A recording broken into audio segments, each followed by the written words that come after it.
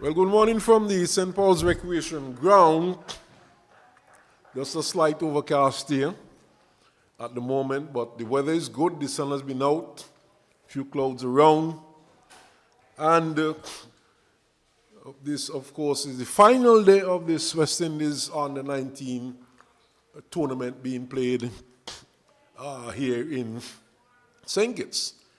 And here in St. Paul's, we have a fifth place playoff between Guyana and Trinidad and Tobago in Connery.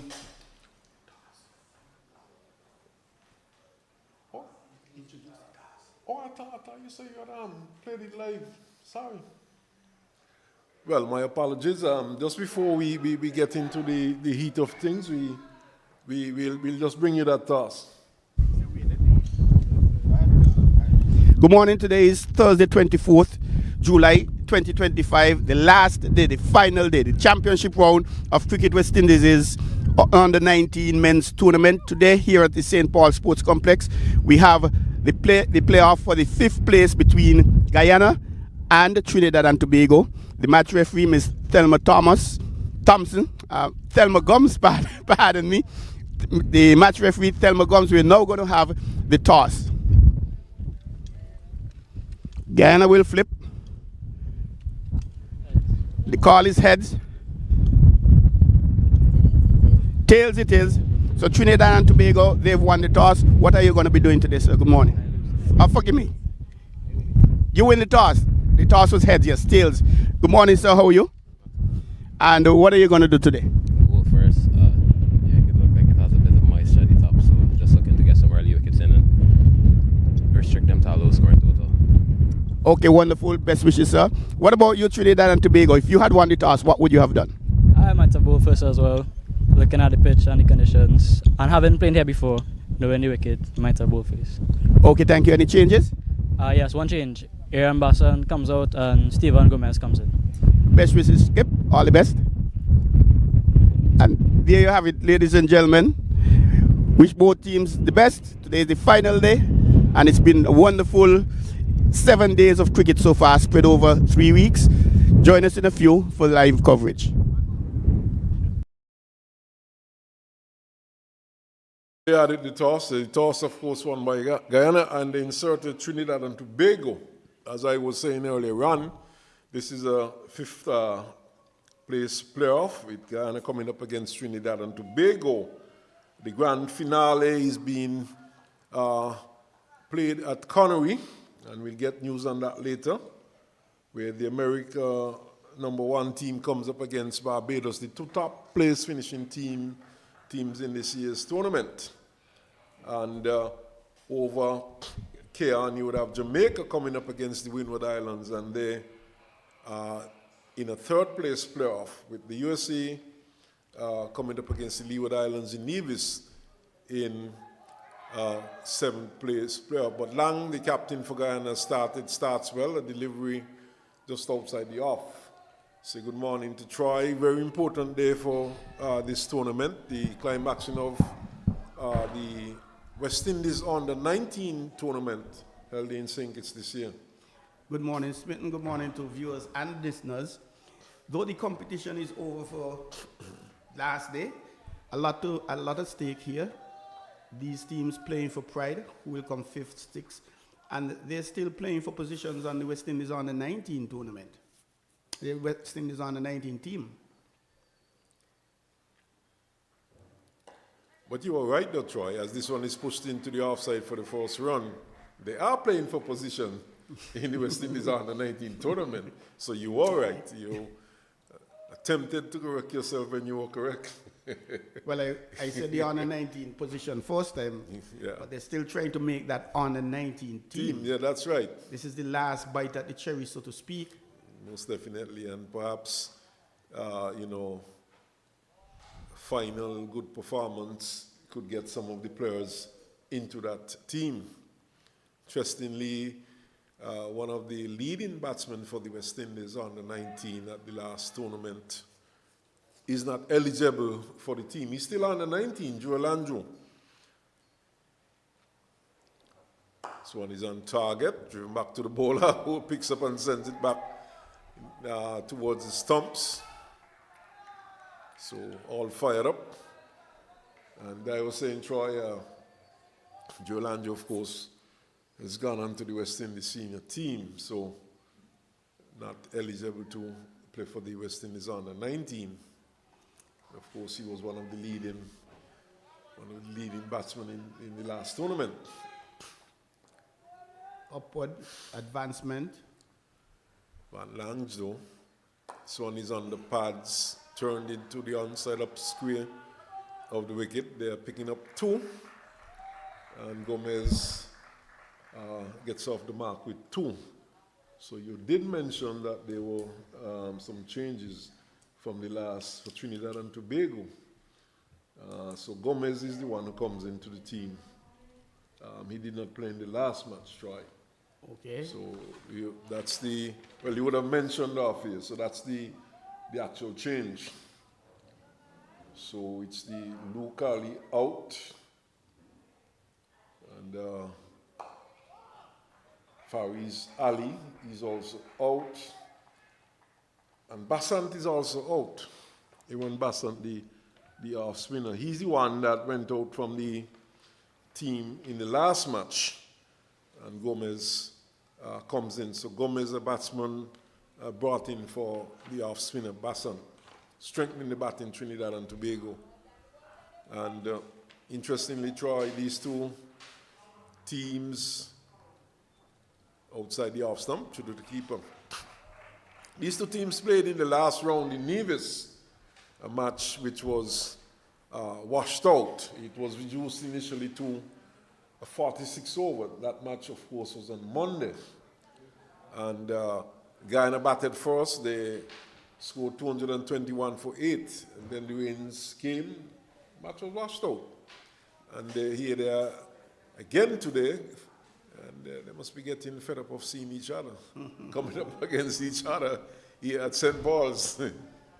Well, it gives both teams another bite at the cherry. Yes. The team that didn't bowl, give them that opportunity. The team that didn't bat, give them that opportunity as well. Well, Guyana batted first. They're bowling first today. So, definitely an opportunity for them to have a bowl. I've been won the toss and inserted Trinidad and Tobago. There are 5 batsmen with centuries, at least. 2 of them from USA 1, 2 from the Windward Islands, Pascal and Fontaine. Quite a few 5-ers, 1 6-er. Yes, Latif in this match here, 6 for 23. The best figures. Prasad of the USA has 5 for 14. Mackenzie of the Leewards, Michael Mackenzie, outside the half stump, true to the keeper. He also has a 5 for 36. Bell from Barbados, 5 for 53. Jam from USA 1, 5 for 57. And in terms of centuries, Srivastava from the USA, 124. Also from the USA, Gaga, 111.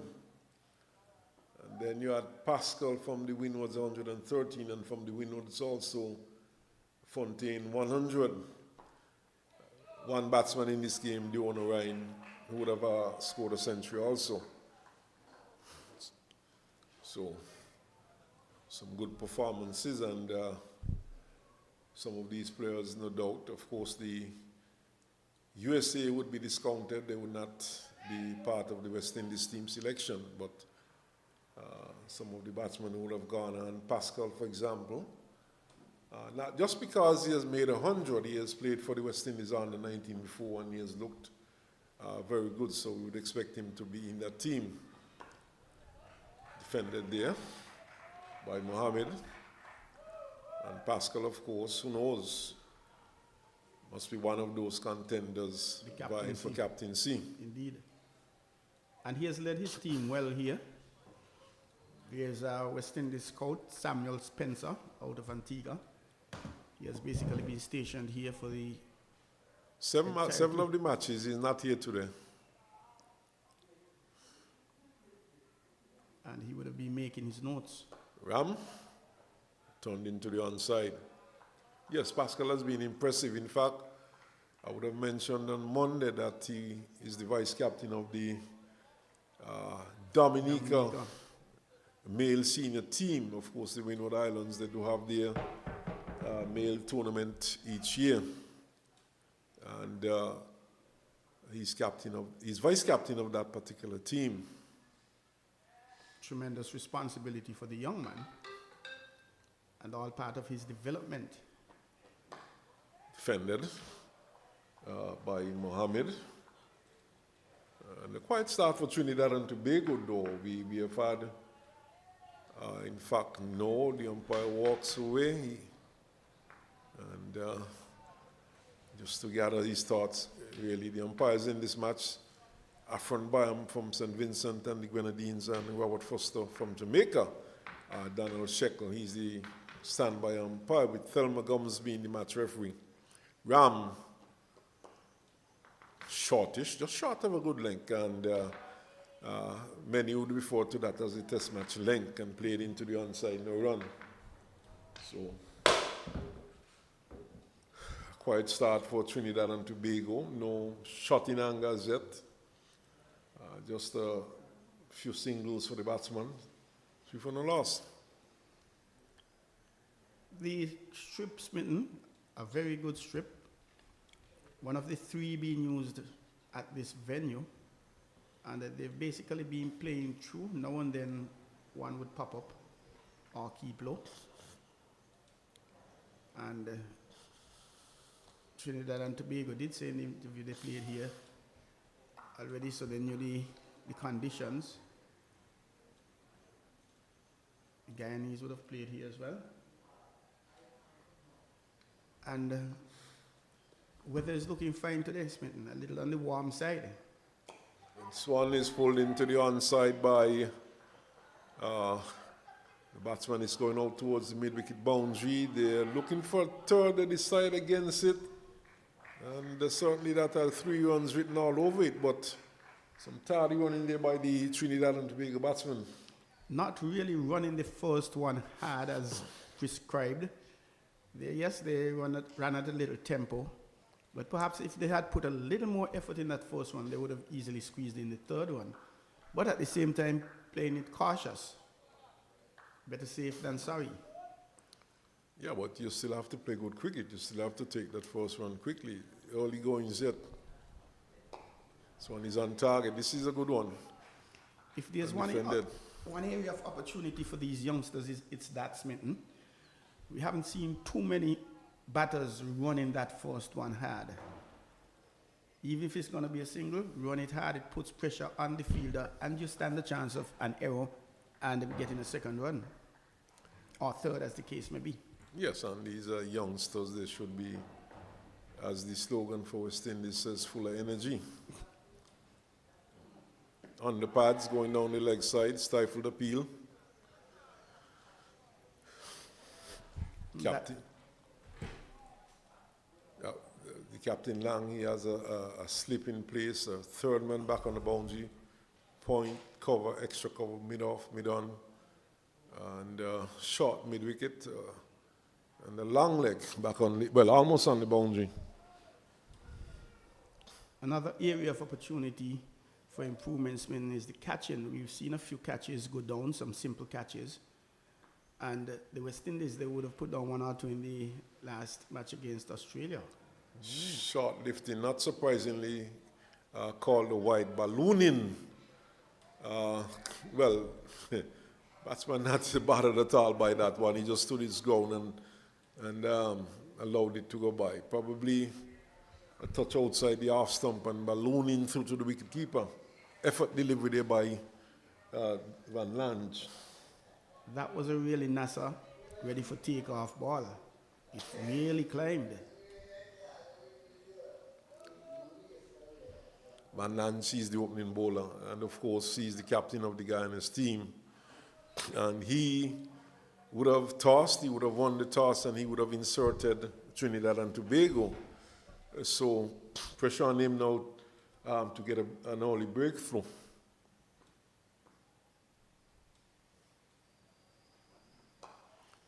Over pitches. And it goes down to long leg for a single, but perhaps looking for the Yorker length livery. And just missing his line a bit and probably his direction also. So rotation in strike, we have a left and right-handed combination. Mohammed.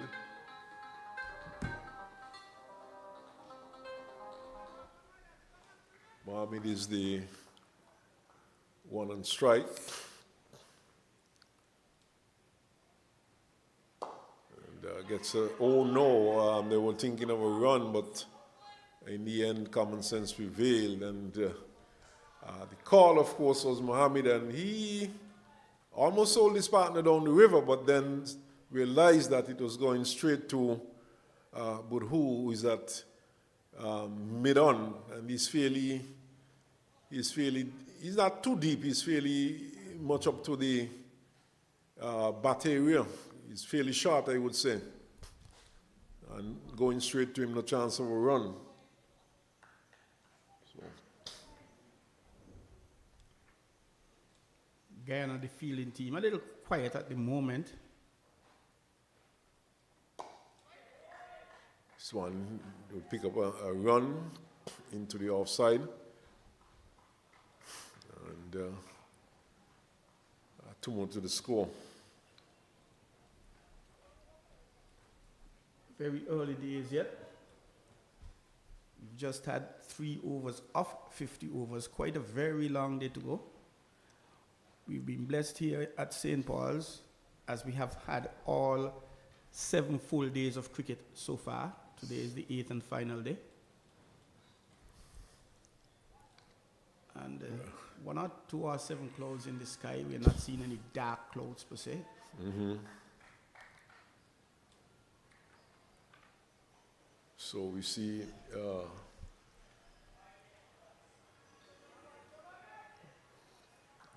Gomez taking his mark, remarking his guard.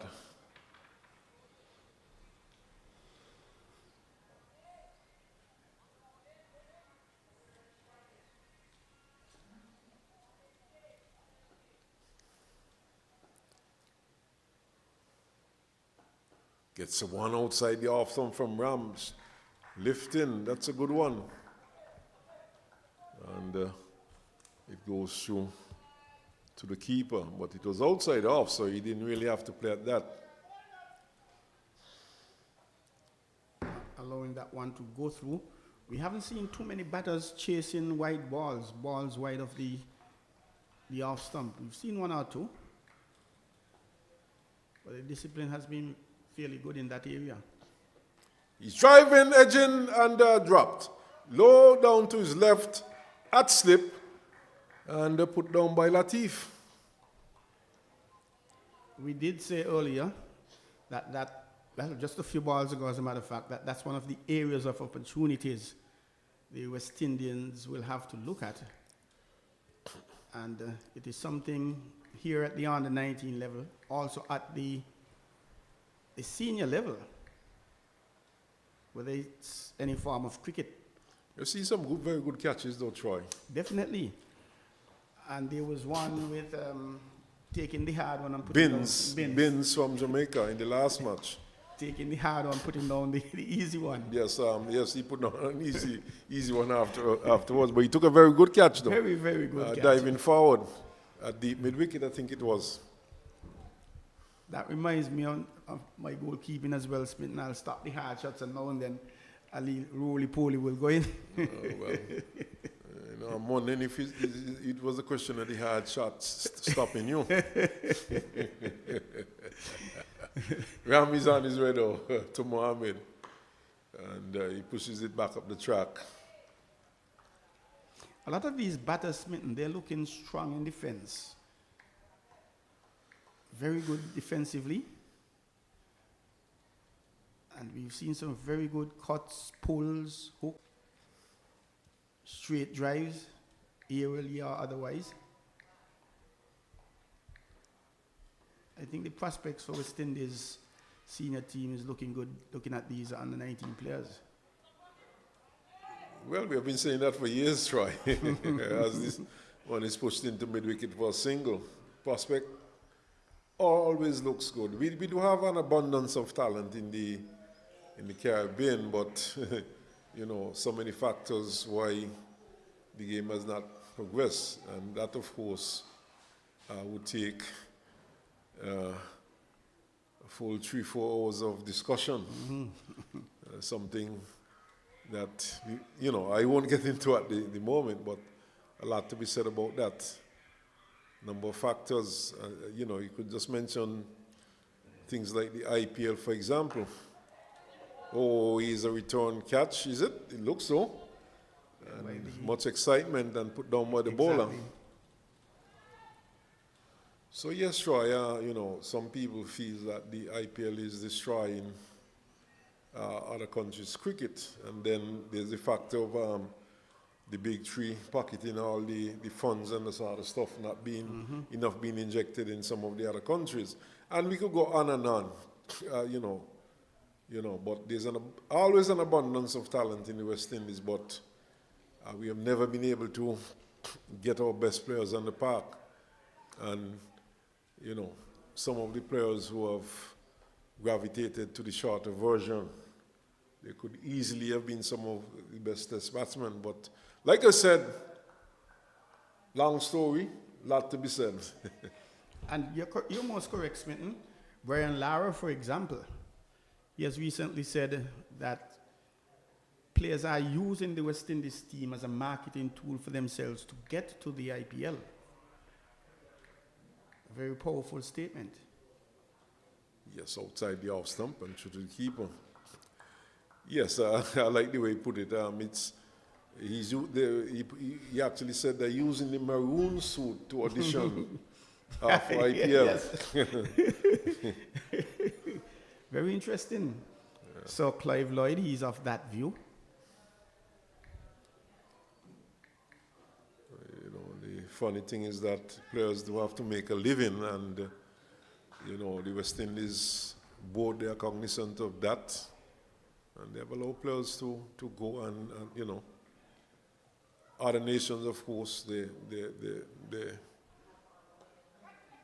players are well played, so they could afford to, the big three especially, they could afford to keep their players at home. India doesn't allow any of their players to go outside of India to play franchise cricket. So. And the opposite of that, the young skipper for England, he has basically said he's putting these IPL and franchises on the back burner to concentrate on. Yeah, you're speaking of the white ball captain, Brooke. Yes. He's concentrating on England and his white ball career. Driven down to mid-on, but a rather ungainly looking shot there by Gomez. Not the most elegant of players is Gomez, from what I've seen so far. Well, he has to have some quality about him because he's opening the batting. His task is to set a good foundation for his Trinidad and Tobago team. Lange. Set a good foundation. This one is on the pass single. Early days yet, we are just in over number 5.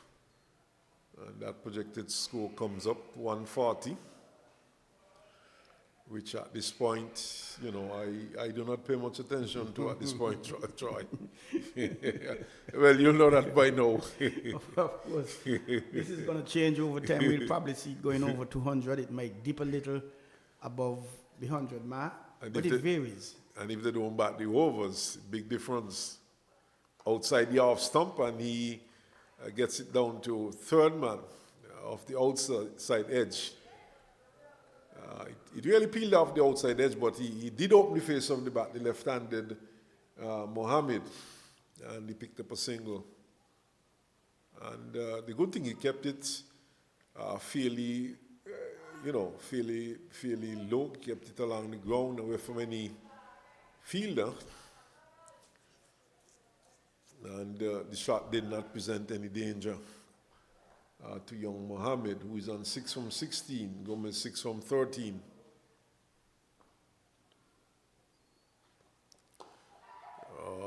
Gets it through the offside.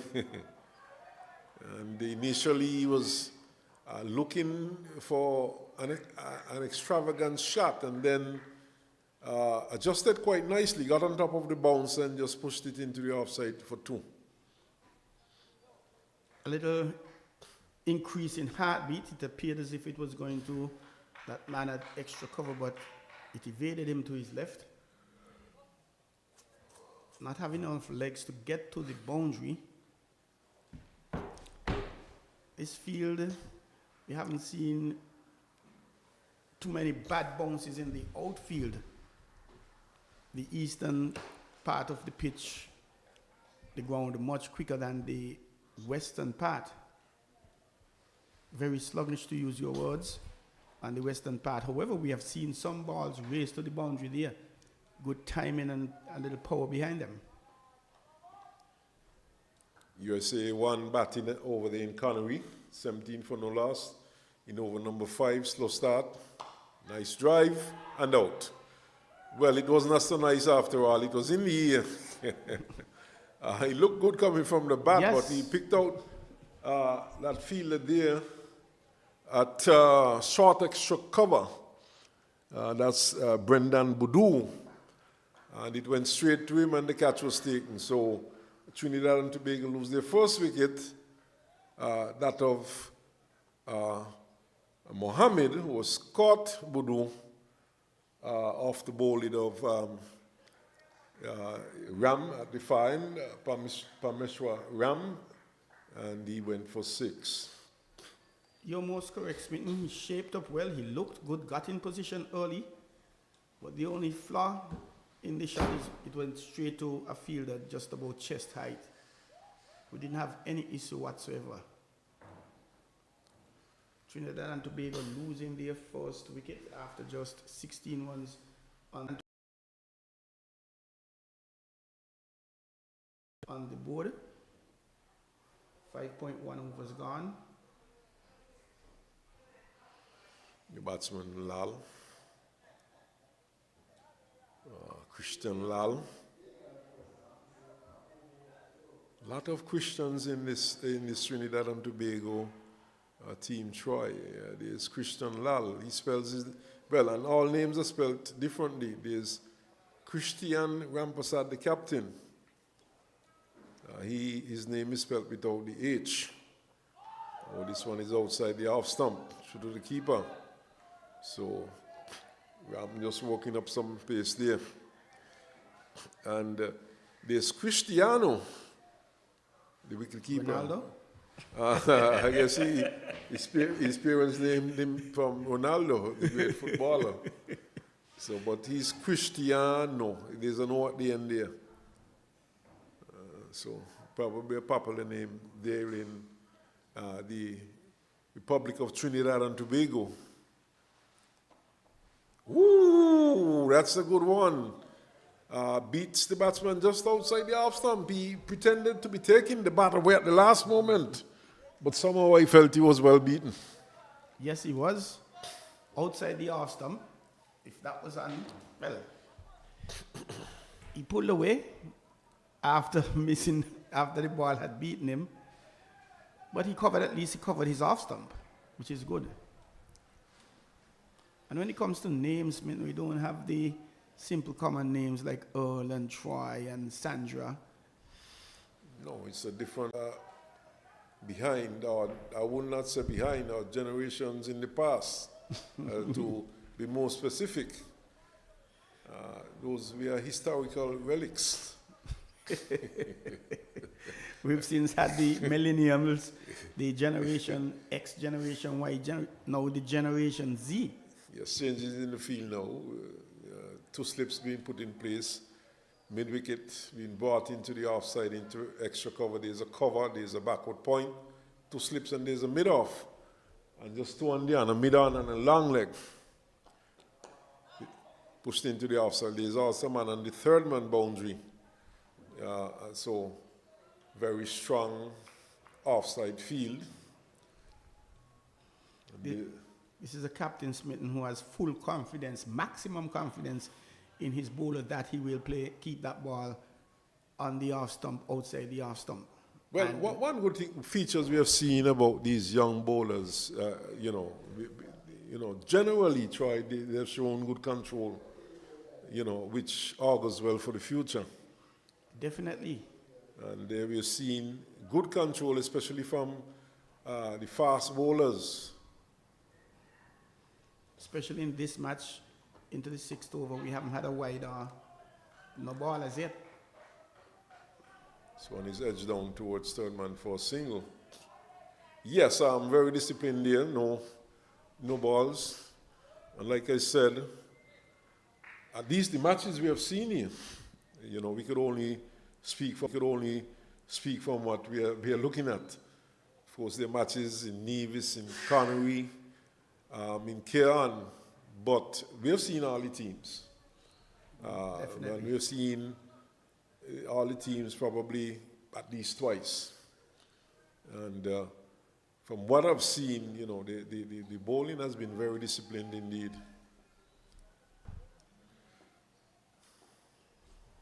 Slip being taken now, put back into.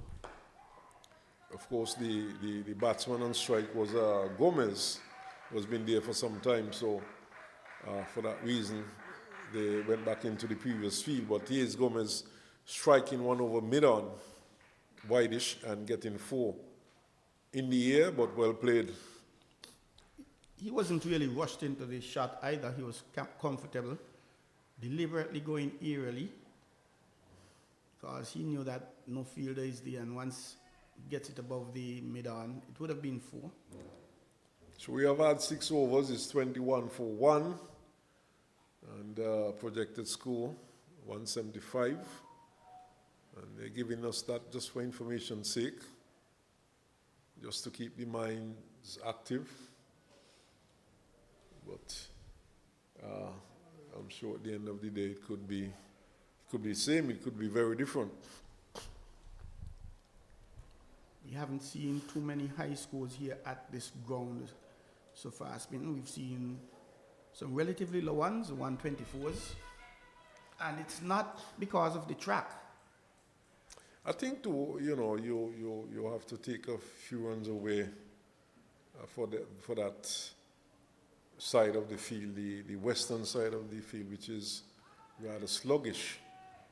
2s could have easily been 4s, from well-timed shots. So that in part could have accounted for some of the relatively low scores. But having said that, nicely played there by Lal. Just,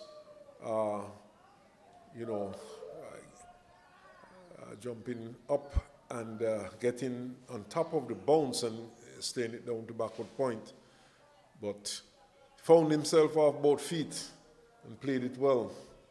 Indeed, he also had to lean back a bit as it was somewhat close to him to give himself that extra inch or 2 room.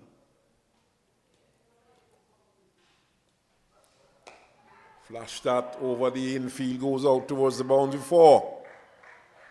And this has been a feature of that side of the field, Troy. Once it beats the fielder, more often than not, it runs away for 4. So 4 runs there to Lal. He moves to 5. Most correct, Smitten. And well-timed shot, well composed. Looking very comfortable and confident is Lal. On the pads in the air, fielder's running back, he won't get there. And just a single to Lal, but somewhat of a fault shot. He was looking to turn it into the onside, and he took a leading edge, and it went in the air, over short mid-wicket. The fielder running back had no chance of pulling that one in. A little excitement nonetheless for the Guyanese, and perhaps might be a little encouraged by that. They might be thinking when there's one, there might be a second. The second time, it may very well go to a fielder. Van Lange, the captain of the Guyana team. On the pads in the A4. A very brave man Smith, calling that 4 well before, but it had 4 written all over it. Well, this side of the straight down the ground has been fairly quick. The ball really gathers momentum, and it was struck straight. The man at mid-on is inside the 30-yard circle, and once that had gone over, he said it was struck well enough, and you knew that had 4 written all over it. Most correct. And the mid-on could have only turned and go to the boundary to retrieve the ball. Steers this one to extra cover. Does not look the prettiest of batsmen, but has been effective so far. Gomez, he's now, his strike rate is now accelerating a bit, 16 from 17 deliveries. At the end of the day, it's all about the end result. And Gomez is not really looking like a textbook opener per se in finesse. Driven and, oh yes, he would have gotten a hand to it at mid-on. It was going over his head. And the fielder there, Budhu, first Ali Budhu, he was leaping. He's not the tallest of persons. He got a hand to it. And the catch was spilled, the ball ran behind him, and they were able to take a run. But the over comes to an end. We have had 7 overs, 31 for 1 Trinidad and Tobago playing against Guyana. Perhaps the timing in the jump not being the best. It did get a finger to it, and the pundits might feel once there's a touch, it should be kept. But perhaps if he were a half inch, maybe even a quarter inch taller, that might have made a big difference. Might have. He looks quite dejectedly as he goes from the mid-on position to what probably will be a cover position. Of course, he's against the USA too. This one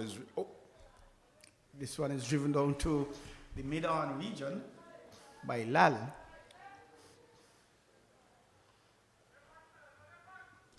I was saying Lee was 23 for 2, playing the USA 2 in Nevis. And in the other match,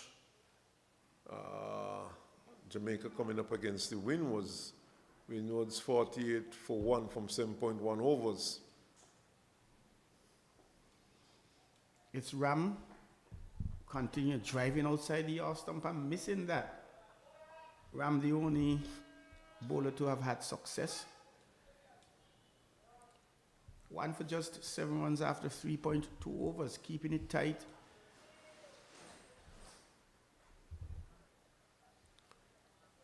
I suspect, Troy, that most of the focus today would be on that match in Connery, the finals. The USA won, unbeaten in the tournament. That one pushed square, the batters run through for a quick single. Perhaps the only single we've seen them running with great urgency so far. Maybe they've changed gear a bit after losing that wicket, saying that, hey, we have to step it up a notch. Well, they had no choice. The ball was traveling pretty close to a fieldsman. The fieldsman at backward point, so they had to really hustle through for that run.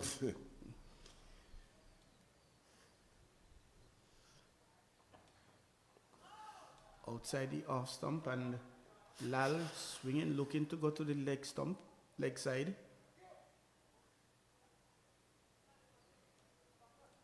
Just standing and trying to deliver. Not the best of shots, I would say.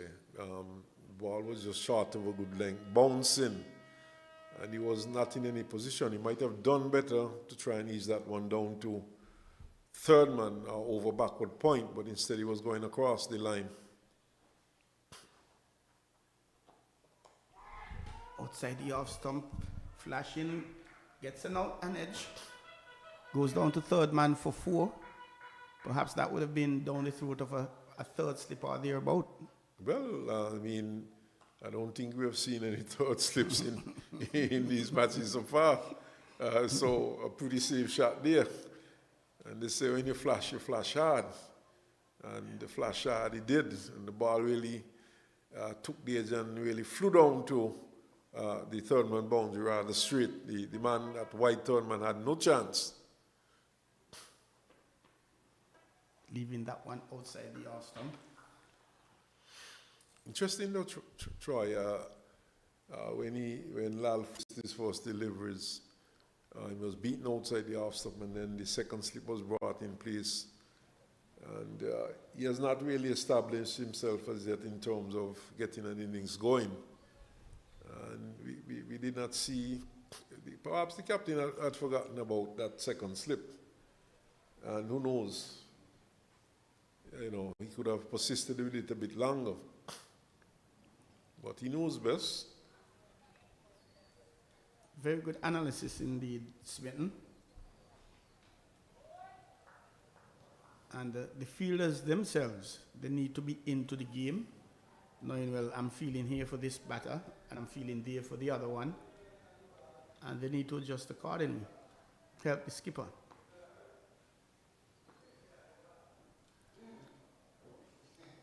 Pulled That in one the is air. short, but then it's got to be out. Second wicket, just straight to the mid-on. A ball really not in control of the shot was Gomez. He goes back to the pavilion, 18 from 21 balls. Second wicket down for Trinidad and Tobago after 36, and 36 after 8 overs. Yes, not the best of shots. He was not in the best of position for that shot. And he was looking to pull to the onside and just got it as far as mid-on. And Trinidad and Tobago losing their second wicket. I would have said that Gomez, he looks rather ungainly player. And that was an awkward-looking pull shot. The skipper, Van Lange, grateful for his first wicket. 1 for 23 after 4.1 overs. Of course, they won't care. They won't care how the wickets come once they come. Well, the whole point is that they won the toss and inserted Guyana, so they're hoping that the wickets would come as quickly as possible.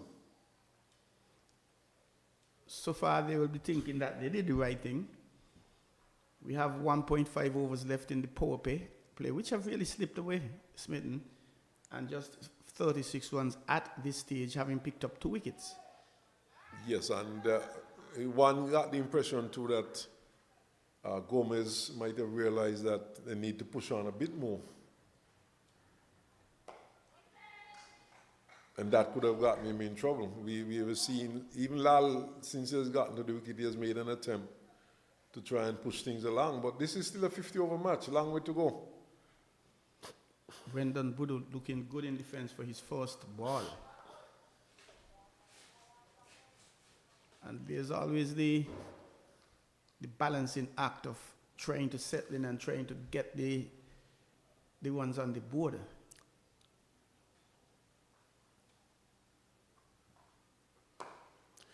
To collapse for a very low score. And it was topping the all-rounder who played a magnificent innings of 77 from some 88 deliveries. And he gave his team something to work with. I think they got somewhere in the region of 149 or about, no, a bit more than that. He had 2 match-winning partnerships, pushed down to backward point, a single. And he had a partnership of 30-34 before that, and then 60+. Well, it wasn't, yes, but it wasn't exactly match-winning because in the end, Trinidad and Tobago still lost now in that match. Bringing them from where they were. Yes. At that point, gave them a real fighting chance. Yeah, some respectability to the score that is. So,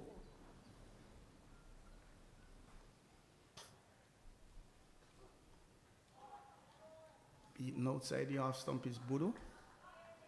A little bit of ooze and arms, ball close to the bat. And skipper Van Lange, who has had his first success in this over, he continues again. One slip, third man, backward point, cover extra, cover mid on, mid off. Mid wicket, and a man down at the long leg boundary.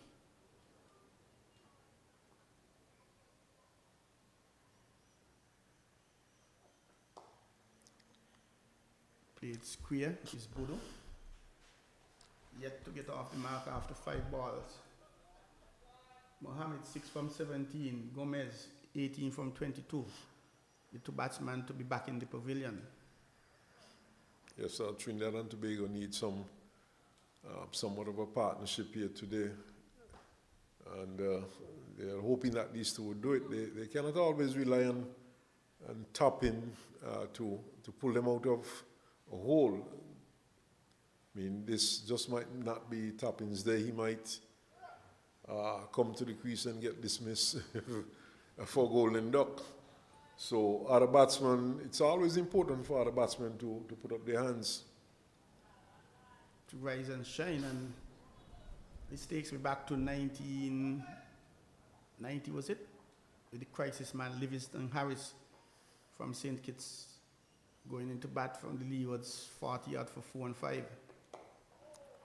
Trying to drive, it looked like he was thinking about the offside. Comes off the thick inside edge, goes to mid-on for a single. Yes, he was aiming offside, and he was looking offside for the ball. He caught me as best fit. The important thing, they got to run and they're safe. Budo, he's now going to be facing Ram for the first time, who is 1 for 13 from 4.1 overs. The first sign of success for the Guyanese team was Ram.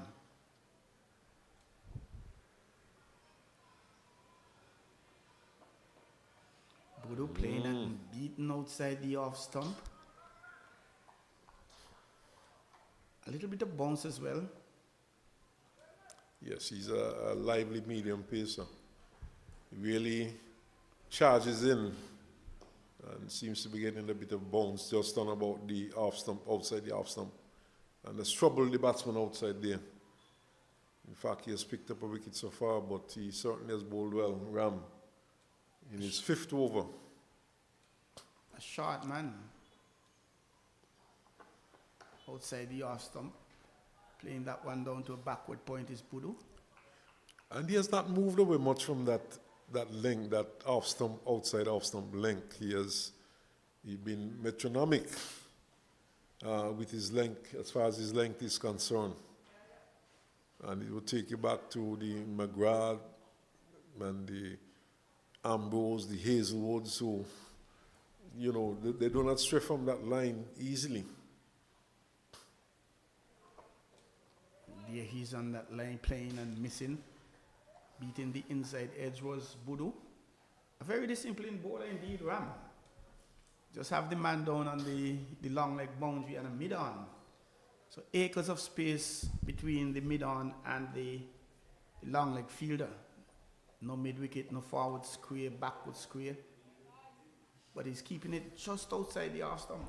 Yes, the mid-on is there for the over-pitch delivery and the long leg of force for the inside edge. Playing it through the covers, not being able to beat the man at cover. Lal seems to be thinking, let's get on with it, trying to get a single out of every ball. Well, it might be to his own detriment. What Trinidad need at this point is a partnership. We're just in over number 10, coming towards the end of the first power play. 2 slips waiting. And as we said, 2 slips waiting, that one pushed towards the second slip, just bouncing perhaps a little in front to the left, beating and going down to the boundary for a 4, ending the over, 41 for 2, ending the power play as well. Yes, taking the edge, he has been bowling for that. And Ram the Hall there at second slip, got his left hand to it, but The ball was traveling quickly and was on its way down, and it ran away for 4 to the fine leg boundary.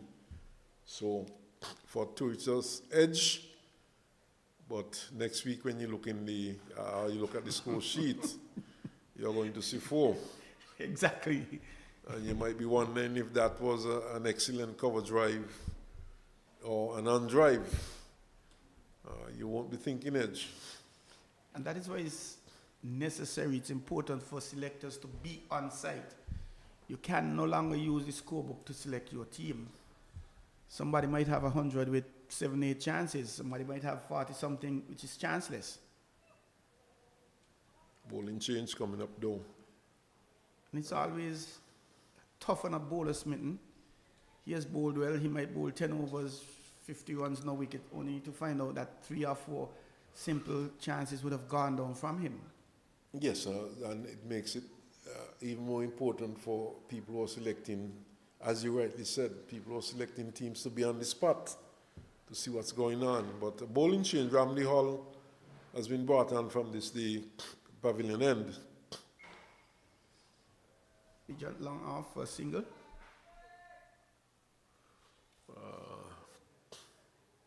And it's good we've seen a few wrist spinners. Yes, it's in fact mature.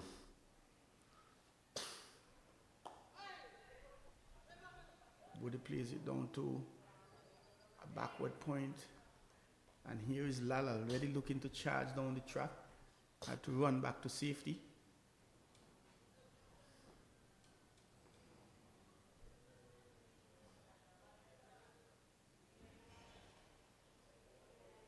Skipper Lounge doing some adjustments, 1 slip.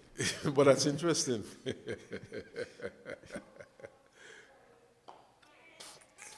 plays it out to the cover region and hustling through for a single was Budo. Lal responding well.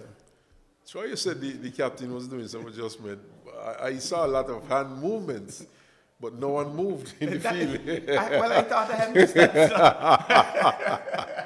The change is now happening, Smitten. It's now happening because a new batsman, but there was quite a bit of exaggerated hand movement, but no one moved in the field. I couldn't understand that either, Smitten. And that one striking on the pad. A quiet appeal being asked.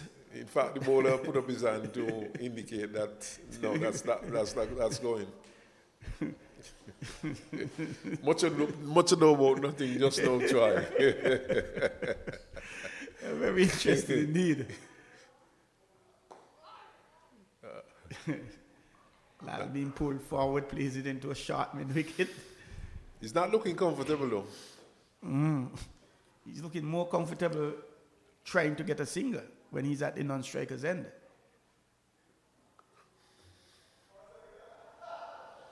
And that one a little wayward outside the leg stump, going down to leg, wicketkeeper collects, wide signal. It's the first wide of the day after 10.5 overs, Smitten. Yes, straight one there from Mathura, going down the onside. Outside the off stump, he goes aerially. And that just drops short of the boundary. No, it's over. It's over. 6 runs, the first 6 of the day. Yes, it dropped about 6 inches behind the boundary ropes. So that's perhaps why you did not pick it up so easily. It dropped very close to the boundary ropes, but it was definitely over. The first 6 of the day, and it comes from Lal. Perhaps trying, well, it was there to be struck. And maybe needing to get some confidence, notwithstanding he's on 18 from 15 balls. Hasn't been looking the most confident, and it's the end of the 11th over, 50 for 2. The 50 comes up. Yes, one milestone accomplished there for the Trinidad and Tobago team. A good shot in the end, the last delivery of that over struck for 6. And taking the fight back to the bowler. He was a bit uncomfortable to Mathura in the previous deliveries, but then got back his own in the end. And there's an easy edge to second slip, Smitten. Budo 5 from 12. basically giving catching practice, literally catching practice to the second slip. Yes, it sort of jagged back at him, short lifting, just short of a good length lifting. It was a good delivery. And he found himself very much out of position there. He was forced into hanging the bat. In fact, it was a sort of nothing shot. And just gave catching practice to the man at second slip. And the catch well taken, easily taken. It was high and just about head high, but he took it well. So Trinidad and Tobago lose the third wicket, and Lee was in the meanwhile there 3 down for 37. And Windwards losing a couple more wickets also. They're 80 for 3 coming up against Jamaica. Lee was against the USA 2, and the USA 1. They're 45 for 1 against Barbados. In 10 overs, they're going at just about 4.5 runs per over in that particular match. But Guyana picking up a second wicket here, a third wicket here, as a matter of fact. And the new batsman goes to the crease, and that catch taken there at second slip by Ram Dihal Troy. And it's Ram continuing from the far end. Outside the off stump, properly beaten, and as you said, Smitten, keeping it on that spot. Just outside the off stump. Don't think it's stopping though. I think it's the captain of the Trinidad and Tobago team, Ram Prasad, as confirmed.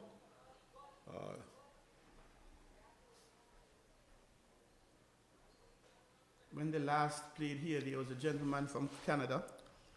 He said he came down to support Trinidad and Tobago. He was a Trinidad and Tobago citizen, but his nephew, Ram Prasad, was the captain, he said. Well, his nephew is there now. I hope he's in the grounds watching him. Stepping into his crease, playing it into the onside. Getting a single. Troy, we are playing here in St. Kitts. The Leeward Islands are playing, and I've not seen too many parents around giving support. I've seen parents from Barbados, from Trinidad and Tobago, The U.S. From the U.S. They've come down to support their children. Outside the Austin left alone. That perhaps is not one of the strengths of the Leeward Islands. I can tell you, the female player Kimberly Anthony from Antigua. Is it her mom? Her mom. They were, as a matter of fact, there were a few ladies here from Antigua when they had the female tournament, supporting their girls. Which is very important.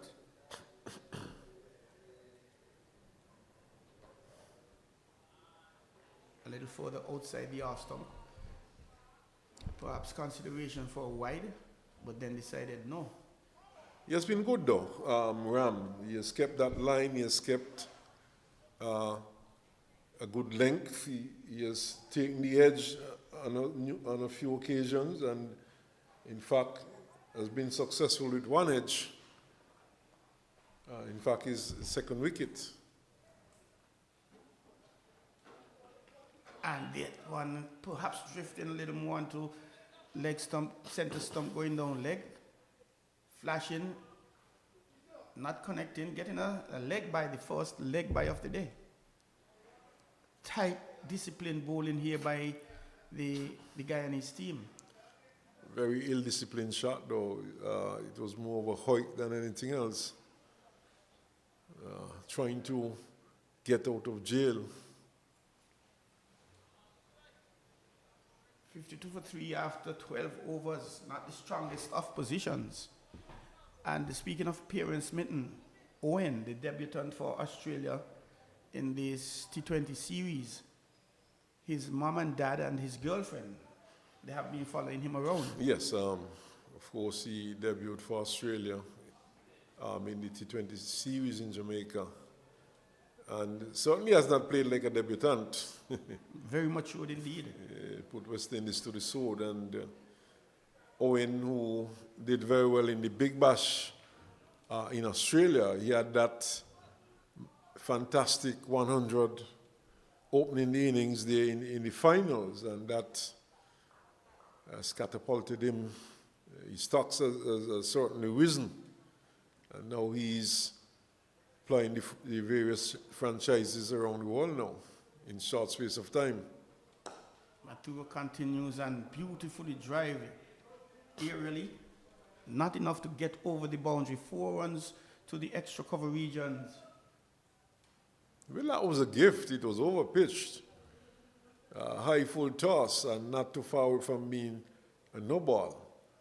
And the batsman Lal obliged, and he said thank you, and hit it over the infield and down to the boundary for 4.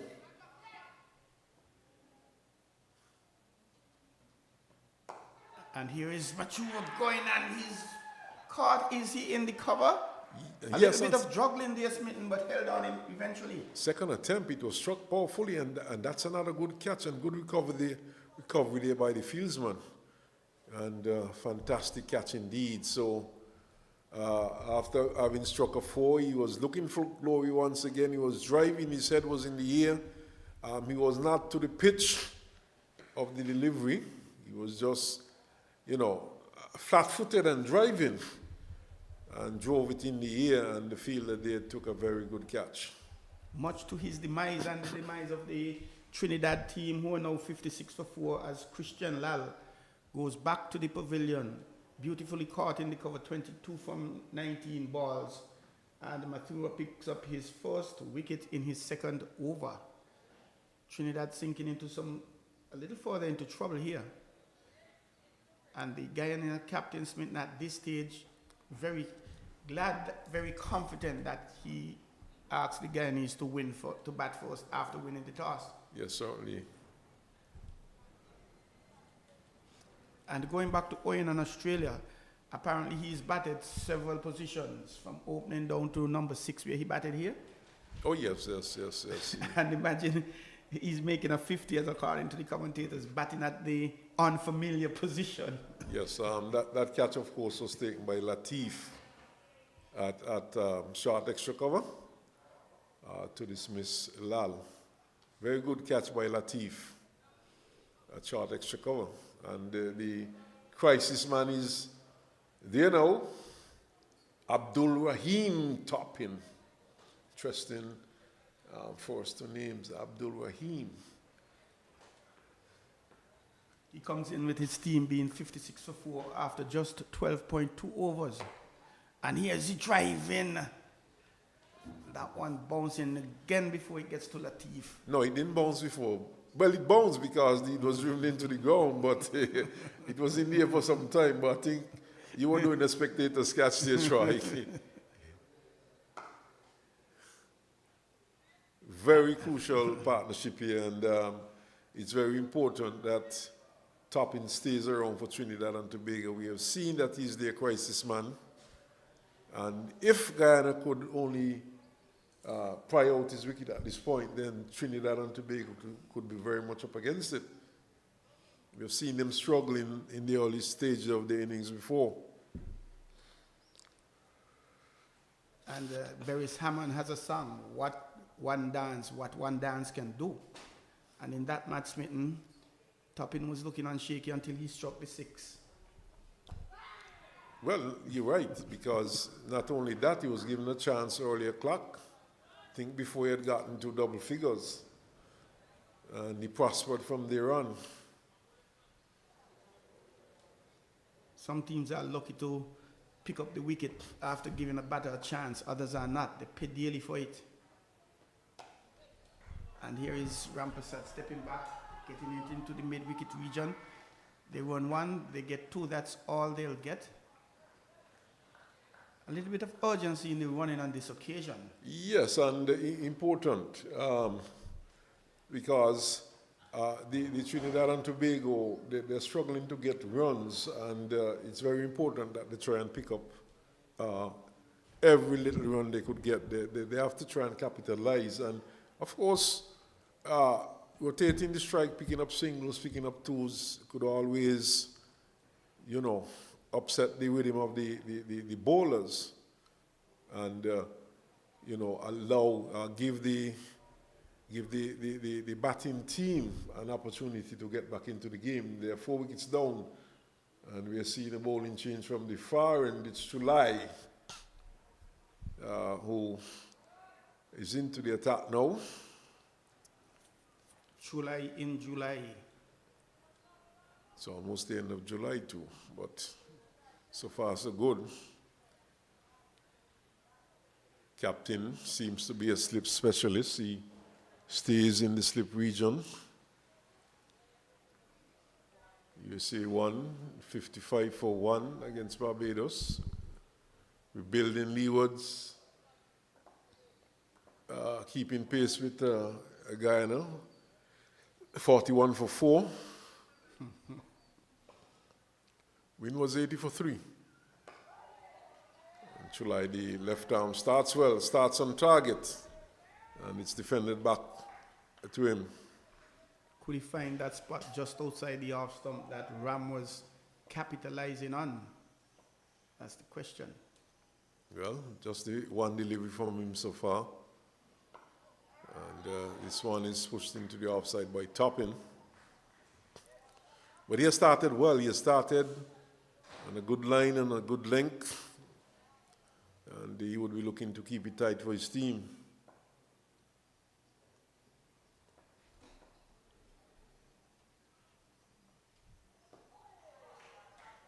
Toppin is defending, and Toppin has been one of the shining lights in this year's tournament so far.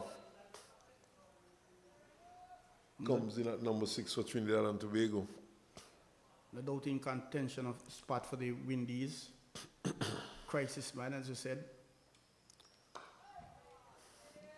Gets a quicker delivery, which he pushes up to extra cover. Slip, backward point, cover sweeping, extra cover, long off. Mid on, straight, short mid-wicket, deep mid-wicket, short backward square. That's the field.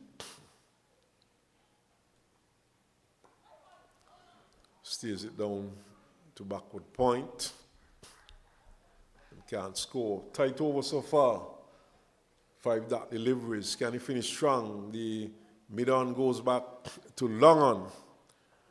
Obviously trying not to concede a boundary here. Giving away the single for the boundary. And here is one pushed into the onside. Gets an easy single. End of a very tight over there.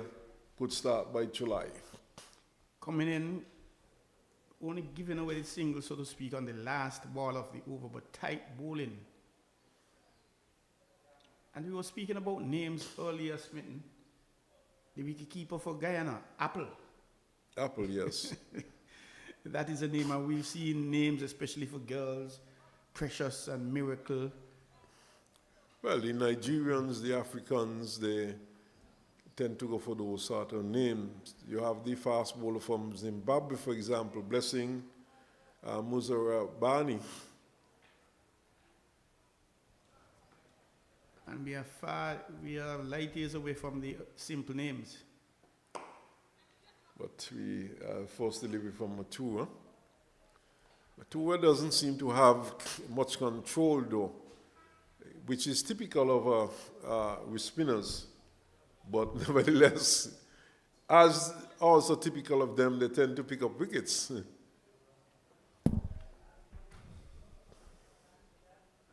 It's a better one on appeal. The Google it looks like, and perhaps going to miss leg. Umpire remained on move. I think that's umpire first start this end, is it? Yes, it is. Umpire. Tua would be encouraged with that ball. Could he find another?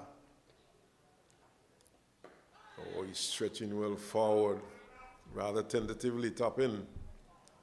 The umpire, of course, Afron Bayam from St. Vincent and the Grenadines.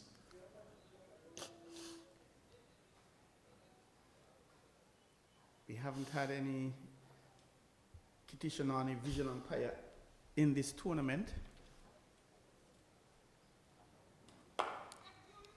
That might be partly due to you also. You have opted to step away from this tournament and do commentaries.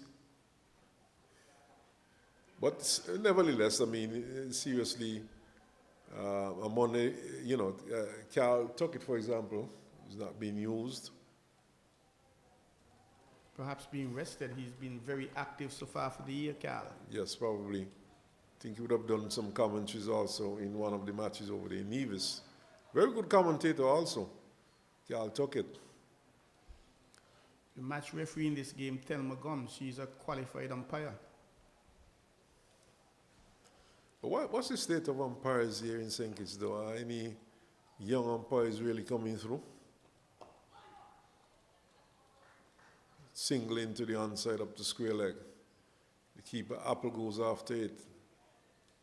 And we hope that he's a good apple.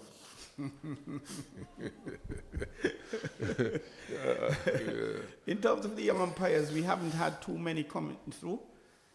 Mr. Peter Nero, umpiring coach for the West Indies, who is here in St. Kitts, he held a session. He's right on the grounds today. Indeed, he held a session on Sunday. And there were some 22 umpires. Trudeau finishes the over, and it's 62-4. So you were saying he did a session with 22 young umpires, and if 3 of them stay in umpiring, that's a lot, Smitten. A lot of persons come into umpiring, and when they realize it's such a hard job, standing in the sun for 7 hours, it's not easy. But it could be rewarded, especially if you aspire to greater things. It could be rewarding. The remuneration, until you get to that level where the reward is perhaps acceptable, it leaves a lot to decide by most of the umpires. Okay. The concentration levels, the physical demands. But we are having a water break, though. Player from the Trinidad and Tobago changing pads, and we'll take the opportunity to have a water break also.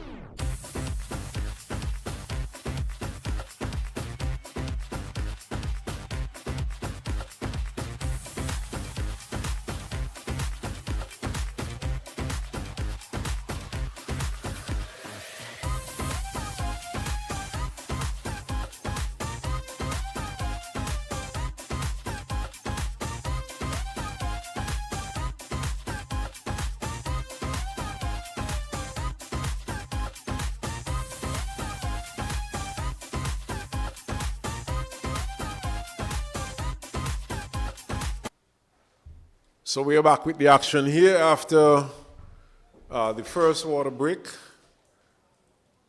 Fielders are in place, batsmen are ready. Well, almost that is. And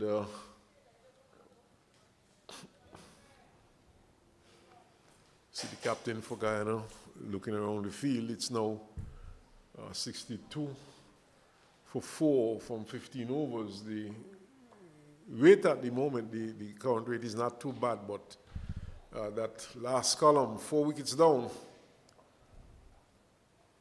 July though. Oh, he's up. Oh my word, that's magnificent. One-handed by Latif. There at first slip. It was not the best of delivery. Took the edge, and Troy was saying that the drinks break has not been bringing wickets, but here is one immediately after the drinks break, and Trinidad and Tobago plunged into further trouble. They're now 62 for 4, with the captain going brilliantly caught. It was one-handed, diving just a bit to his left and low down. And my word, what a catch. Indeed, Smitten. And that catch really belongs to the captain of the field inside. Chulai was the bowler, but the captain was the one who really took the wicket with that excellent catch. Perhaps this question for the...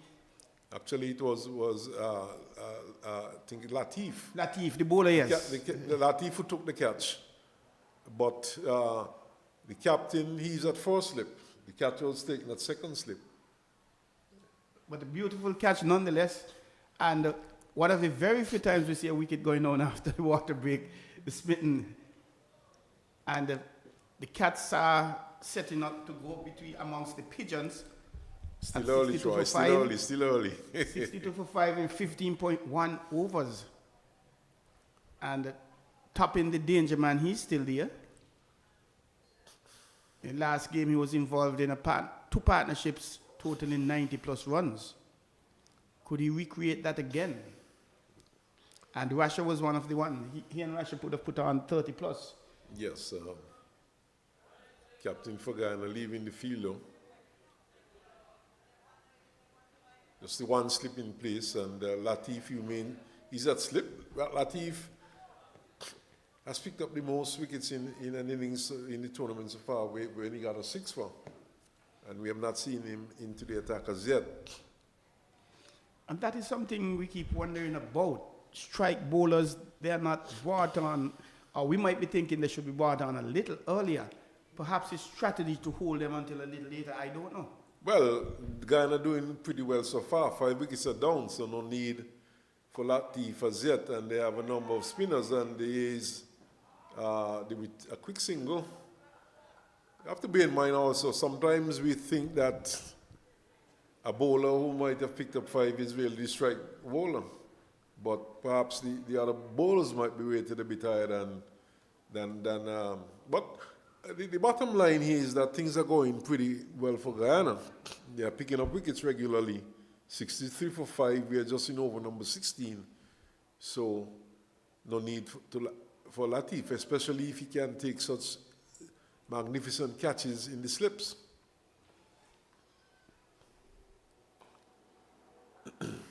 Shows good reflexes. Troy, that one was inches from the ground. Very much so. Very, very much so. But the question, Smitten, do you go with the strike bowlers who are not performing that well when you have non-strike bowlers performing top-notch? Well, I mean, I understand where you're coming from, and we've seen instances where bowlers are struggling to get wickets. Our teams are looking to go for the jugular and they're not using their best bowlers, or what we presume to be their best bowlers, the strike bowlers. This one is punched into the offside, but knocked down there at backward point, just moving to his right and doing a very good job indeed and preventing any runs. And in fact, that's Allen who has gone on to substitute for his captain, Van Lans, who has left the field. This one is pushed to extra cover. Perhaps the field is inspired by that magnificent catch a few balls ago. And pressure is brought to bear on Abdul Rahim Topin.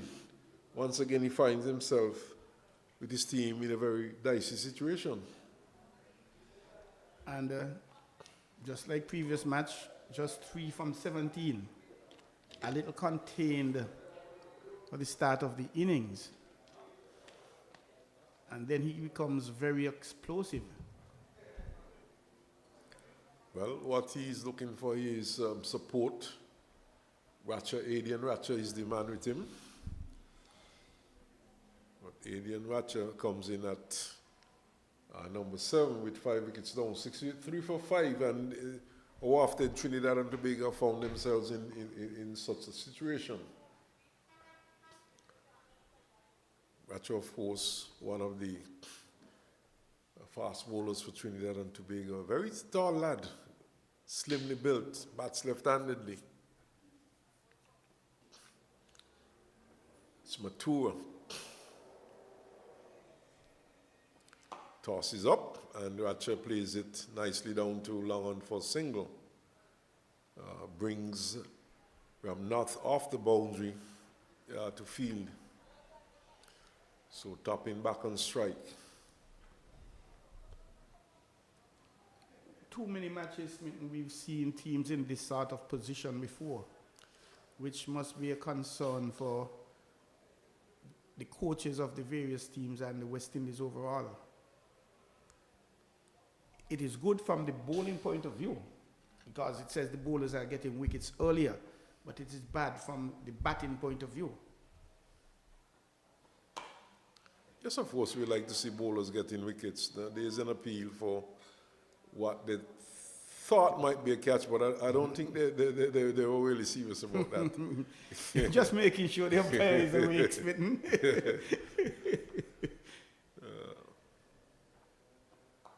Oh, he's edging it down to short backward square for single. In the regional 4-day competition, we've seen some matches, quite a few matches finishing in 3 days. I think one may have finished in a 2-day, which again, it is good for the bowlers picking up 20 wickets, but not a good sign for the batting. That is true. Nowadays we have many, not just in the West Indies, but we have lots of test matches. Here's an overpitch that will be played up to mid-wicket for a single. Oh, in fact, there's a fumble and they're back for the second run. So good cricket there by the Trinidad and Tobago team. They seized on the opportunity. They were jogging through for an easy single. The fielder out there didn't pick up cleanly. And he was caught napping. They were quickly back for the second. Unforced error. And they didn't have to run fast. They should have, but they didn't, to put pressure on the fielder, and he just naturally fumbled. Yes, and here's a poor delivery wide of the off stump and signal wide also. Leeward's 58 for 4, batting there in Charleston Nevis against USA 2. And USA 1 in Canary against Barbados, they're 70 for 2. Played back to the bowler. The USA 1 team, Smitten, they have the ability to put together strong partnerships, perhaps down to number 6. The only team to cross 300 in this tournament, and they did it twice. Matua Pushed into the offside. 4 strike. This is a final though. And of course mentality would be different. Playing for all the marbles. Most definitely. So, and USA, no doubt, they would like to go away winning this one. The USA 1. Victory for USA 1, of course, is a victory for USA 2 also. And too many times we've seen teams gone through, and I'm not saying it's going to happen with this game, but we've seen teams gone through the first round, preliminary rounds, undefeated. Ask the Amazon Warriors about that. The Guyana Amazon Warriors, it's CPL. Lose the finals. They are the kings at that. And your team suffered from that smitten basketball. My team, meaning? Youth and Sports Eagles out of Nevis. Oh, okay. They played in the St. Kitts and Nevis Amateur Basketball Association. They won 2 rounds undefeated. And the newcomer Skywalkers, they defeated them 2-1 in the finals for the championship. These things do happen.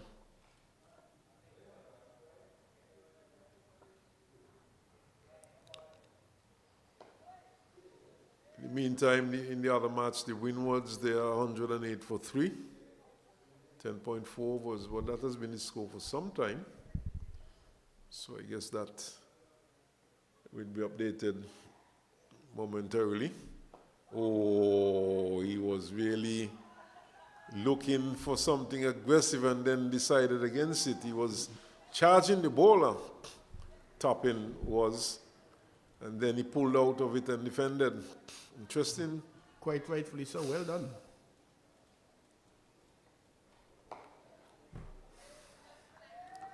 This time he's chipping to it and pushing it into the offside. Pascal, what's the position with him and Windwards? He's in, he's out? I'll have to check the full score sheet for that.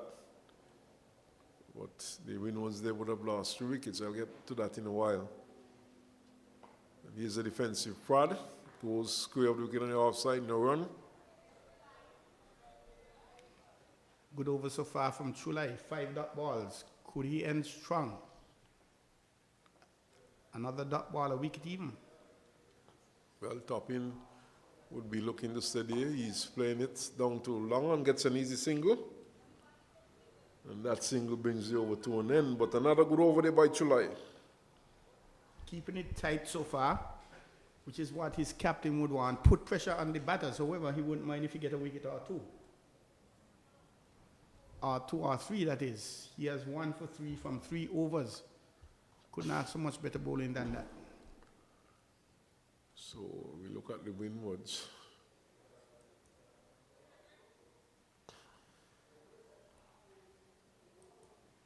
And the Windwards would have had 2 centurions in this tournament. Pascal, in fact, he got a half century. He had 60 from some 34 deliveries in that match. Theo Edwards, the other opener, he got naught. Fontaine is not out on 29. He has been in some good form. One of the 2 centurions for the Windward Islands. He's on 29 from 40 deliveries. And Charles, he made 4. Kurt Murray, he's there, he's on 13, not out. So he's partnering Fontaine, who's on 29, not out. So that's the scorecard there for in terms of the batting for the Windward Islands against the USA. Not the USA, against Jamaica. This one is played into the onside, should get at least 2. And not really interested in a 3rd. Something really positive happening down in the Windwards when it comes to cricket, Smitten. The under-19 team, the female program, and even at the senior level. We've seen them coming close, but fading away at the end of the tournaments. He was 72 for 4.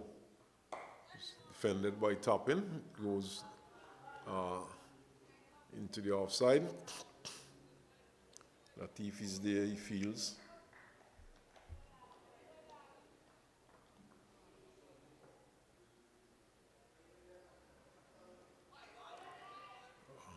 Excitement from the Trinidad and, in fact, the Guyanese fielders, but nothing really happening there.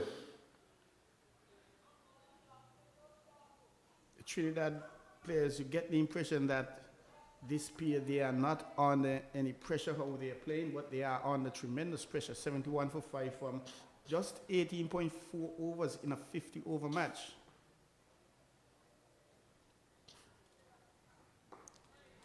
Topping is the key here for Trinidad and Tobago as he defends another delivery. 7 from 30 is tapping Smitten. Not really showing the attitude of wanting to step it up as a boat at the moment. But we know he's back and gets it down to Whitish long on and gets 2. Gets it in the gap and picks up 2. Think about tapping now. We know he has the ability to accelerate. So what he would be looking to do at this point is to try and build an innings and try to get a partnership going with Russia. Russia so far has been good. He has kept it along the ground. He has not done anything rash. But credit must be given to the Guyanese bowlers as well, Smitten. Bowling very disciplined, tight, bowling to the field placement, good captaincy by Van Lange so far. The fielders responding well. Yes, we've seen 1 or 2 bits of misfielding. Yes, we've seen 1 or 2 catches gone down. However, brilliant catch. And the captain is much aware with the fielding. 2 though. This one is driven up to mid-off. What I like about Matura is that he bowls a good line and length. He's not giving very much away. And he has shown good control so far. His left arm orthodox. Oh, this one peels off the outer portion and goes down to backward point. It was fielded there by Matura.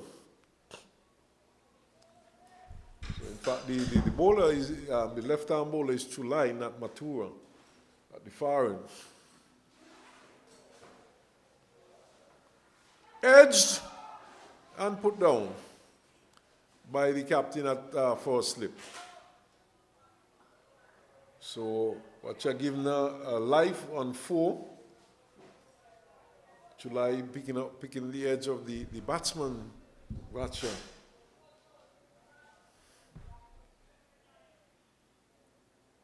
So it's really been a struggle here for the Trinidad and Tobago team, and they're looking to get out of this one and get things going, get a good score.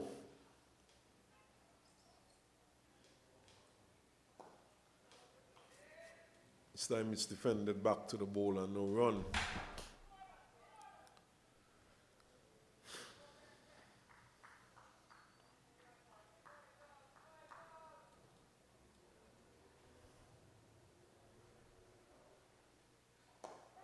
Drive over, extra cover out towards the boundary 4. Pitched up. And Ratcher was into the drive, over extra cover and down to the boundary, and brings up a valuable 4 here for Trinidad and Tobago. Needing to build a partnership, halt the flow of wickets. A lot riding on this pair being there, but not only that, turning over the scoreboard as well. Left and right combination to the advantage. Achaz look good though as he plays this one up to cover. And he's timing it well. It's coming from the middle of his bat and giving good support to top in. The projected score at this stage, 194, which would be a decentish score. We've seen teams defend much less than this. And at this ground, Barbadians defending, was it 142 against the Windward Islands? You're seeing 46 defended here in the women's game. The adage runs on the board, runs on the board. I've put them there, I've put mine there. You know to go and get yours. It's Matua continuing from this media center end, pavilion end, the northern end.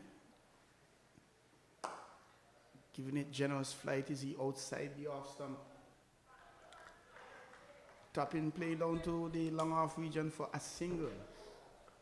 Very much contained so far, smitten 9 from just 31 balls is tapping.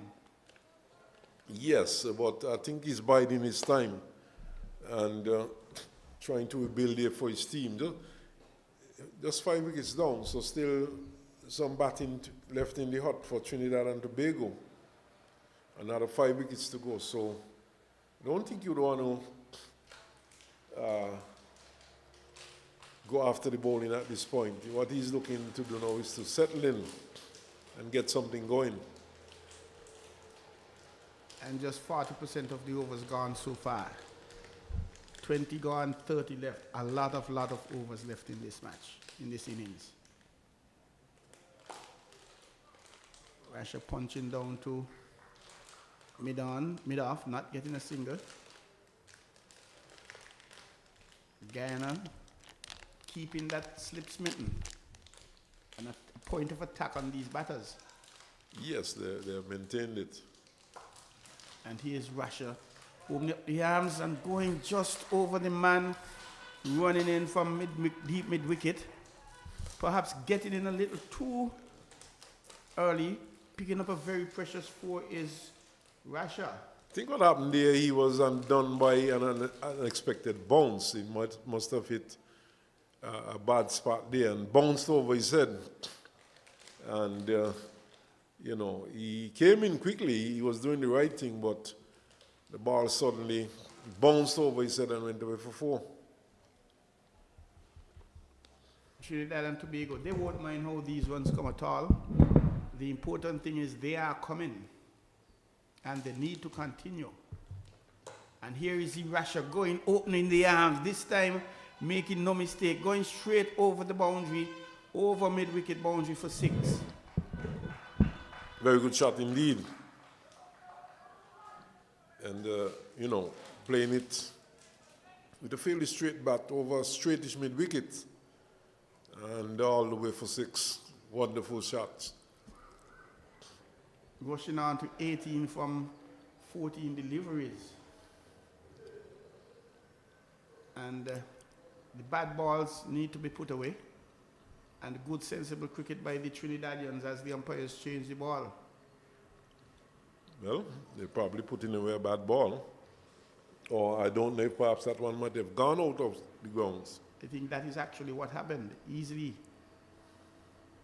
And he didn't rush the shot, very cool, comfortable, well in control, well timed.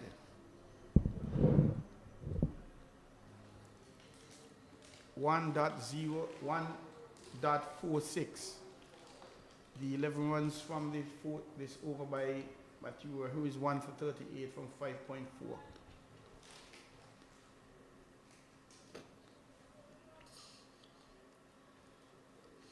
The captain wouldn't want the bowlers to be releasing the pressure, releasing the running valves for Trinidad and Tobago. The captain of Guyana wouldn't want that.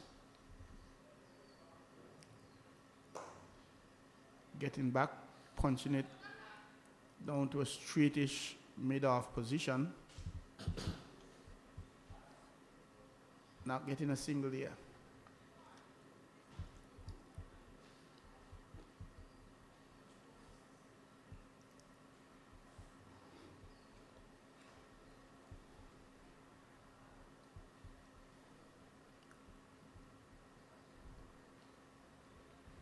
Allowing that one to go through to the offside to end the 21st over.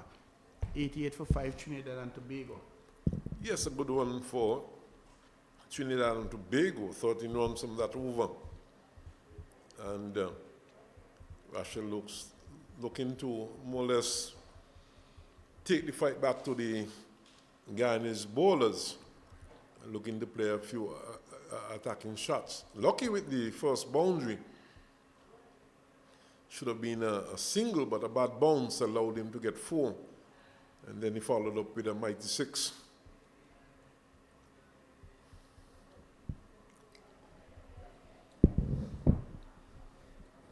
It's now tapping to face. Comes out, side the off stump, pushes it into the cupboard.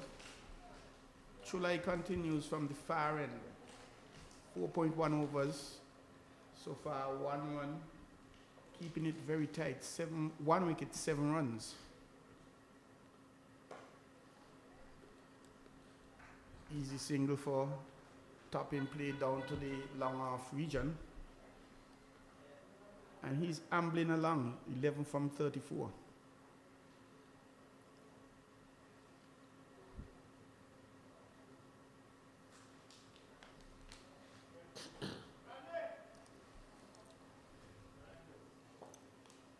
Left-handed Rasha facing left-handed Chulai.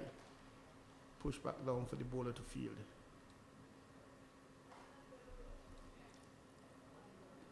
A little thick clouds gathering, Smitten. No real threat at the moment, though. Pushes outside the off stump, out into the onside, the offside. Now and again. These two batters not really taking any risks, and no need for them to do so at the moment.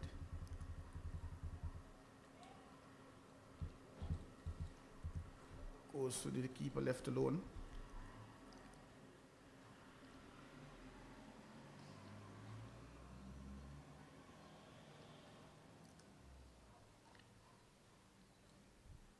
The ambulance is leaving the field. Don't know if it was for anyone involved in the game or perhaps coming to drop a message. It's the end of the over, 89 for 5, Trinidad and Tobago. Yes, these two continue to bat sensibly for Trinidad and Tobago, and building a little partnership here.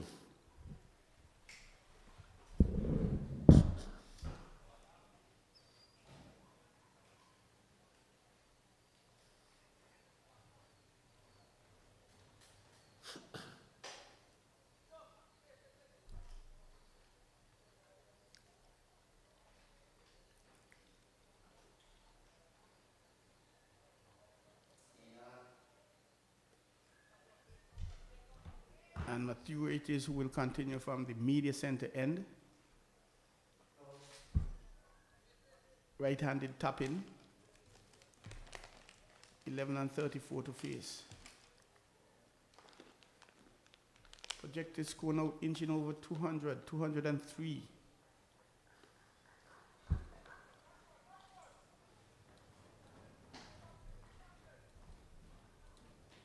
Keep batting, the instruction coming from the Trinidad camp, and keep batting, they'll need these two to actually do.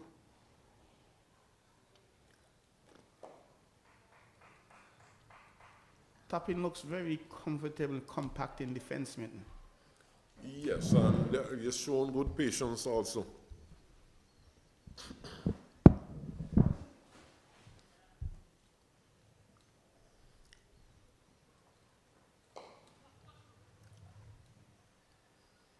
Topping getting up, punches it out to mid-off region. The mid-wicket running to his left to field.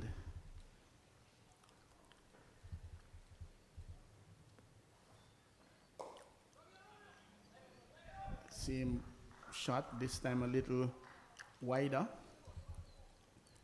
One slip backward point. A man sweeping on the cover boundary, cover extra cover. Long off.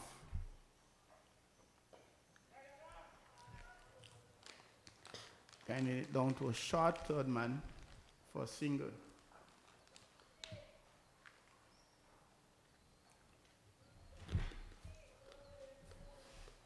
There's a man backward square.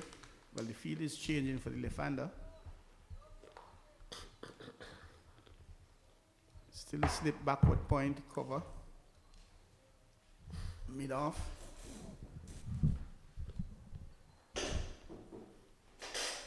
Man a short fine leg backward square on the boundary. Mid wicket on the boundary, long off, long on, pardon me.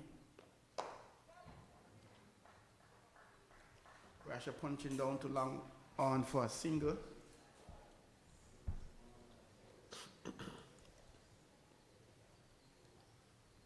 The end of the 23rd over, 91 for 5. Yes, 91 for 5. These these two continue to put up a decent partnership for Trinidad and Tobago and batting quite well. They've been here before, these two. 45, I think it was for 5. In the last match, these two put on a 30+ 34-run partnership, I think it was. And they are on their way to that again as the left-handed Russia faces Chulai, pardon me. 29-1 partnership so far.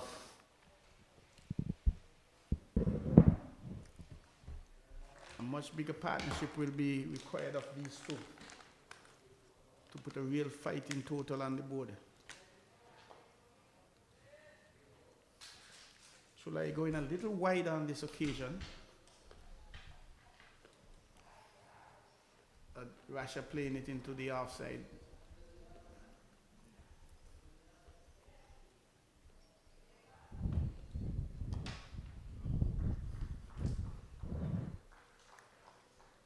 Played to the backward point is Russia.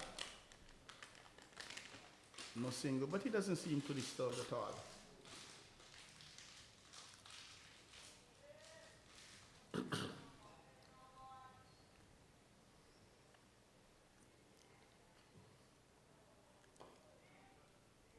Pitching that one just about leg coming forward is Russia. 5th place playoff here at St. Paul's Sporting Complex between Guyana, who won the toss and asked Trinidad and Tobago to bat. Trinidad and Tobago would have done the same thing.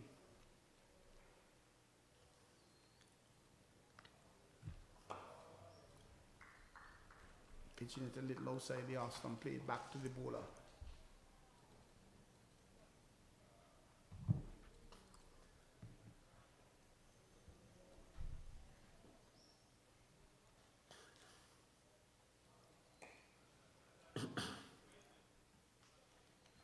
Russia playing it square on the off stump, thinking of a single, but Toppin not interested.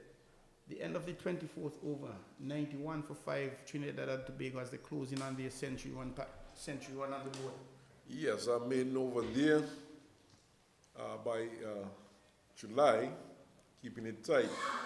But these two batsmen, they look very comfortable to these two bowlers.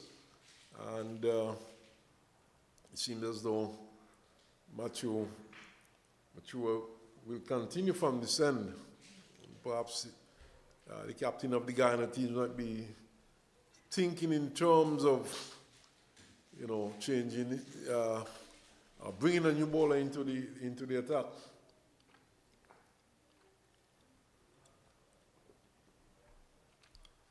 White signal down the leg side. Matthew 1 for 40 from 7 overs. And that's perhaps an area of improvement we've been seeing, Smitten. Bowler management. Well, yeah. And he is good management. sometimes these captains make a mock of us commentators. Speaking about bowler management, Toppin the danger man, he's bowled all over the place, coming forward, and that ball finding a way through him, around him, however it was, but he was bowled lock, stock, and barrel. So the Cats are now amongst the Pigeons, 92 for 6, Trinidad and Tobago, after just 24.1 overs. They had it again, another 30-run partnership, 30-plus run, exactly 30 this time between Toppin and Russia. And that seems to be a bogey figure for these two, 30-run partnership. The only bad thing for Trinidad and Tobago is that the key man, Toppin, goes back. And this is a very critical wicket for Trinidad and Tobago. Toppin, of course, a very key batter. We have seen his ability. He's able to score quickly. He's able to keep the scoreboard moving. And he bats well with the tail also. So 6 wickets down. Leeward's, in fact, just losing another 2 quick wickets. So they're keeping a pace here with the Trinidad and Tobago team. They're now 93 for 6. And let's see, they're in over number 22. Windward's soldiering on, 140 for 3. USA won, they have lost another wicket, 96 for 3. And I really thought Toppin had that one covered, Smitten. Thought so too. He looked compact, forward defensively. Obviously playing down the wrong line. The ball nipping back, the googly from the right arm wristy. 1 for 41, a completely different look to 2 for 44 than 2 for 41s after 7.2 overs. Yeah, most likely. And with a new batsman in, it's very likely that he could finish this over well. And there's some excitement, perhaps a drop catch, we're not certain, but I heard a noise, and from the reaction of the keeper, the captain, could have easily been 3 for 41, 2 in the over. And could have been 7 for 92. Madre, the new batsman, flicks it off the pads into mid-wicket for a single.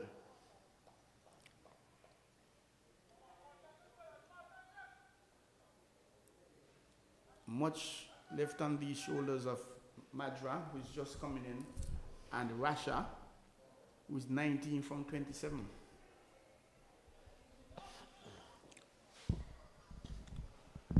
That dark cloud drifting away though.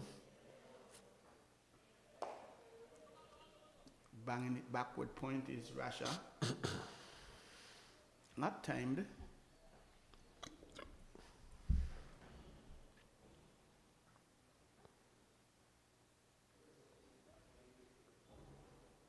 The maximum 5 fielders on the onside.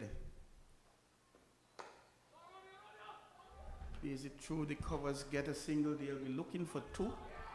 Decide against it.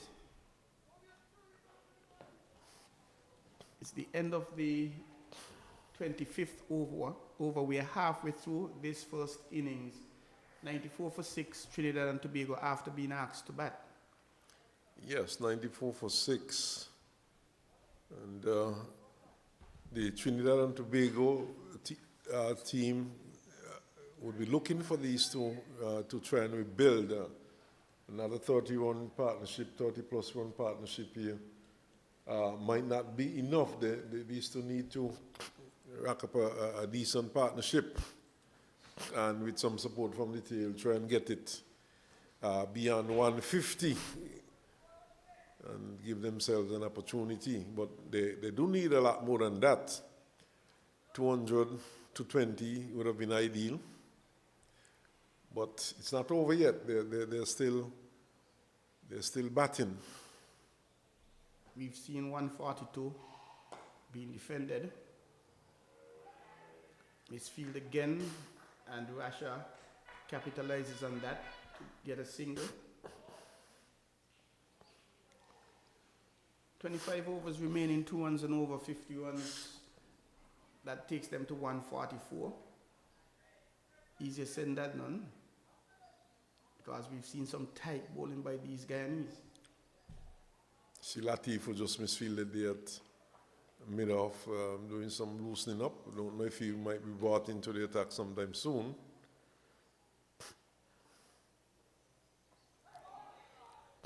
Left-handed Chulai to the left-handed Madre. Going into the offside. Beating the leg stump left for the keeper to collect. 1 for 9 is Chulai. After 6.2 overs, keeping it extremely tight. It's as if the Guyanese expect a wicket every time Chulai delivers Smitten. Yes, he creates some excitement, but he has been very tight though.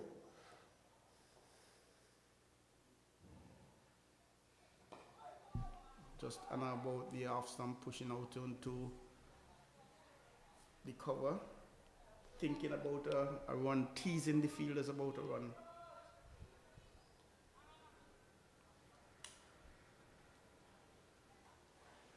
USA 2 have brought up the 100, they're 3 wickets down. USA 1, sorry. A stiffish breeze now blowing across the field. We are feeling the effects of it here in the commentary booth. Very much welcomed indeed.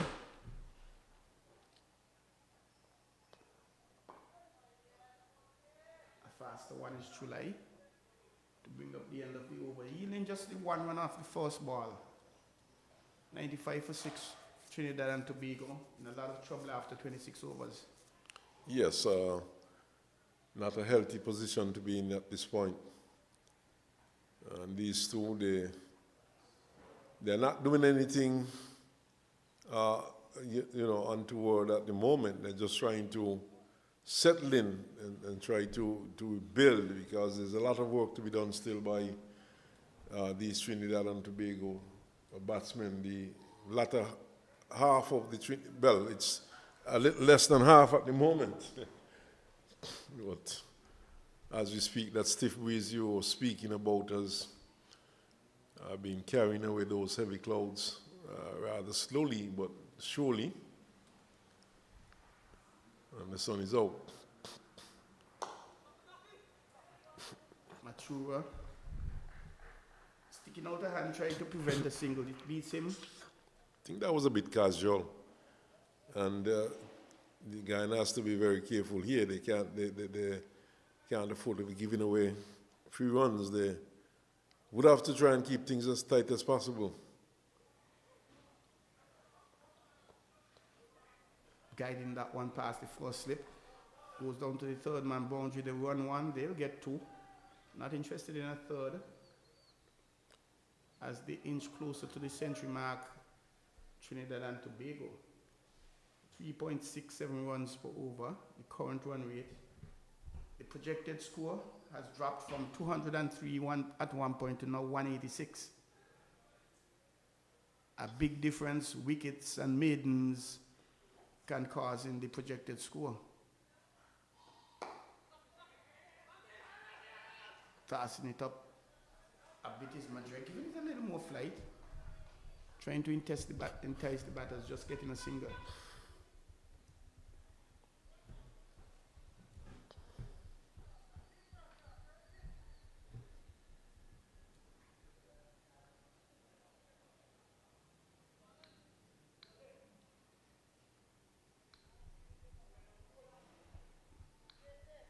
Skipper beckoning to the dugouts.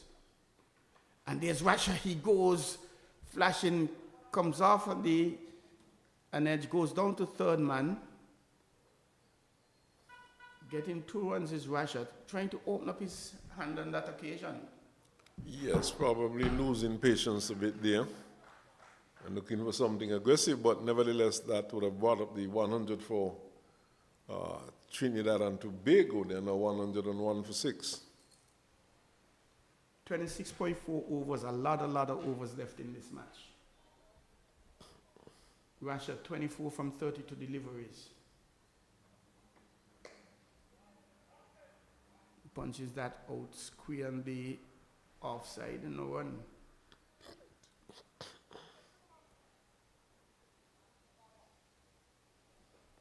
Slip a backward point cover. Mid off.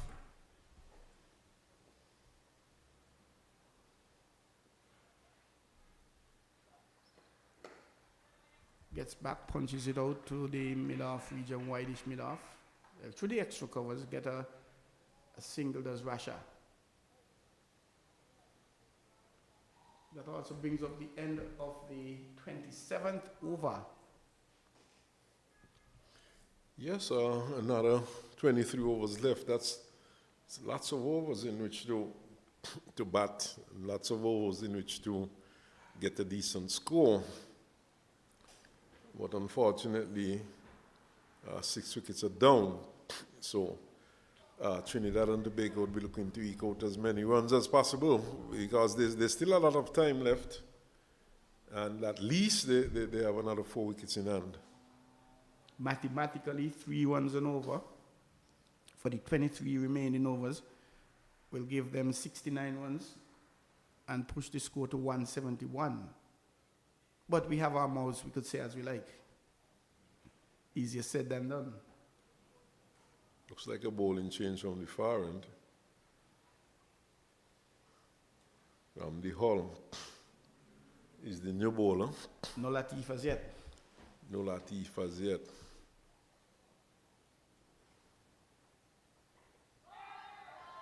I think this is a tactical move though. Ramdi Hall looks like he's bowling a bit of off spin. And of course, with 2 left-handers at the crease at the moment. A lot of science going into the bowling these days, man. Right arm bowling to lefties, left arm bowling to righties, sending in a left-handed batter because you're using right arm bowlers. Sometimes there's too much science going into the games.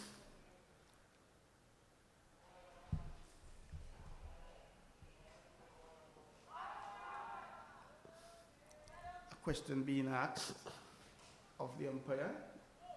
He's not really interested. And it was really a question as opposed to an appeal. I mean, anything constitutes an appeal these days, but you know, there's an appeal and there's an appeal, Smith.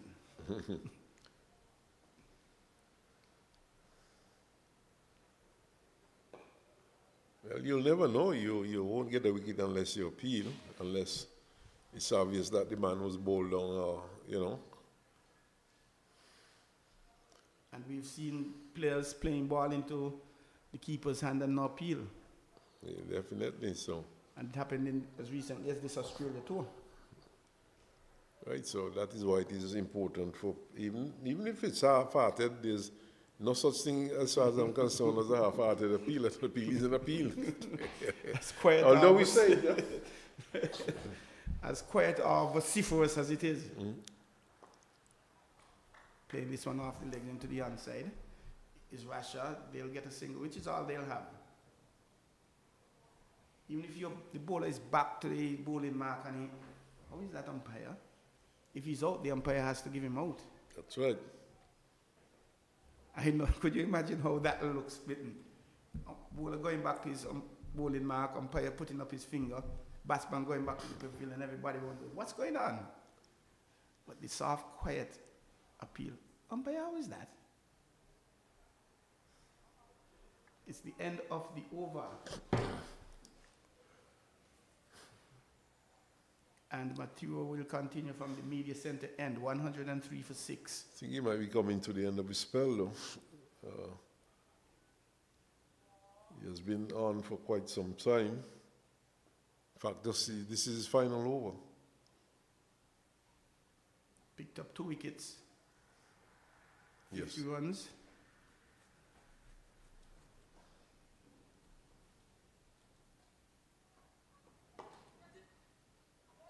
Tossing up that one, Racha.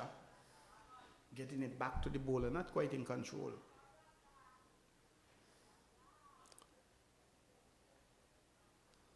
Achua continues to use a 4-5 field.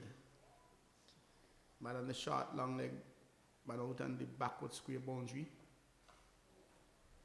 Closer to the keeper. And mid-wicket boundary.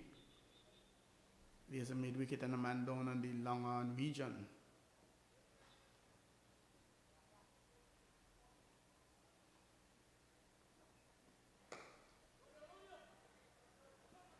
Nice bit of fielding by the man running around from cover. Knocking it down, preventing a single. Very protective of the onside, knowing Rasha has hit a 6 out of the park and 1 or 2 fours on that side spin. Yes.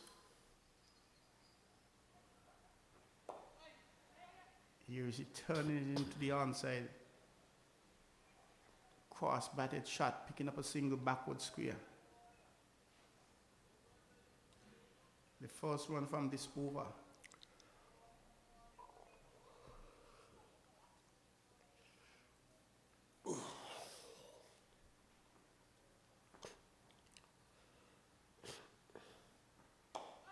Again, tossing it up.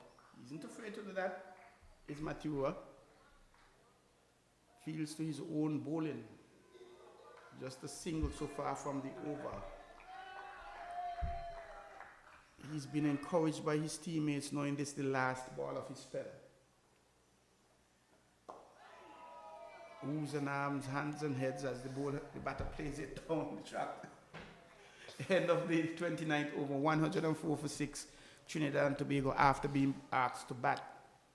Yes, 104 for 6, still not out of the woods as yet. But this has been a good knock by Adrian Racha, 27 from 44 deliveries, and keeping his team in the game. And once he's there, probably doing the job that Toppin normally does. Toppin being dismissed cheaply this time.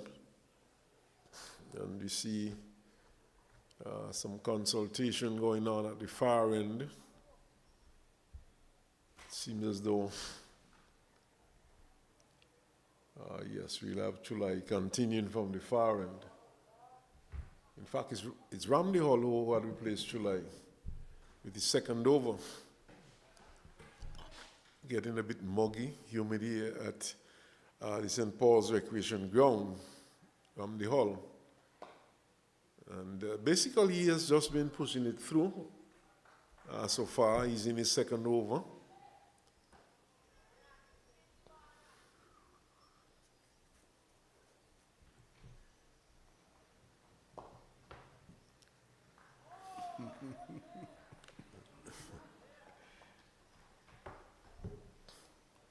Defensively placed field, of course, long and long off. Back on the boundary. Defended again.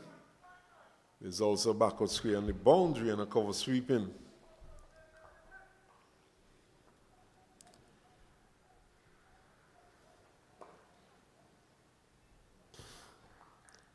This one goes to Latif, who's at mid-off.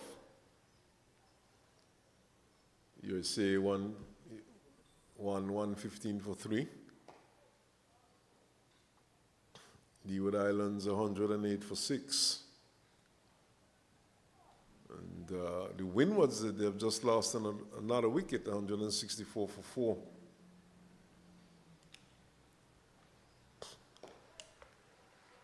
This one. I'm tempted to say faster, flatter, but this has been the pace at which Ramdale has been bowling. Keeping it tight, but not really threatening the batsman. Another maiden over is Ramdale Hall. Just the one run conceded from his 2 overs. And we're going to see a bowling change at the media center end. Long awaited Latif comes into the attack.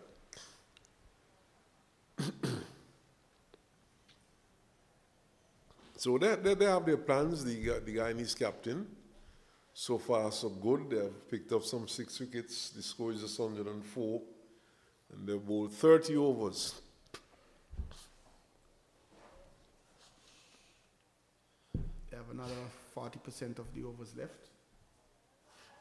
20 of them. So Latif for the first time today. Starts with a quicker one and takes him on the pad, but just a stifled appeal from the players. That one outside the leg stump. But just saying, hey Madra, I'm here. This time he gives it a bit more aim, probably too much here. But just played back to him and no run.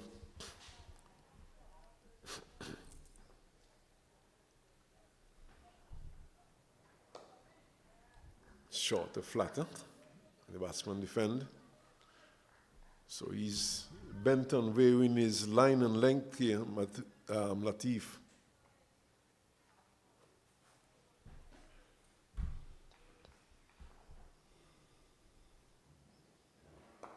Turned into the onside quick single. In fact, an easy single in the end. Long on has to run in from off the boundary to retrieve. And trying to mix it up is Latif. A little bit of this, a little bit of that, here or this, here or that.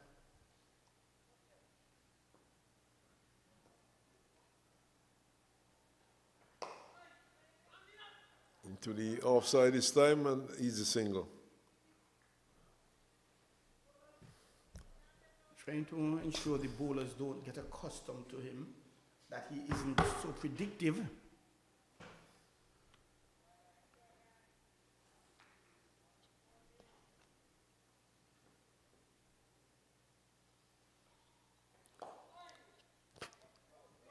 So he's walked into the onside misfield lead and allows a single.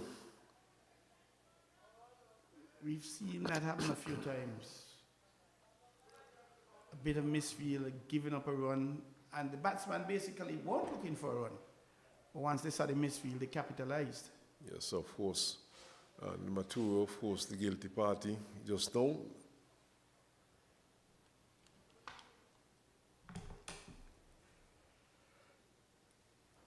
So 107 for 6, we have had some 31 overs. Another 90 overs to go. Watcher is on 28. And Madre is on 6. And let's see, the captain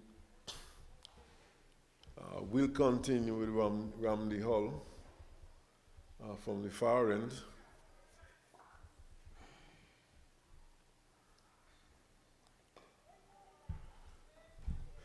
Ramdi Hull is just pushing it through. He's not giving it any loop, no ear. He's not looking to tempt the batsman. He's bowling wicket to wicket. He's attacking the stumps. And the slip is in place, but no suggestion to me that he's going to take the edge and, you know, and it goes down to slip. So only stirred up to short mid wicket. So a bit of extravagance there, that slip. He's not turning it, he's bowling straight on to the batsman who's just defending. Here we go again. Keeping it tight. He has given up just the one run in his first over. He's now bowling 2.3 overs.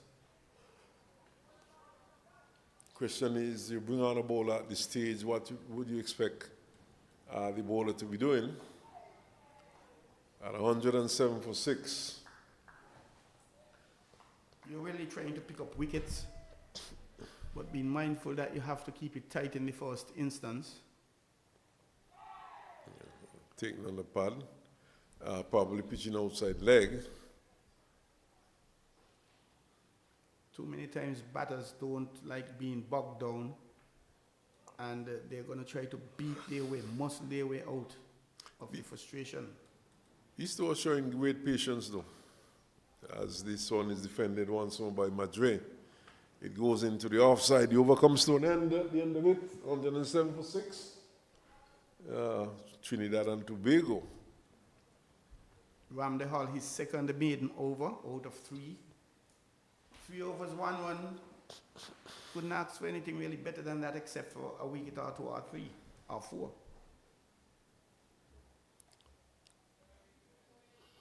And the Guyanese, they're keeping things tight, apart from the odd misfielding here and there. The bowlers have been doing an excellent job. Yes, they've bowled well. But Latif will continue from this the media center end. It's getting rather muggy. He's a drive down to wide is long on. Just a single. That shot, though, showed signs of intent, signs of aggression by Ratcha. 29 from 32 is from 52, is he? Oh, yes, there's an appeal for caught behind. Umpire is not convinced. And Latif would have to try once more. It was more from the captain at first slip. Bowler did not seem to be too interested.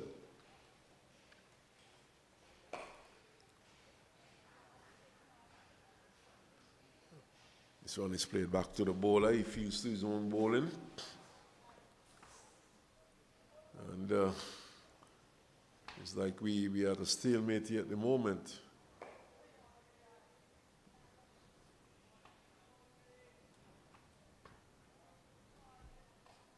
Mandre, the striker, 6 from 25. Mandre. Thing is, they are there still, but they're not scoring, so they're not troubling the Trinidad and Tobago, the Guyanese team too much. This one is played to short mid-wicket. The over comes to an end. It's another dot delivery, just, in fact, no, there's one delivery left in the over. Now, Latif is trying to change up his line. He is going around the wicket to the left-handed Madre. Now gets one spinning into him. He comes forward, eases it into the offside with fielder, and there's no run. Just the one run from that over. The Guyana is keeping it tight, and they are very much aware that once they bowl tight, frustration is going to set in, and perhaps a little bit of indiscretion will come into the shot making, inducing an opportunity for a wicket. So we'll have a bit more of a Mamley Hall from the far end. And what I've noticed over the past couple of days, Troy, that it seems to be a habitat for those white birds. I've seen quite a few of them every day lining the boundary edges. Must be one of the happy hunting grounds. Sun played back up on the onside of the track. The bowler moves around fields and there's no run. We've also seen a few pigeons and some hens with their chicks. So probably a bird's paradise here at the St. Paul's Recreation Ground. St. Paul's, one of the communities known for the breadfruit. Oh yes, he's getting this one down to short backwards clear and gets a single. And of course, you know, with the breadfruit around and the birds around, with some bird catching, you could have a meal in quick time, Troy. Few birds and the breadfruit. And the breadfruit being used for quite a variety of dishes these days, even drinks. Yeah, most definitely. Oh yes, there's an appeal as it takes something, probably taking the pad and going down to slip where the catch was taken by the captain. And umpire Bayam at the far end remained unmoved.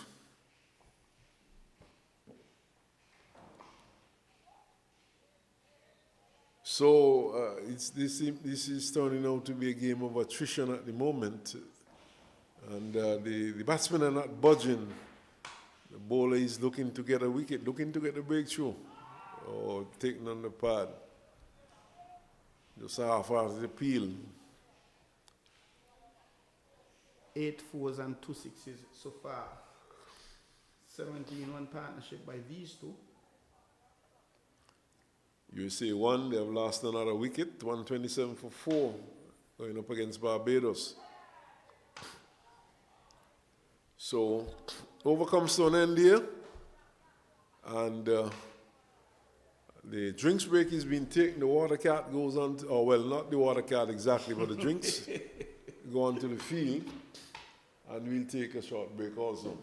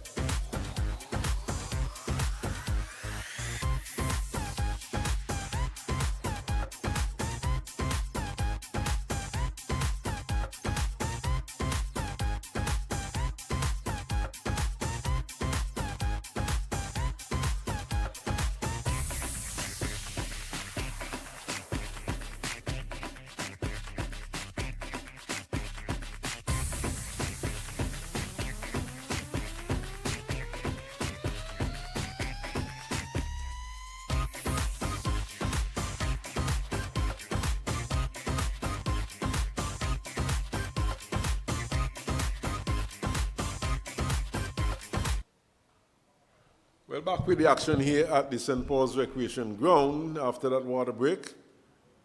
Leeward Islands over in Nevis 127-7 against USA 2. And Windward Islands 175-4. The USA won, they are 128-4. And they're playing in that finals against Barbados over in Connery. We see some more dark clouds gathering. Latif, though, on his way. Starts with a white. And given to by umpire Foster. We've seen a wicket falling immediately after the last water break. Would we have a recurrence here? Well, it was the first delivery. Here is one flicked into the onside and attempted save there by Latif to his own bowling. It eludes him and goes down to long on for a single. Australia playing the West Indies here in St. Kitts Warner Park tomorrow night. They're already 2-0 up. A victory would see them winning the series with 2 matches left. Oh, there's a short, a flatter delivery outside the off stump.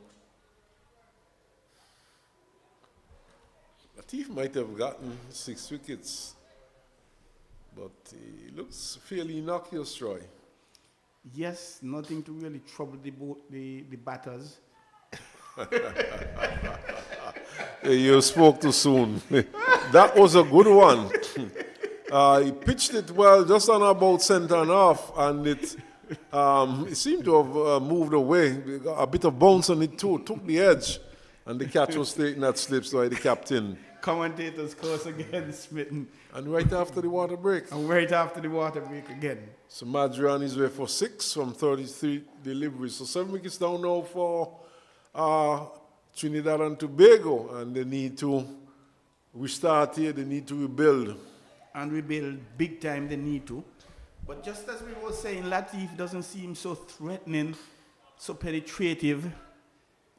Here was Mandre guiding that one into the first slip. And of course, the Guyanese would be glad for that. But this is rather interesting, Troy. The manager of the Guyana team going out with some water. And this was after we had a water break. 4 balls ago? 4 balls ago. I think it was more with some words than anything else. The players took water, but I don't think they really needed that water. I don't think so. You know, they just sipped it and passed it back. Latif picking up his first wicket. 2.3 overs, 6 runs, 1 wicket. Not a bad delivery though. Pitched on and just more or less sort of, it was more of a seamer than anything else. It seemed to have seamed away from the batsman, took the edge, and an easy catch at slip. Nelson for 7. Trinidad and Tobago. Leeward's 128-7 over there in Charlestown at the E.T. Willett Park. So keeping a pace here, just a little ahead in terms of runs. Latif. And this one is defended by Whoop Lal, Anil Whoop Lal. Russia 31 from 55 at the non-strikers end. Perhaps thinking, could I get to my half century? And those saying, I will have to take control. Latif outside off, and this one is stayed down towards third man. The captain is after it, and they will be back for 2. In fact, they're thinking 3 as the return goes for this keeper's end, and the appeal goes up. The stumps are broken, but let's see. It looked as though he had gotten home to me. That seemed to have been good running. Mm-hmm. When he turned for the second, he looked and he realized the fielder hadn't had the ball as yet. He was just about to, and he challenged the throw, and he felt I could have gotten him. But Ruplal from the running seems to be a live wire. He really ran those 2 runs very quickly. I think the third one was instigated by Russia. Racha, which is good thinking on his part, and he realizes that at this juncture his team needs as much runs as possible.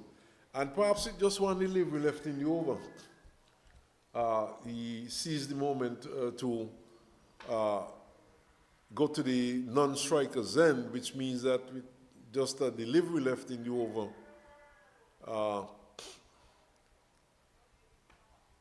he perhaps might be in a position to, in fact, that was the final delivery of the over, so I'm getting it all mixed up.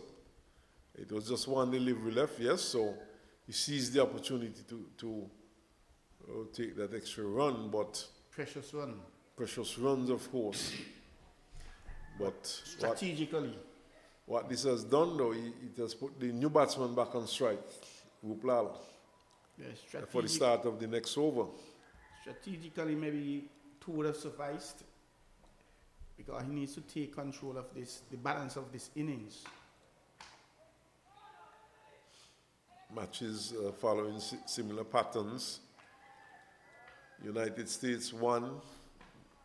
They have lost 4 wickets. Windward Islands have lost 4 wickets. Leeward 7 wickets down.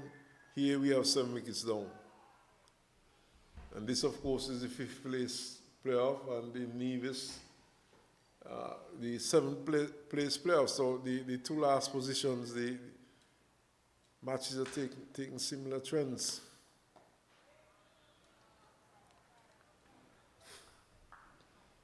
That's 3 dot balls. Perhaps Russia regretting his decision now for that 3rd one. Well, 7 wickets down, 114. He's a swing and a miss. 4 big swing. Very much indeed. Rupla look like he doesn't plan to stick around and nothing is happening. Very diminutive man. 17. On the 19 squad left hand. Into the offside, and it's fielded at extra cover by Latif to run. 5 dot balls now, Smitten. They'll be looking for a single here, but... Would you? Outside off, and true to the keeper. But probably the Ratcha has some confidence in his partner. And we have not seen him going down and having words to him, which would suggest that he would be telling him to look for the singles to put him back on strike. He's prepared to allow him to take strike.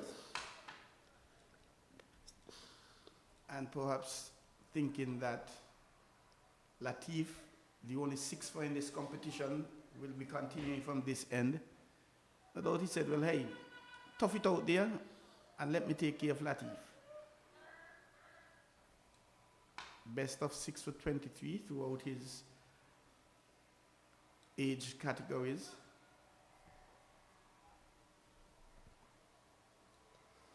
One for 9 from 3 overs so far. Short and a wide signal also. And he has this tendency to push it wide outside the off stump to the left-handers. And the control for the past few overs haven't been the best. It was very good, especially in the first 10 overs. Here's a swing, and easy out. Well, we'll have to wait on the umpire. Might have, the non-strikers stumps were struck. I'm not too certain if Latif got a hand onto it. In fact, it seemed to have been a drop catch. And struck with some power was that. The ball ricocheted onto the stumps, but young Wuplal seemed to have kept his ground. And that seemed to have been a little painful for Latif. Very powerfully struck. Well, we know what the intentions of Ratch. Oh, he's out this time though, is he? He was cutting and missing. Seemed to have heard another sound. But in fact, he did not connect with that one, and it was taken behind by the keeper. Seemed to be rather excited. The bowler and the captain of slip certainly didn't react. Here's a swing into the onside, out towards mid-wicket. Oh my goodness, straight to the fields run. Straight through him as if he wasn't there. And 4. And was it the bowler who signaled to the same fielder there because perhaps he knew what he would have done, and he knew he would have enticed Russia into that shot. He races to 35 from 58 balls, 119 for 7. A projected score smitten of now 163. Tension's very clear at the moment. Gets one outside the off stump, does not play a shot. Very close to that tram line, no wide called. 119 for 7. 5 runs so far from the over. He's punching this one up to extra cover, straight to the fielder. And there's no run.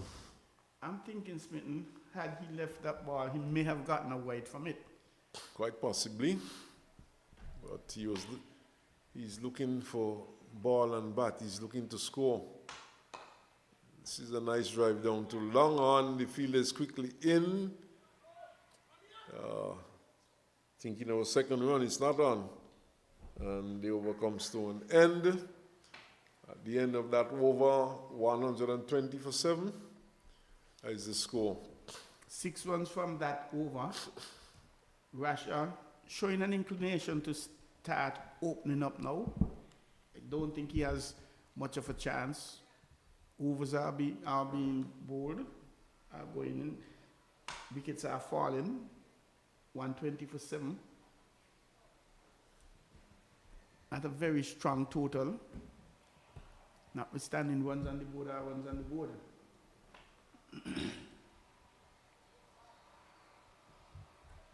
And is it Ramsey Hull who would continue from the Caribbean Sea end?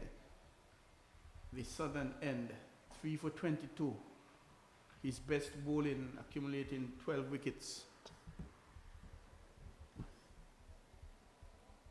Romario Ramsey Hull, a big football first name from Brazil.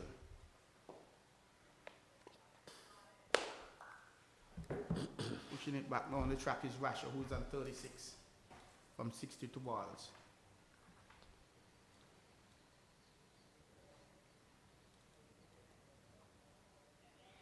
Guiding it down, backward point. They'll run one, looking for 2. Will it get to the boundary? An excellent save by the fielder. They'll get 3. Diving forward, pulling it back for the skipper who followed chase from first slip to send it in. Nice 3 runs. These are valuable runs for Trinidad and Tobago. And they're looking to eke out every run. And at the moment, Racha is not attempting to shield Wuplal. He's looking to pick up every run that he can get at this point.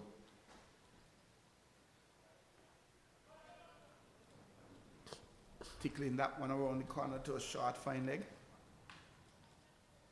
3 from 10 is Wuplal. 39 from 63 is Rasha, the non-striker. 3.28 the current run rate. Projected score of just 164. Again, going down to the short fine leg. No run.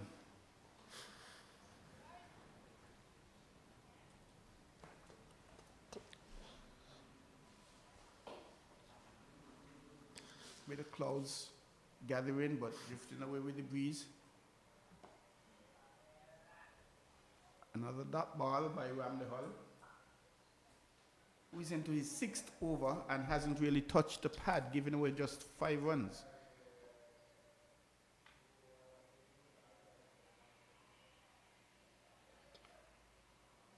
A bit of field adjustment, the man going from cover further deep.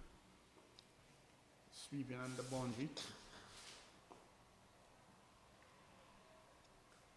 Push down the wicket with ease is Wuplal to bring up the end of the over.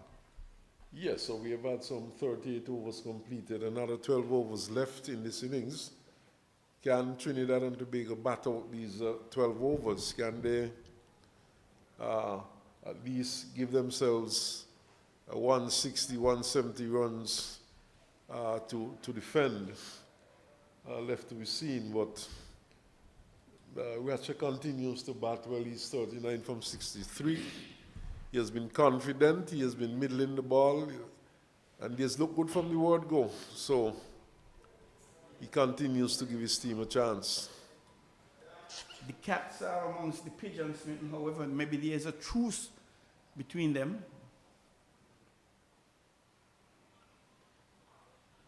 And umpire Foster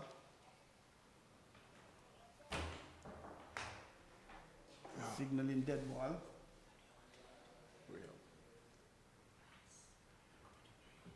And there's Rasher going eerily, and a man settles on it, yes, and he's out, Rasher. 39 from 63 balls, being caught by the man running around from the cover point, running to his left, and taking an easy catch. And the Thief picking up his second wicket from 4.1 overs, giving up 15 runs. And Rasher, he marches back to the pavilion, 39 from 63 balls. And perhaps with him the hopes of the Trinidad team to get a really respectable score on the board.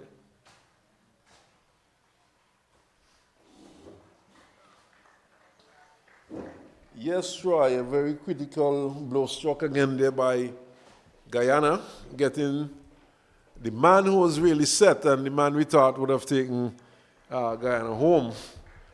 Well, Trinidad and Tobago anyhow, home, and given them, I was just talking 170 plus, the possibility of 170 plus. But he has gone now, that puts a different perspective on things now for the Trinidad and Tobago team, and we do not know how much Chase has to offer. 8 wickets down, and they would be hoping to get something from these last 3 wickets, I would say. 2 at the crease and 1 to come. So, really and truly, Guyana, they won the toss, and they've really done what they intended to do by picking up wickets on a regular interval. Of course, there's been pockets of resistance from the Trinidad and Tobago team, but we suspect that the resistance has not been sufficient at the moment. But as you like to say, runs on the board are runs on the board.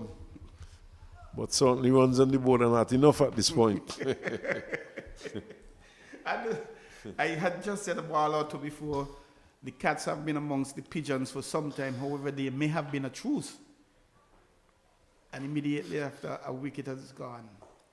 And Chase really looking not like a candidate to be marching back to the pavilion shortly, smitten. Well, he's not going to die wondering, obviously, from that first shot. And he's going to go after the bowling. And here he's going to the mid-wicket. The ball racing to the boundary. A very precious 4 runs by Chase, much to the delight of his Trinidad and Tobago camp. I told you so.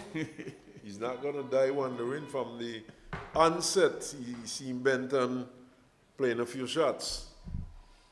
Chase making the fielder from mid-wicket chase the ball to the boundary, but he wasn't able to get there.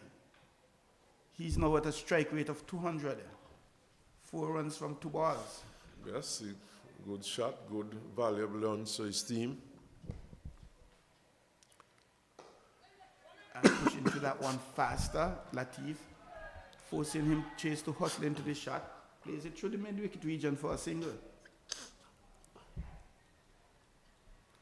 10 4s and 2 6s in this match, in this innings. Yes, pushed into the onside by Chase, and he had 2 fielders chasing after it. No pun intended. Should probably be writing a calypso or 2 for the sugar mask coming up, Smith. Well, it's a little too late for that now. And this wicket going to be going down. And yes, it is. Seems to be Ruplal pushing that one to the mid-off region, and the fielder running forward. A good catch in the end. Yes, a good catch by Ramdi Hall. Diving forward and taking it inches from the ground. And so 9 wickets down for Trinidad and Tobago. What's happening here?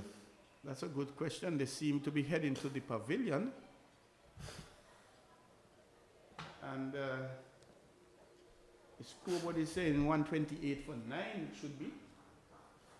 Could there have been a miscalculation somewhere, Sweden? No, well, the Trinidad, unless the player is not available, the Trinidad and Tobago team would have been aware that. And perhaps the 11th player is incapacitated. Probably. Remember, I mentioned the ambulance leaving earlier. I don't know. Yeah, so that's a possibility. If it was for the Trinidad and Tobago player, and if that is the case, we're hoping it is nothing serious. Well, we'll get to know. But the situation at the moment, we have had some 38.5 overs try, and it's 128 for 9. The players are off, obviously. Some player is not available to bat for Trinidad and Tobago. We'll get confirmation on that, and we'll be back as soon as we have for the cricket. We'll be back to bring you more coverage.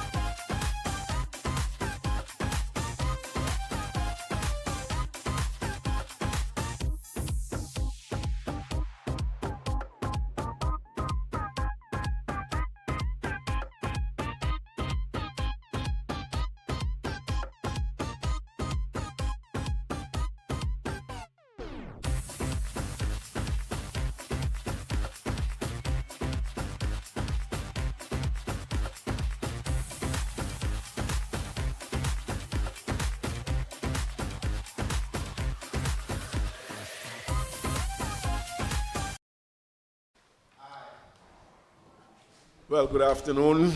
We're back at the St. Paul's Recreation Ground. We're about to commence the second half of this match, this fifth place playoff between Guyana and Trinidad and Tobago. And just to remind viewers, the Trinidad and Tobago team were inserted by Guyana after Guyana had won the toss. And Trinidad and Tobago, they scored 128 for 9. One of their players unable to bat. I think that was Cristiano Ramanan, the original wicketkeeper. Understood that he would have fainted earlier on today, and he was revived. But then, as a precautionary measure, he would take no further part in this game. He did not go to bat. And so that's the situation there. The Trinidad and Tobago going one short. So Lal will do the keeping duties for Trinidad and Tobago. And Chase from the far end, left arm, waits for the clock to tick around, and he's on his way now. The first delivery of the defense of 128. And takes a wicket immediately. This one is flicked to Gomez at mid-wicket. Straight to Gomez, who takes the catch. And Rampersad is on his way. A golden duck. And Trinidad and Tobago striking immediately. And the Guyana, not for one, chase the successful bowler. So just the start that Trinidad and Tobago would have been hoping for. And the young Rampersad walks back rather dejectedly. Good batting track still.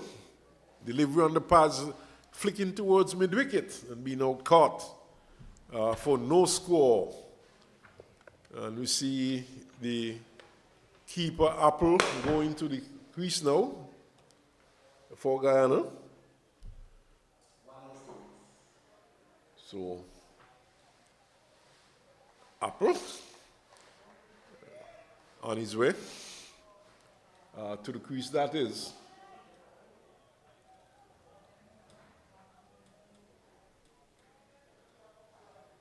So who knows, low score, these low scoring matches could be very interesting. See 142 defended by Barbados against the Windward Islands. Right here at St. Paul's. 129 it is, a low score. Can Trinidad and Tobago defend this one? Can we have a thriller on hand?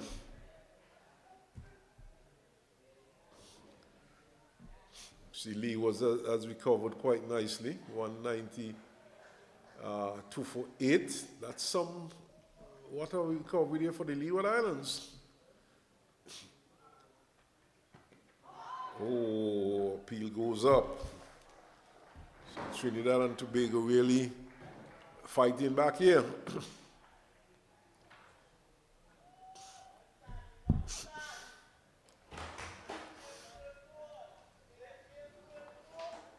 I've been joined by Troy Mills. Troy, you would have missed the excitement.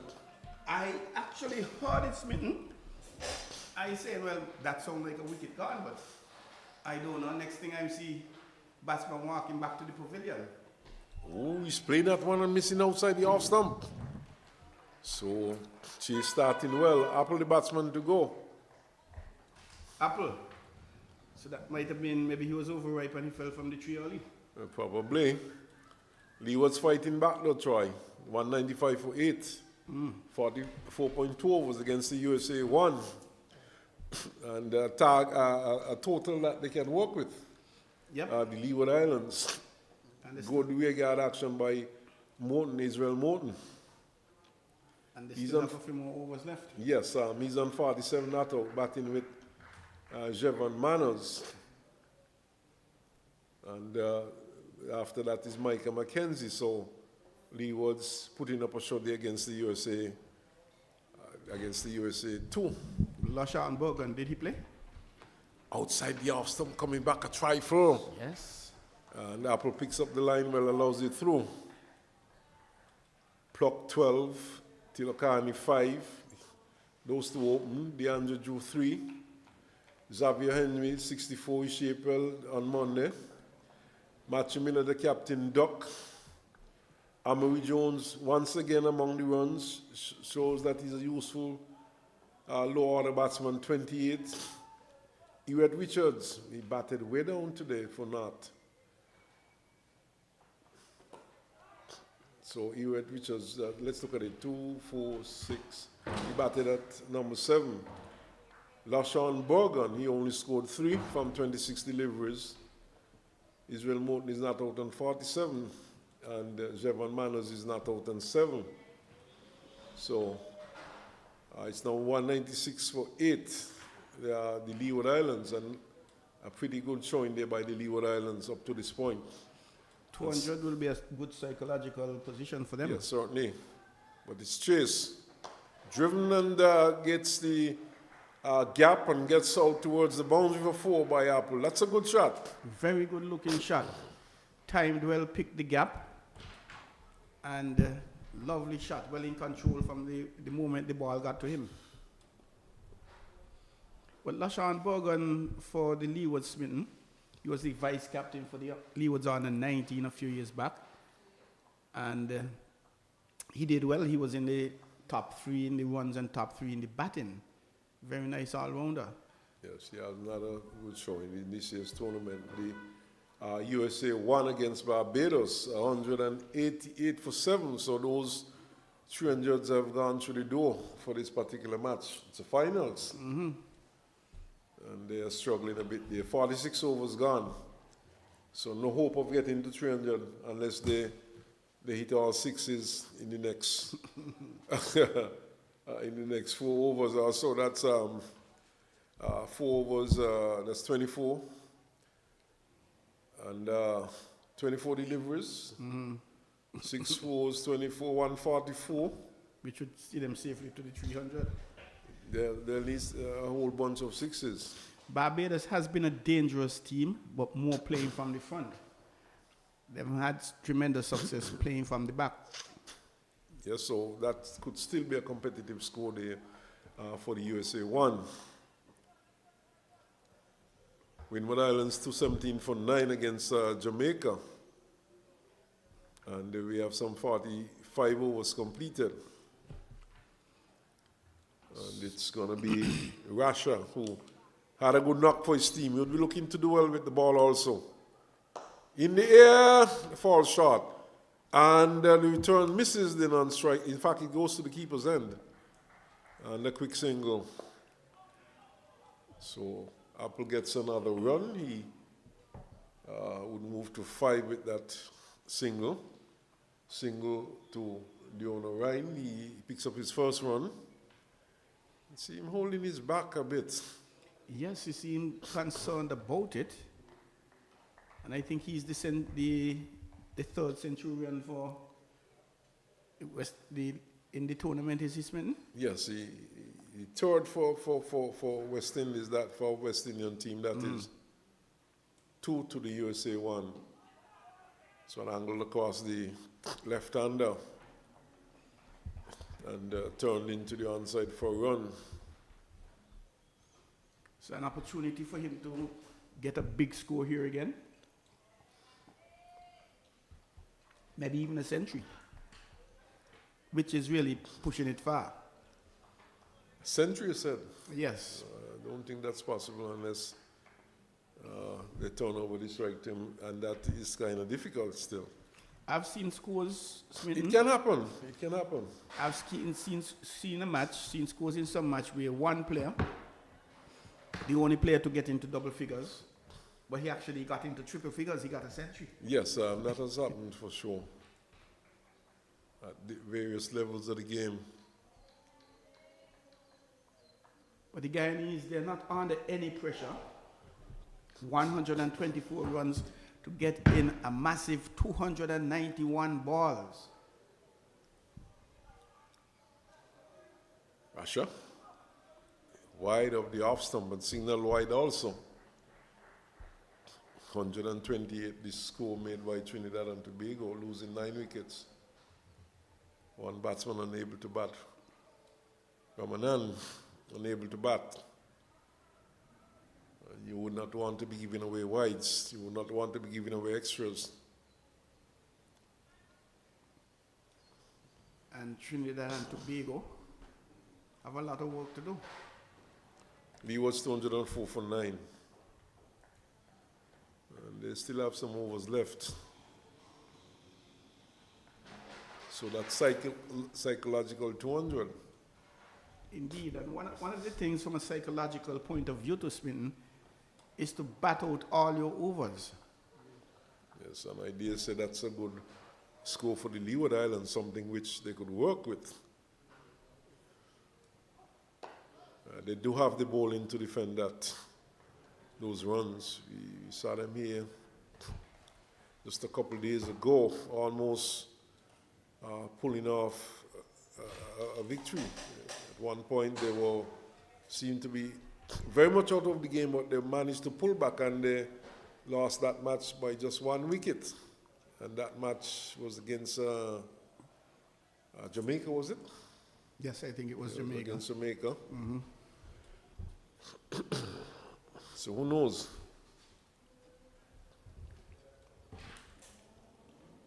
Cricket, lovely cricket, the game of glorious uncertainties. Outside the off stump, and no shot now for it. We like to say a game of glorious uncertainties, but certainly there are some glorious certainties in cricket also. Very well put, Smitten. Glorious certainties. you better believe that's right. Because sometimes you know, it's virtually impossible for a team to get from a certain situation. Some teams snatch victory from the jaws of defeat. Yes, they do. While others snatch defeat from the jaws of victory. Yes, most definitely. But the team Smitten this morning, they have staged fairly decent comeback, per se. Yes, they have. They have, like I said, Leewards, for example, at one point, it seemed as though they would have struggled to get 250 in the match they're playing, based on the scores we were seeing. Now they're 205 for 9, with still some balls left in the innings. And it's Chase again, Smitten, with the unorthodox bowling style for a pacer. It's a sort of whippy action. But the right arm down to the side as opposed to pointing forward and delivery as well, and delivering. Yes, in times to come, some coach might get him to correct that.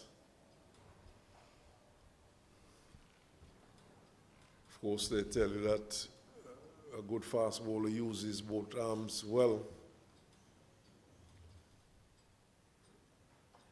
In fact, he wraps that right arm across his body as opposed to getting it up high.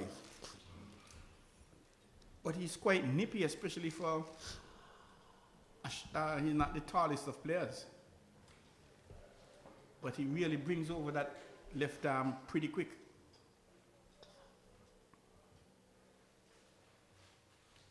The skipper dispensing with the second slip. Actually, Topping would have captain in one match, but Ramposada, of course, is the captain. He's been the captain for the last few games for Trinidad and Tobago. Chase, though, on his way, Alexander Chase.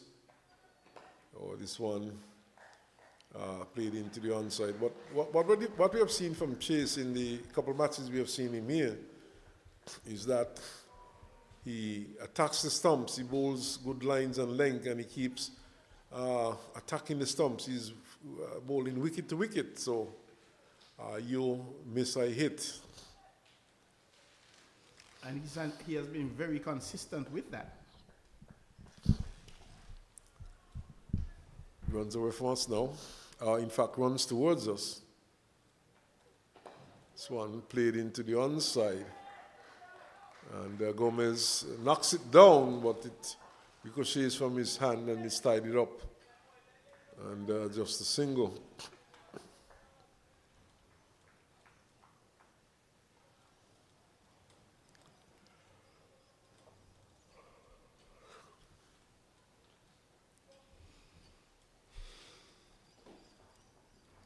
You'll be happy to know, Troy, that the clouds have disappeared. Just some fluffy clouds around.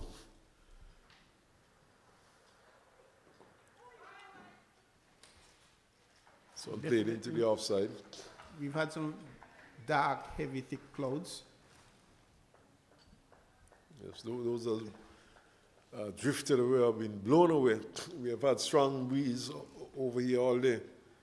In fact, it's the time of the year when the wind is blowing strong. And I know in my neck of the woods over the last couple of days, the wind has been rather boisterous. Nice delivery coming into the left-handed apple. Keeps it out. The over comes to an end. So, keeping it tight. We've had 3 overs, 7 for 1. Chase, a successful bowler. 5 runs, 1 wicket in just 2 overs. His captain, of course, would be happy with that. However, he'll need to ask him to do a little bit more. Because the Trinidadians, they'll have to do quite a bit to claw themselves into a position for victory in this match. Well, it's not from want of effort. We can see that they've gone out there, they're running in, and they're trying. But at the end of the day, 129 is not the greatest of totals. Ratcha has had a best of 5 for 13 throughout his youth years. Outside the off stump, driven to backward point, straight to the fielder. No run. Both batsmen left-handers, and we have seen several left-handers in this year's tournament. Jamaica topping the scale with the number of left-handers. But we have seen an abundance of left-handers in this tournament so far. Indeed. Outside off, through to the keeper.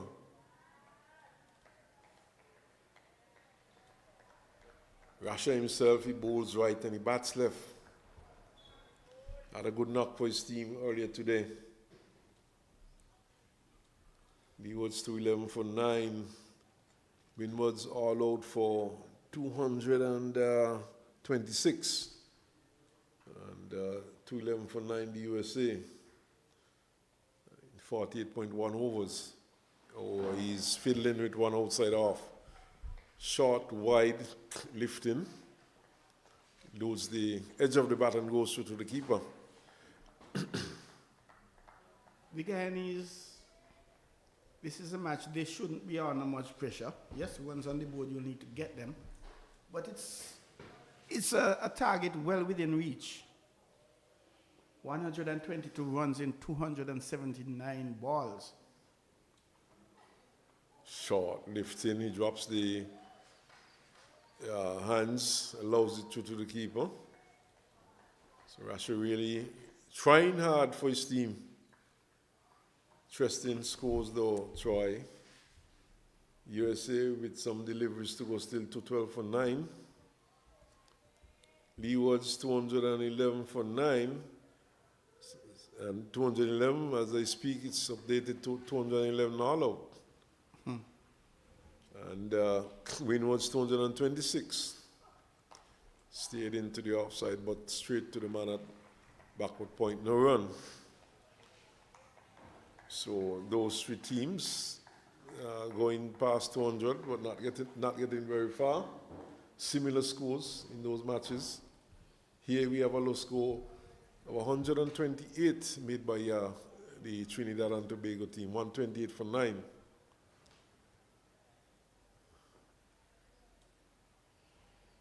Practice session in place over on the football field. Stayed nicely into the offside quick single. The throw does not come in. Suspect it might be the St. Paul's team out there making preparations. They travel to Trinidad later on. But we have had another over completed. We have had 4, and it's now 8 for 1. So they are going at just 2 runs forward. Very slow progress try. Indeed. Any slower than this, they'll really be at a marking time. However, 2 runs per over in a 50 over match, that's 100 runs. They'll need to be going at a little faster than that. The current run rate, 2 runs and over. The required run rate, 2.63 runs and over. So they're very Not too demanding. Not too demanding. Not demanding at all.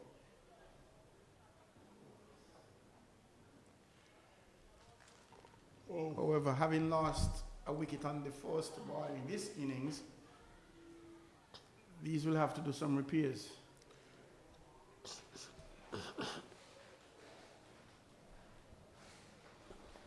Wow. So Chase will continue from the far end. He's bowling over the wicket, and of course he has the 2 left-handers in at the moment. He's bowling to Dion Ryan, who's on 3. He's a left-hander. He's driving in the EF momentarily, but falling well short of the fielder. No run.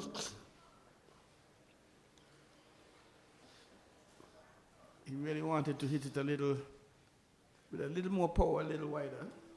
Yes, but I don't think he had enough body weight into that shot. He was not well into the drive. He was not well forward, and not having that the sort of control he would have liked.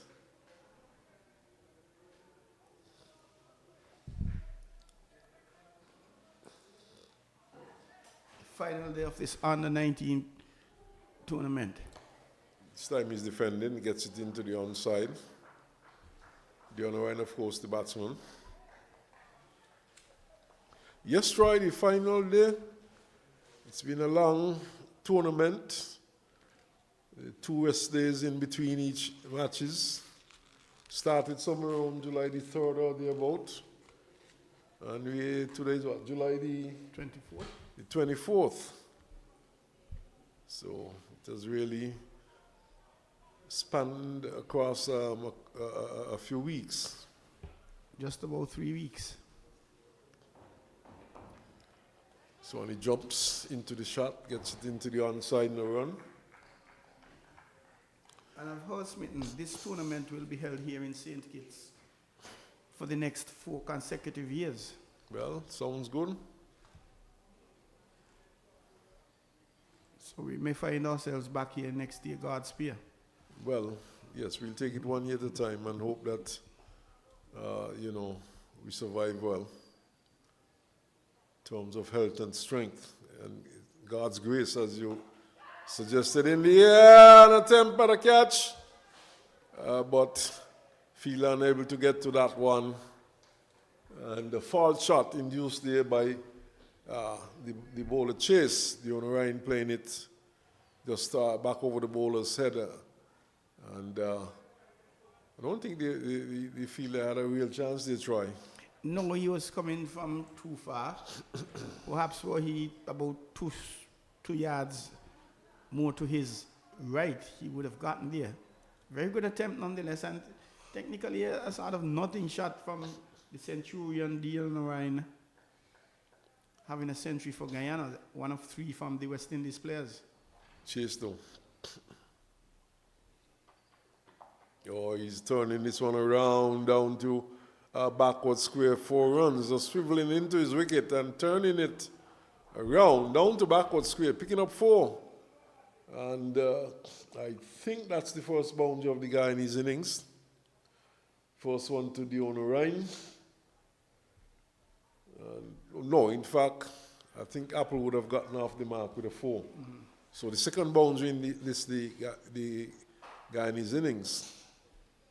And really making it look easy, perhaps using the pace of the ball.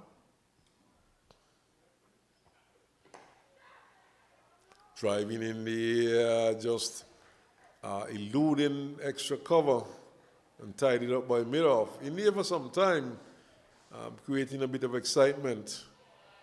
And we see a bat going out.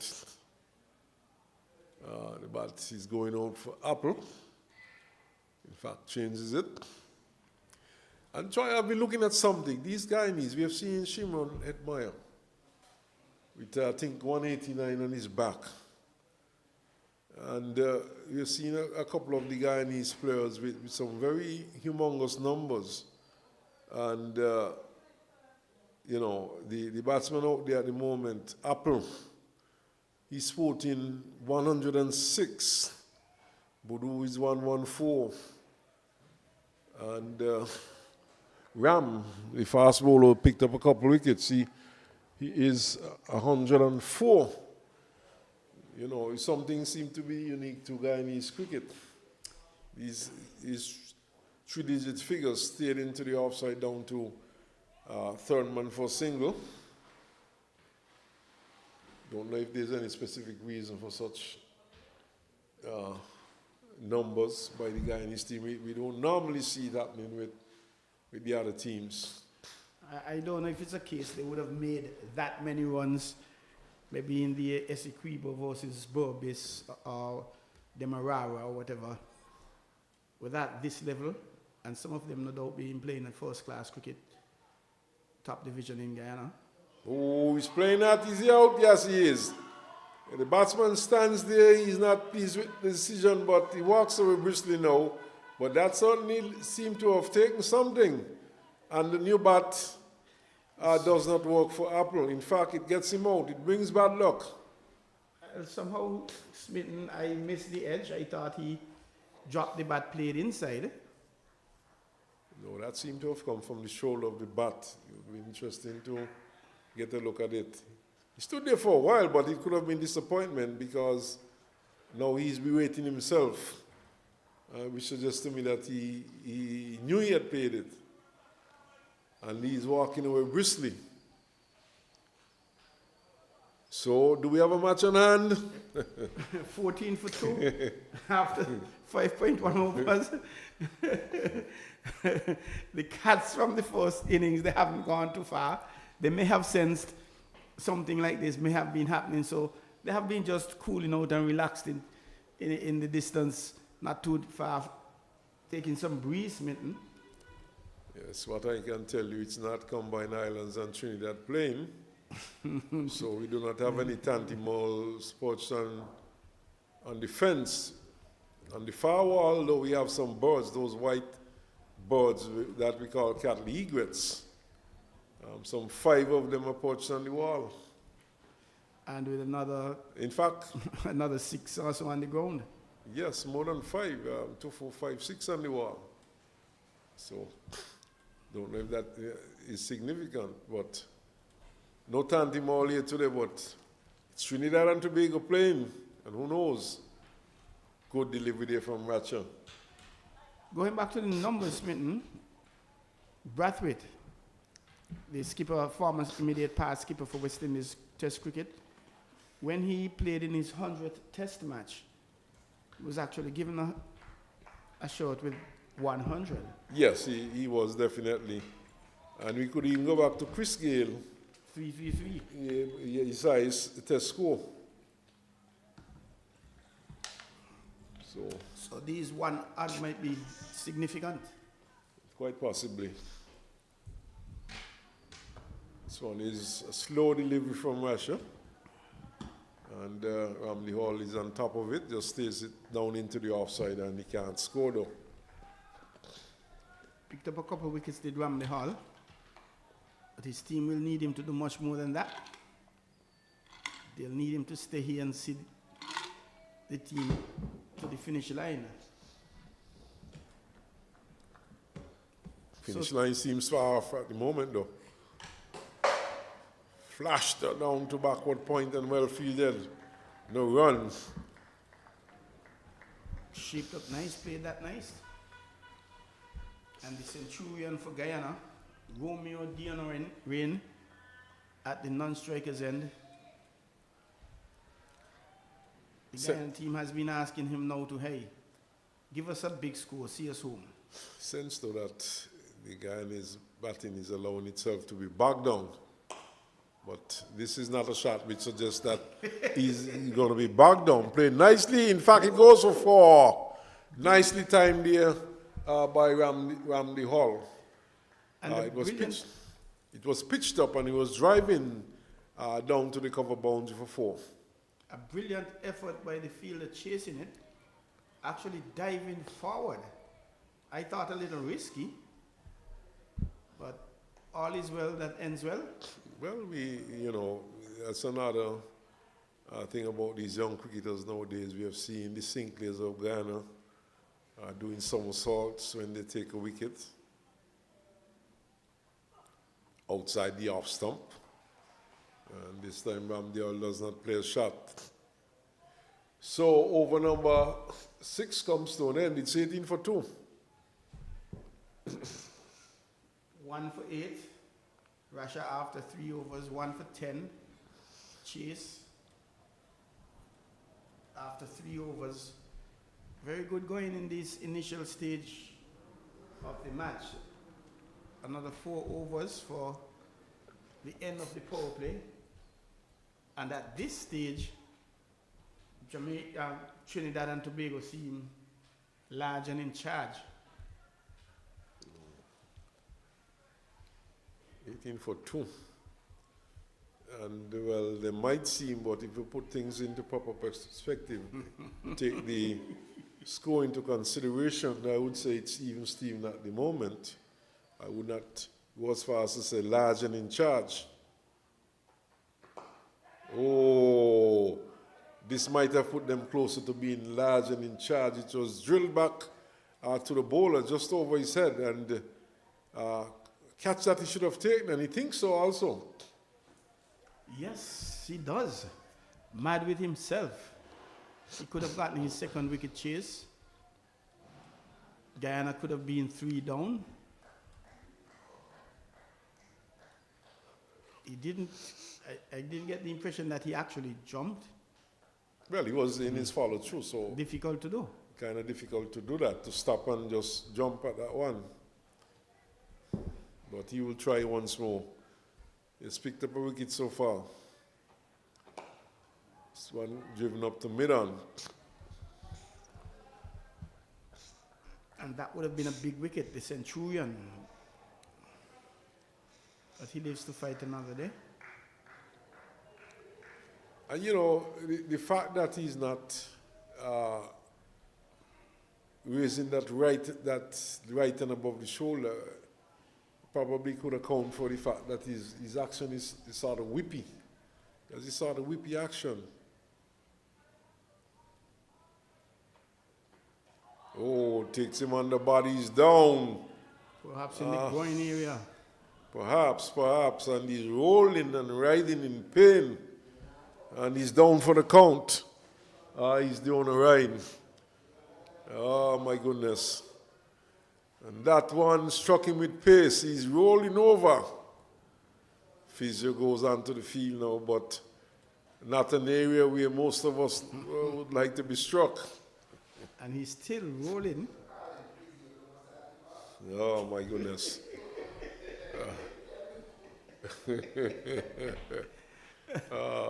Troy's laughing, but it's not funny. Not at all. A comment that was made that we can't actually repeat, but in the sensitive areas, Well, very sensitive, the jewels. let's hope that he can find him at the end of the day. And there are cups be made, but it's still painful. There's not much of physio could do at this point. Sometimes they flex the legs, but it's the sort of pain that you just have to let wear off. And a massage will not be possible. Oh, my goodness. I'm sorry for the young man. Indeed. I'm sorry for the young man now. They're calling on, they're signaling towards the dressing room. I don't know if they're going to be taking him off. Ah, boy, some damage has been done there. So, he may. Well, he's on his knees now, so perhaps spraying. He's up. He's giving some water. He's up. limping around. He's rubbing. He goes down, stoops down. He's going back down, sitting down. That has to be a tough blow. Yeah, I mean, it's a pain that you just have to, you know, it's like having the common flu. You just have to lay it where it's supposed. Indeed. And perhaps he may need to go to retire for this moment and come back a little later. He's walking it off now, and he's back on his feet, and but still feeling some pain. In fact, you know, there's been several signals to the pavilion. He's getting his kit. He's leaving. He's packed up for now. He's retiring out. My goodness, I feel it for the young man. Although I rather it be him than me. And we've had one player going to the hospital already from the Trinidad and Tobago team. Yes. We wouldn't want to have another. I don't think this is the situation. I think it's more, you know, if it's that area, then it's more temporary. But he's still feeling it though. Oh my goodness. That must have struck him really hard. And it's a stage at which the Guyanese team, they would not have liked to have lost a player retiring out at this point. You know, they're at a stage where they're looking to rebuild 18 for 2 and to get a new man in. It's the captain going in at the moment. So we'll have some continuation. But we do hope that the youngster would be okay and he'll be back to resume his innings if required. He's been taken to the Red Cross hut, so to speak. I doubt he'll maximize lying down for a few minutes, which is the most that can happen at this stage. Well, I don't know if some painkillers are going to help, Troy. Perhaps. And that was the Centurion, Guyana Ryan. Brings the captain Van Lange in. 2 balls left in the over.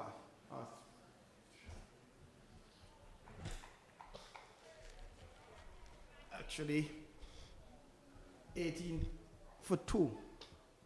Chase will continue. 3.3 overs, 10 runs, 1 wicket. And there is a chance coming off the edge, going to top in and 4 slip. Perhaps dropping a little before him. Smitten? Yes, we're probably dropping, not the easiest of chances, dropping ahead of him. But Chase certainly has been causing some problems for the Guyanese batsman.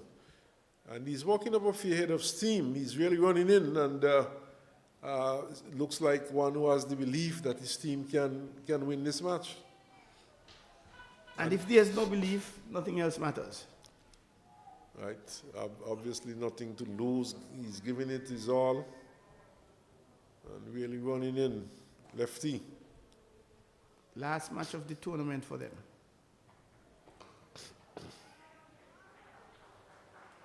And Van Lange calling for this single even before Ramdehal was completing the shot, one that went out into the offside.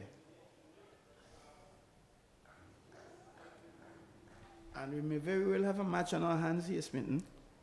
Yes, certainly.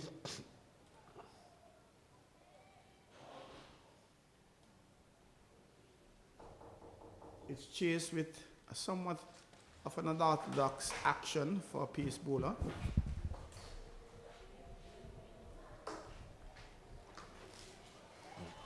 And here is Ramdehal charging down the wicket, charging down the pitch, being sent back by the captain who wasn't interested in a single.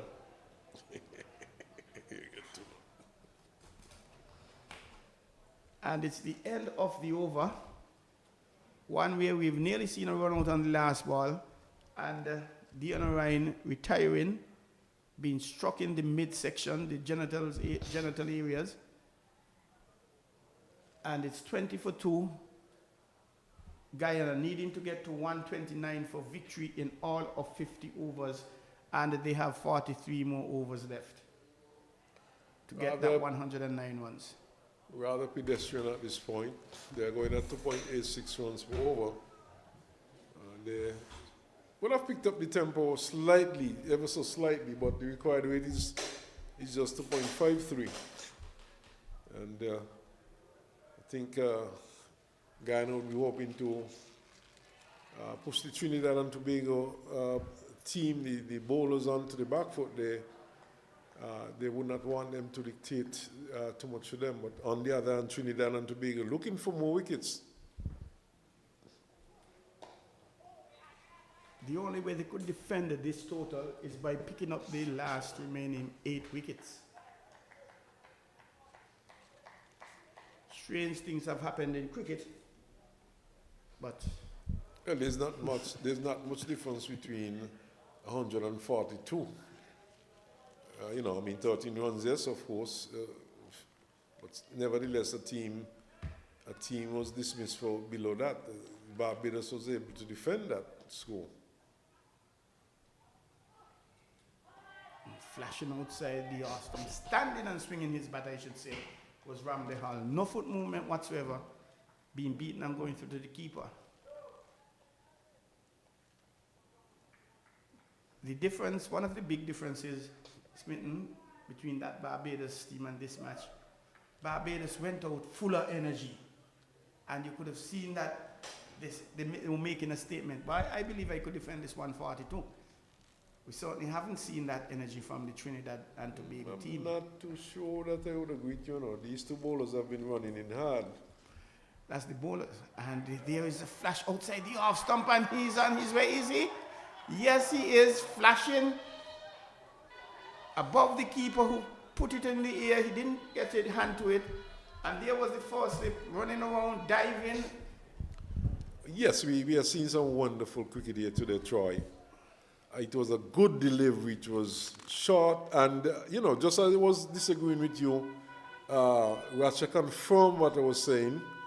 That was really an effort ball. It took the edge. It bounced a bit at the batsman. He flashed at it. It took the edge, and it surprised the wicketkeeper too because of the bounce. He got a hand to it, and once again we saw a magnificent catch there by Toppin, who's at first slip, running back and diving away and coming up with a catch. And this is excellent cricket indeed by the Trinidad and Tobago team.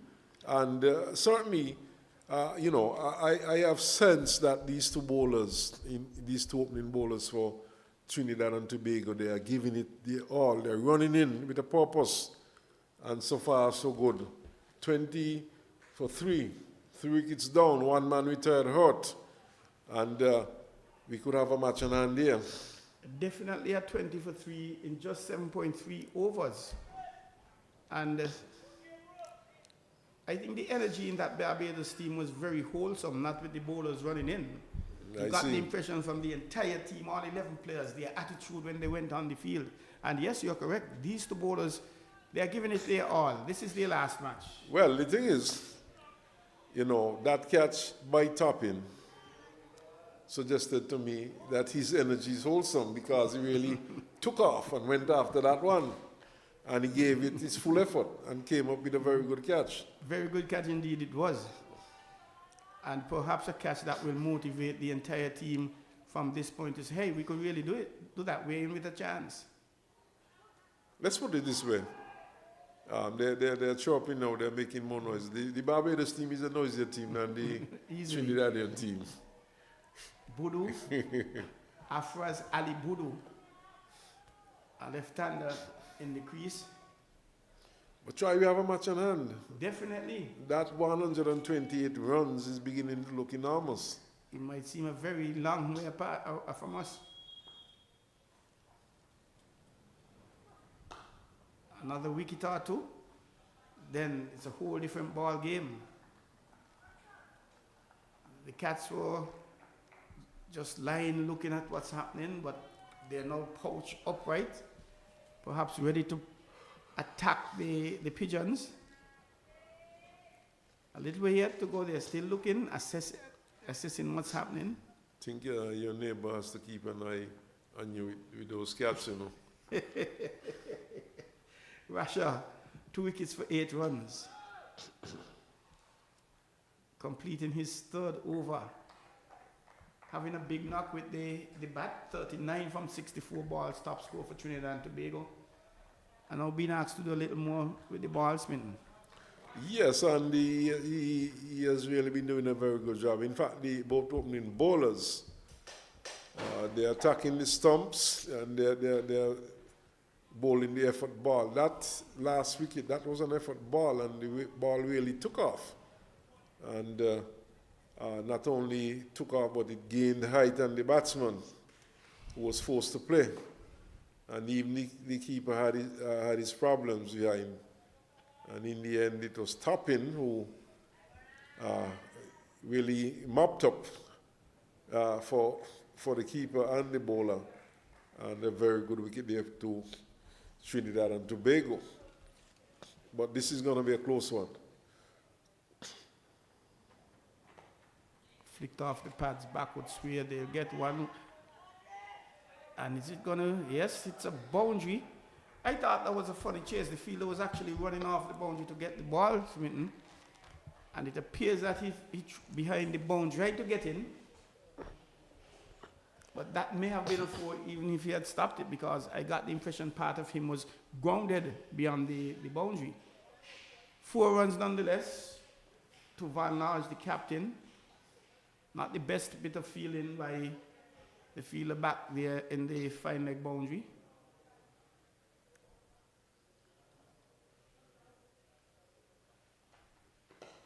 Drive in and a brilliant attempt in the cover. But that may have bounced in front, perhaps. No, it didn't try. He had to, it was in the air, well struck, and he dived across to his right and sort of parried it. He got both hands to it, but a valiant attempt at a catch there by the extra cover fieldsman. And Trinidad and Tobago, they're really pulling the stops out. The wicketkeeper is perhaps thinking that he should have taken it, but that was a goalkeeper style dive. Yes, high to the right. Great attempt by the fielder. Outside the leg stump. A bad ball after such a beautiful ball. Down the leg side, white signal. You don't have too many runs on the board and you can't afford to give away freebies. I think that fielder was Madre, who, in fact, no, that's still trying to work out who that fielder is. Humidity rising a bit as chase continues. Ooh, that one getting some height. Van Large getting up on his toes, damming it down to a backward point position.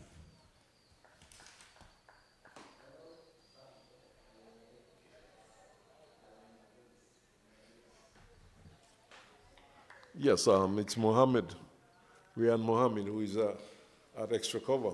He's the one who made a valiant attempt to rope that one in.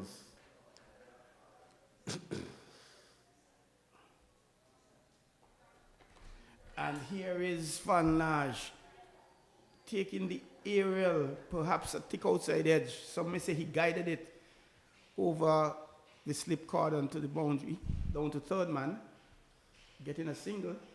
Don't think he really was in control of the shot. He was flashing that one outside the half stump and it peeled off the outer portion. And it ran down to third man for a run. But whether or not he was guiding it, that's a different proposition altogether.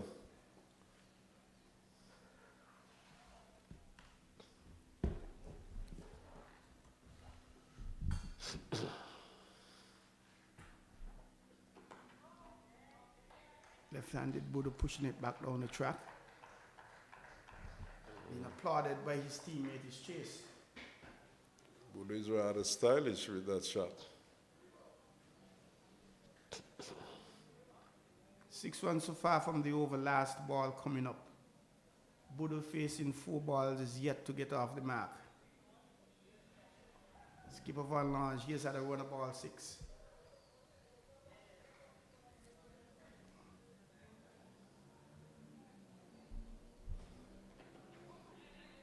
Trying to flick that one into the onside. Going back with a square. Leg by being signaled. Leg by signaled by umpire Ephraim Banks. The end of the over. 27 for 3. One more over left in the power play. So, 27 for 3, 9 overs. They're going at just 3 runs for over. Very much up with the required run rate, but they've lost 3. And perhaps Chase would have had some 5 overs so far for 18 runs on 1 wicket. And Ratcher is back for his 5th over. And I suspect that we might be having some bowling changes very soon by the Trinidad and Tobago captain. But they're really fighting back here this afternoon, the Trinidad and Tobago team. They're not rolling over and playing dead. Push back down into the offside. Is Budo yet to get off the mark?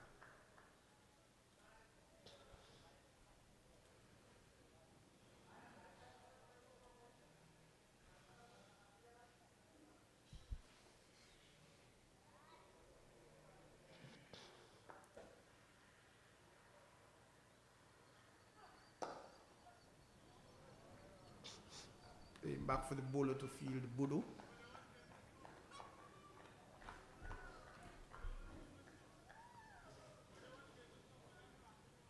Trini is trying to get under the head of Budo where he's yet to get off the mark.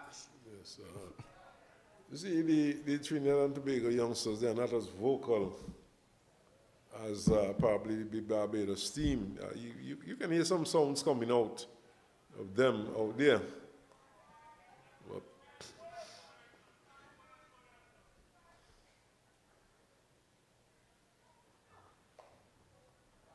playing that one backward, going into the boundary, really guiding it. 4 runs, Budo, a lovely way to get off the mark. yeah, that's a lovely shot. Well played, well timed, well placed. And just backward of square on the offside, more into a wide third man area, very wide, bordering on backward point boundary, but nevertheless 4 runs. Sees his team inching into the 30s, 31 for 3.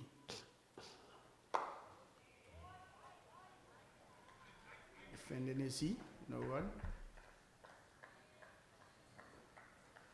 2 balls left in the first power play.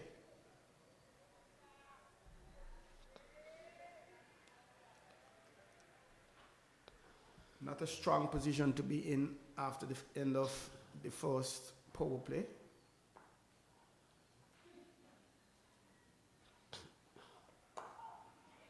And that one full played into the onside backward square for a single. 98 runs needed in 241 balls. That's all of the remaining of today. The end of the power play, Swinton 32 for 3. Guyana chasing 129 for victory. Not quite, is it? Another delivery to go in the over. Ah, yes. 5 runs from the over so far.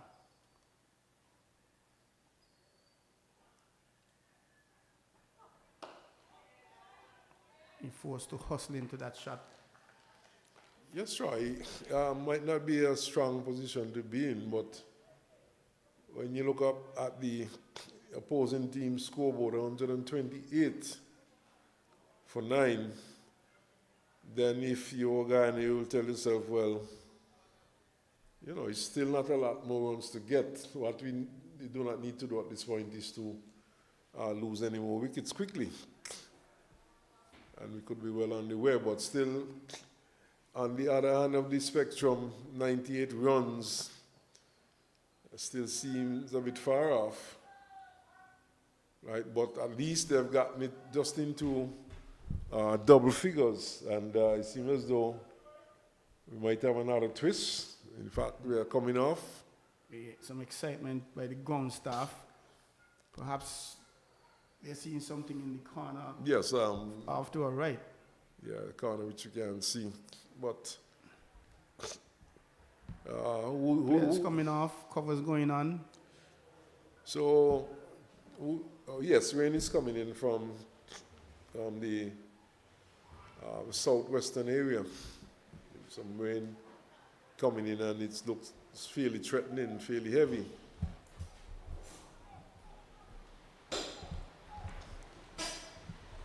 That one was not part of the script, Troy. No, I was just about to say, I'm waiting on you till you finish to say there's a quietness about the ground. Everything seemed just quiet, as if all the sound went away. And perhaps it was because that rain was setting up to come. And the ground staff, they are ideally positioned to see that. And they would know the conditions quite well also. Few of them are from the area. If I'm not mistaken, I think the head groundsman for this, the head groundsman for this venue is CWI Douglas out of Sandy Point. But he is. He would have played for St. Kitts and a very experienced groundsman. But that's the position here. 128 scored by Trinidad and Tobago. Guyana 32 for 3.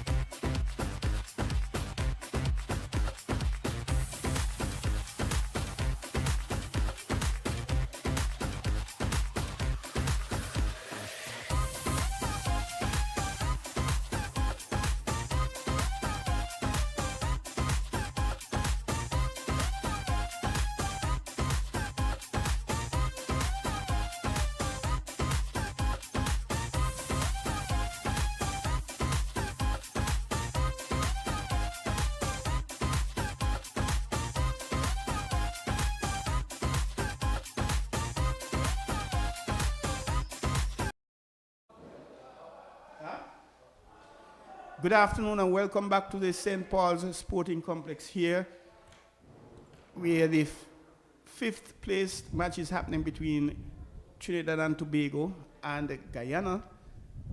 We are now resuming,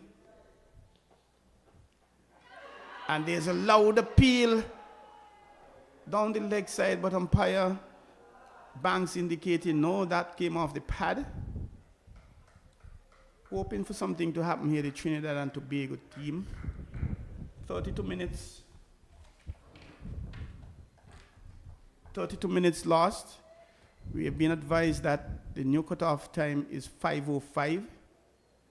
No overs lost. The stoppage was 32 minutes long. And there needed to be 70 minutes lost before deductions would have kicked in. But the rain was just a few minutes.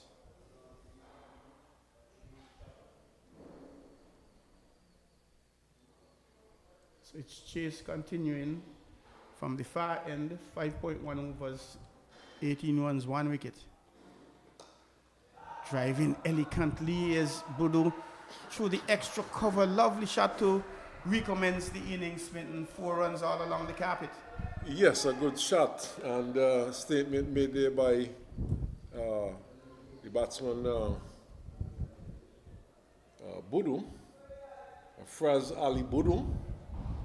Lots of letters there, and of course they, with Trinidad and Tobago bowling so well, the Guyanese batsmen would be looking to put the pressure back onto the Trinidad and Tobago bowlers now. 36 for 3, the Guyana team, chasing 128 in all of 50 overs. Driving again to the offside, to the covers. They're only going to get 1. They're looking for 2. There's no misfield. 5 runs in 2 balls after we've resumed. They're still 92 runs away in 237 balls. Just laid up nicely, Troy. And a good stiff breeze blowing across the field. And we expect that this would take any clouds around further away. We've had almost 3 weeks of cricket, and we have not had any rain interruption. There was rain just before the start of play a couple of days ago, and play back on Monday. Driving again through extra cover, elegant shot is the captain, and the ball races to the extra cover region for 4 more runs. 4 lovely runs. Yes, and the Guyana's team, they must have had a team session during the rain break, and they've come up playing shots. And they're not irresponsible shots either. There are some very good shots, and placing the ball well and choosing the right deliveries to go after. And what this tells me is that they're trying to put the pressure back onto the Trinidad and Tobago bowling attack.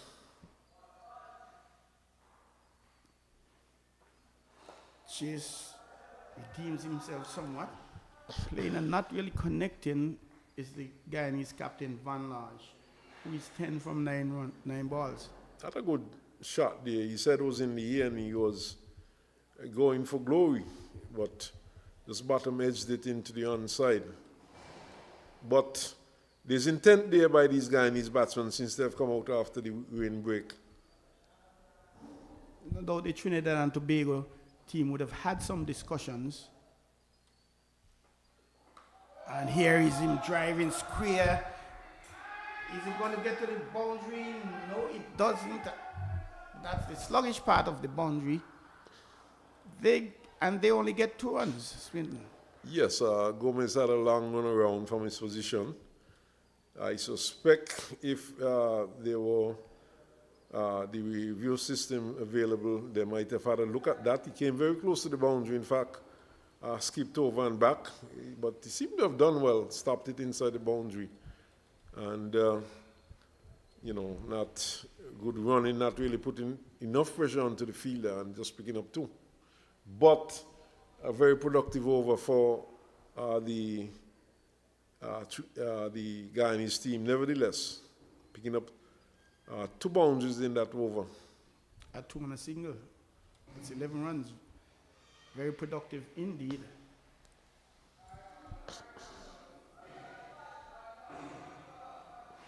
They are now needing 86 runs to get.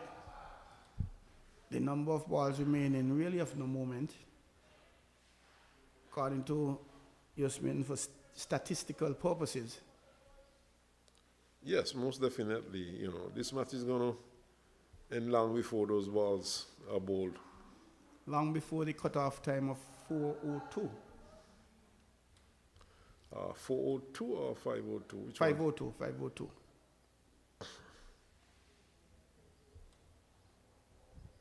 Before the rain, the cutoff time would have been 4:30, but then because of the 32 minutes lost, it's now 5:02. Trinidad and Tobago team, they are working again. Some adjustments being made on the field. The long on being asked to come into a mid-on position. 1 slip, 3rd man. Playing it backward through the long on region, long leg region, picking up just a single. Budo's looked good so far. He's only on 11, but certainly he has looked good so far. He has played 1 or 2 good shots. And he's middling the ball. He's getting in behind. Good feet movement, showing good technique. So he certainly is bringing some calmness to his team. The Guyanese team would want that and a little more. They'll want some runs from both of them, a big partnership. And here is Van Lodge driving through the cover.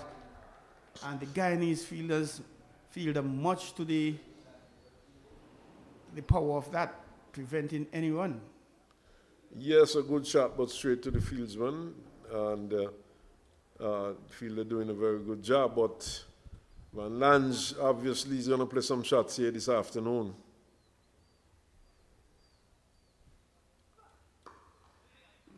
Getting up full height, playing it off the body into a forward square position for a single. Ratcher bowling from the media center end. 5.3 overs, 15 runs, 2 wickets. Top scored for the Guyanese with the Trinidad team with 39. Very effective all-rounder. Tall and lanky.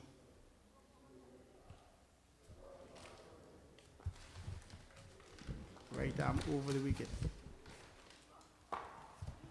That one a little over pitched on the leg stump. Played into a wideish mid-on position for a single.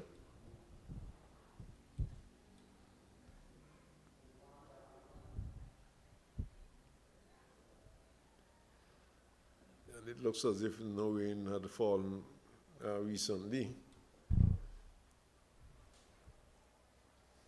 Not a pleasant afternoon.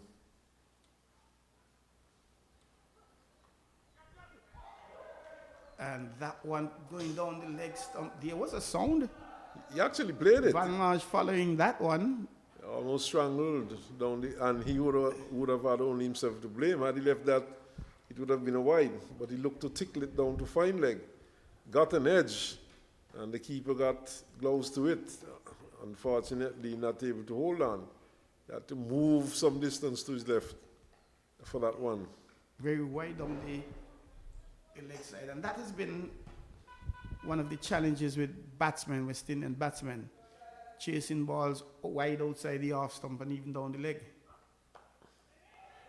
Playing that one backward off point, taking the single after they were sure that it beat the fielder.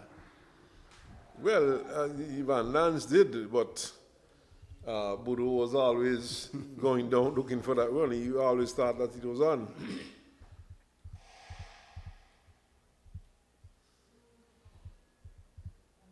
the end of the 12th over. Van Larger won a ball 14, Bodo 12 from 15, 47 for 3.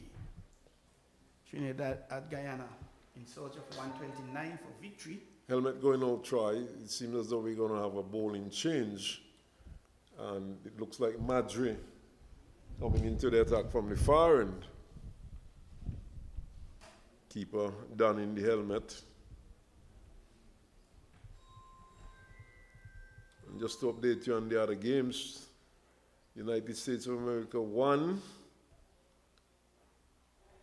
212, Barbados replying strongly. 101 for 1. Ow. From, wow, you said wow, but 9.4 over strike. Double wow. I need to look at the scorecard a bit closer. Of course, that's the final going on there at Connery. Let's look at the scoreboard. Let's tell you what's really happening down there now. Michael McKenzie opening the batting. Greenwich, he's Mackenzie's the leg spinner for the Leewards. Michael Greenwich. He had a top score of 85 here at St. Paul's a few matches ago. Well, he's not out on 27 from 21 deliveries. There was a quick fire 34 from 14 deliveries from Zachary Carter. And Shaquan Bell coming in at number 3. He's not out on 35 from 25. So Barbados looking to break the back of this chase as early as possible. When they've batted second, they haven't done that well. They've won. You know, Shaquan Bell has been making runs, so coming in at number 3 in this match. Very good all-rounder. As we see Zachary Madre bowling from the Caribbean Sea end, the southern end.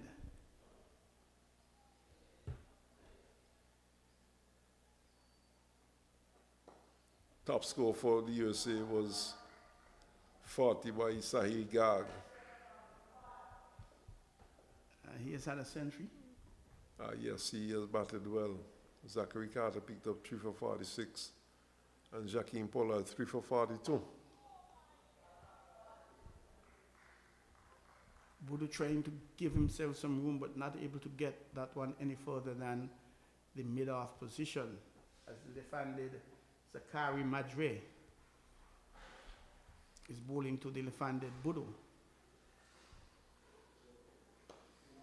Giving himself some room again, playing it through the extra cover region, getting a single.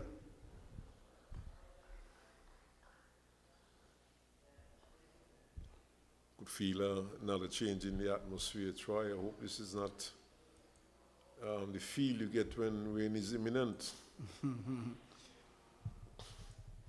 We are in the hurricane season, which started on the 1st of June.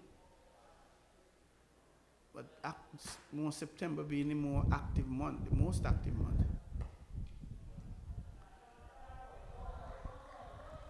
USA of America 2 in reply to 211 made by the Leewards. They are 46 for 2. And Jamaica in reply to 226 scored by the Windwards. They are 64 for 1.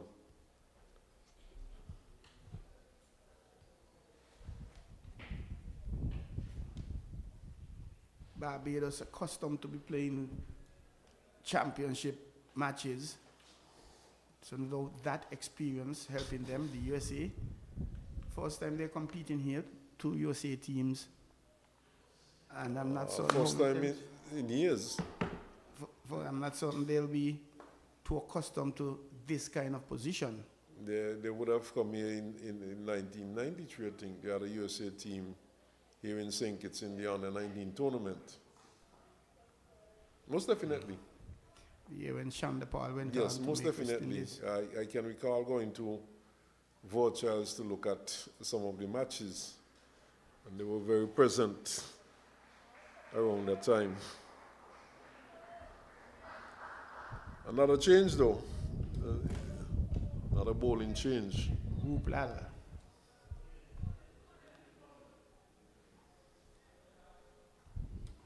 a 5-4 field being employed.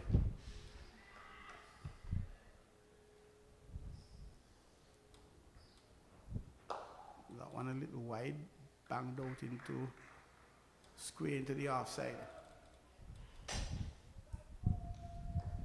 Approaching their 50, this Guyanese team. And this one pops back very uppishly. Not the best of shots at all, but falling just about a yard and a half ahead of Wublal.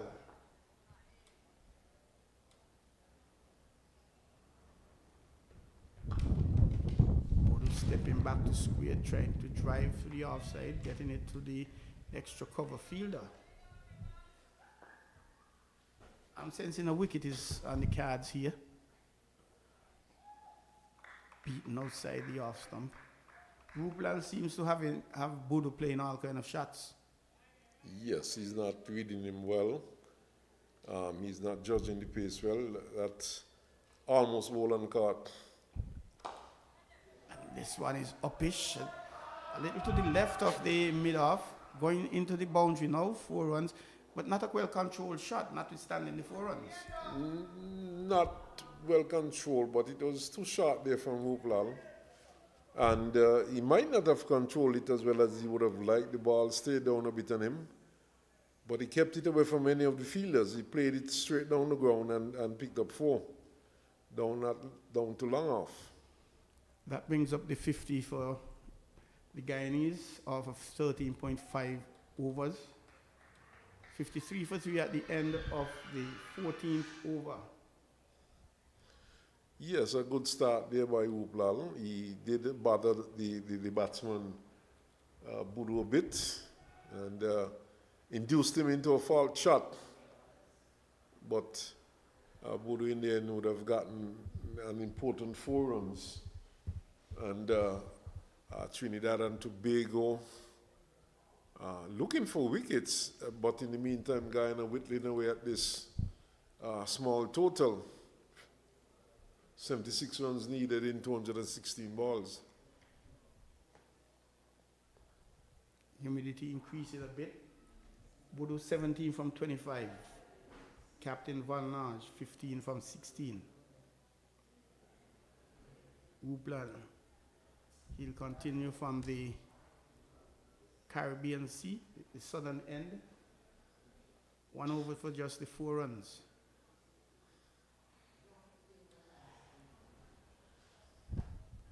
There's a slipper backward point, perhaps cover point. Cover, a man down on the whitish long off boundary, one on the long on mid wicket. Man sweeping forward a square.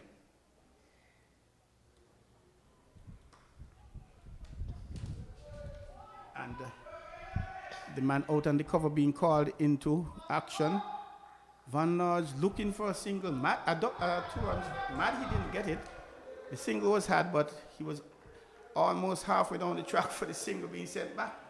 I think they could have been a little quicker about the first one, but it's a good thing he went back door. We saw a good strong throw from Gomez on the cover boundary, right back on the boundary, and it came right over the bails to the wicketkeeper. Gomez is a strongly built young man. Coming forward, playing that onto the 45. No is the loud shout from Bodo. It seems as if Van Nage wants to get on with things. They need to score runs, but there is no haste.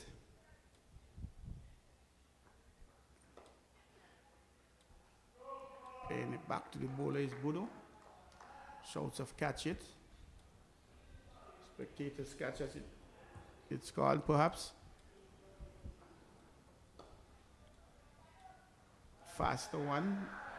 The amble through to a single ball being played out to the long off region. But there's no need for any haste here, Smitten. No. Easy as she goes. Yeah, but from the approach since the rain break, seems as though the Guyanese team is looking to finish this one as quickly as possible. Captain is out there, he's been playing a few shots. He's been hitting the ball well. He's been hitting it hard.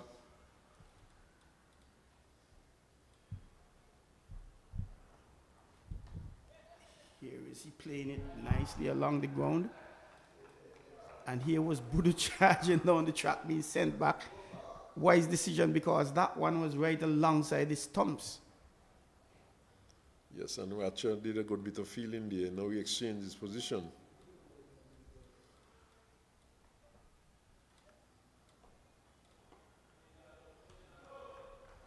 We were speaking about names earlier, Smitten. Brendan Budu, the bowler from the far end, he is bowling to Afraz Ali Budu. Yes. The names spelled differently. Differently. B-O-O-D-O. Well, actually, is it Budu? Ali Budu is Bodhu. It's more like Bodhu. Bodhu, and the other yes. one is Budu. Bodhu. But who is going to take this game? But then again, it depends on how you pronounce it. It could be Budu also. Bu and D-H-O-O, Budu. So one never knows. It's going to be Ruplal to continue from the media center end, the northern end. Right arm over. Flicked around the corner by Budu. They run through quickly for a single. The fielder coming, a nice run by the fielder. Yes, attacking the ball and changing, creating doubt in the field, in the batsman's minds. And in the end, they decided against attempting a second run.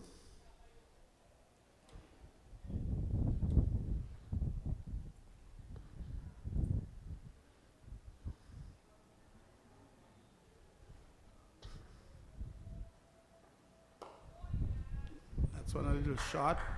Punch down to the long off position for a single.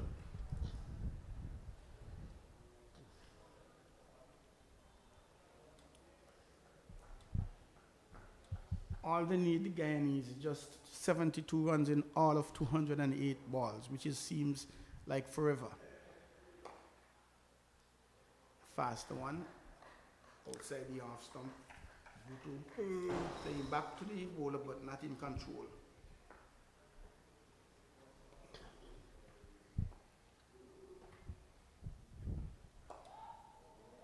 Defending out into the offside is Budu. And Ruplal changing up the line and length.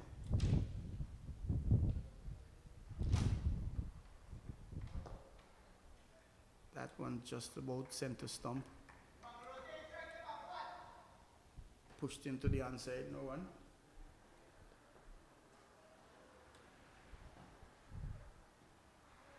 Getting back, swiping and missing. End of the over. No swiping swiper. Partnership of some 37 runs, is it? Yeah, so a bit of a recovery here for the Trinidad and Tobago. In fact, the Guyanese team. And in fact, well, the players are there, the two batsmen are there conferring. But all seems to be okay. In fact, the emergency fieldsman went out with some water for the batsmen. They're ready to go, but building up into an interesting match, of course, but slowly and surely the Guyanese team pulling ahead of the Trinidad and Tobago team. They're now 57 for 3, and we cannot forget that the target is 129 to win.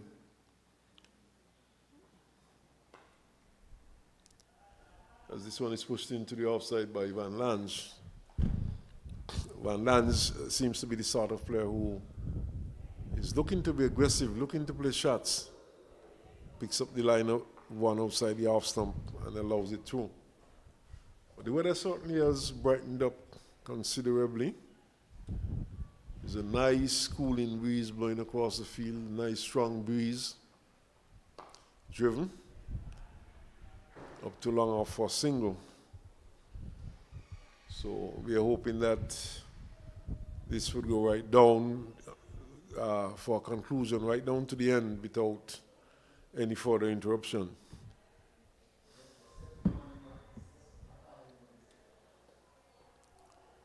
Oh, this one, is he bold? Yes, he is. He's bold. My goodness, that one seemed to have snuck between bat and pad and bold, Budu. And certainly against the run of play, just when you thought that Guyana was moving ahead, slightly ahead. In fact, I just mentioned that, Troy.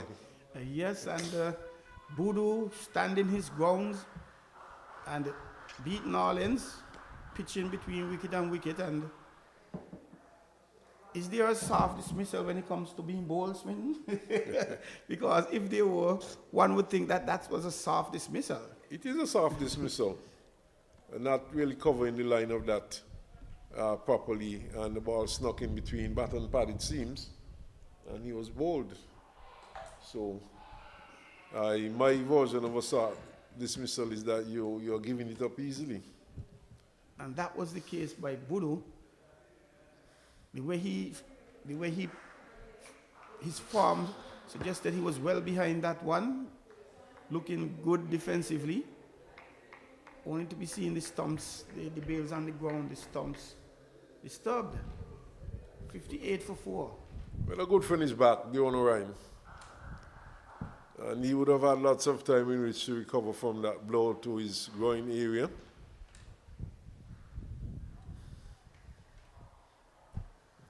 Blow which, of course, must have sent shock waves through his body. No one likes to get hit in those areas. But obviously he's okay now. So he's back out there looking relaxed at the moment. He's on 9 from 22 deliveries.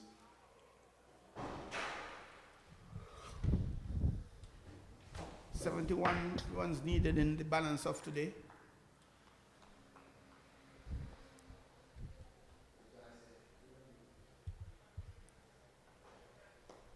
Starts with a defensive prod.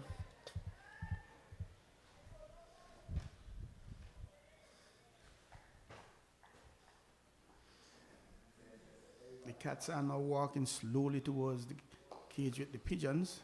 He gets this one down to widest long, and he gets his 10th run. Of course, he would have retired hurt with his score 9.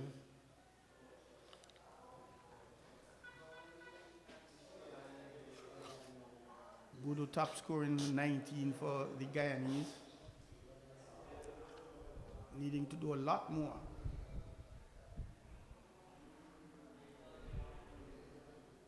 Well, that's the end of the 17th over. 70 runs needed. And of course, lots of balls in which, in fact, 198 balls in which to get these runs. So, for now, we can forget about the number of balls. That's very material at this point. But Leeward Islands doing very well, Troy, over there in Nevis. United States of America, 2, they are 58 for 4, as this one goes through the Rhine. So Leeward Islands, 211, 58 for 4, United States of America, 2. This one comes from the outer portion of the bat and goes down to backward point, no run. Barbados have lost the second wicket, 116 for 2, going after 212. Stayed down to point again. Jamaica, 87 for 2, going after 226.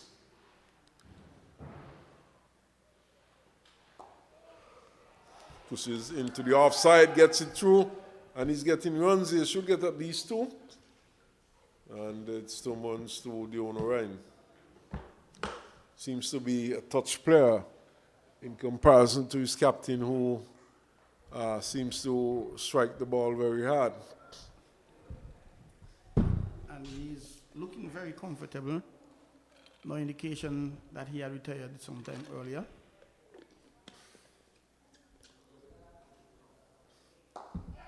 Driving, hands on the head, probably aerially past the bowler.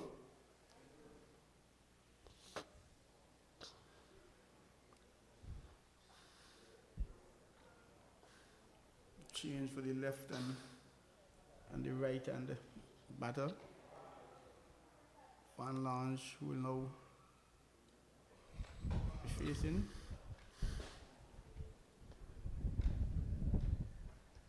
Oh, he's cutting and missing at one outside the half stump. And once Van Lange is there, he's going to move things along quite briskly. He's going to play some shots. Indeed.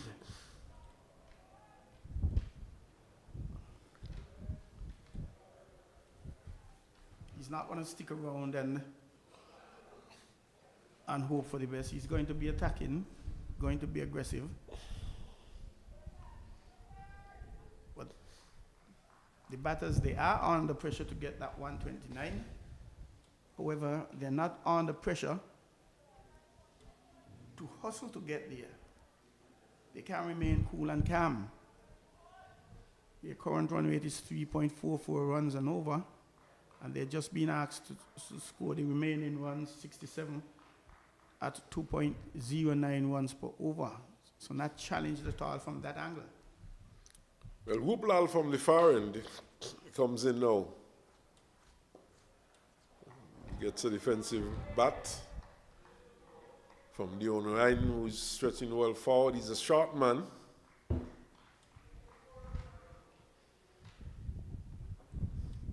He's driving back straight to the bowler.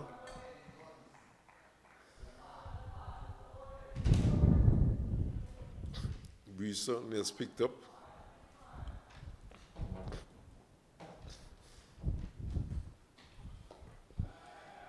This one is driven nicely into the offside for a single by Budu. Dionowine, sorry.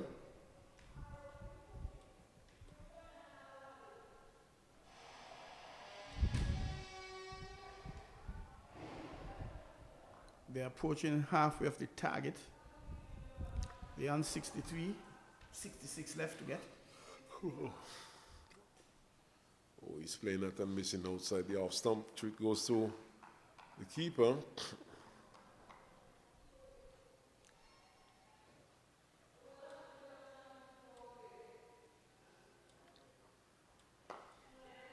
Drive up to wideish on, gets a single. And Van Lange will move to 19 with that shot. The containment of the Trinidad and Tobago bowlers, not really that bad. However, I don't believe they can do enough containment to avoid the Guyanese getting to that 129. Gets it up to mid off, and there's no run. Yes, they certainly would have to bowl the Guyanese team out if they're to win this one. If Guyana continue to bat sensibly, then they can get home quite easily. But 4 wickets are down, and who knows? A couple of quick wickets could change the complexion of this game totally.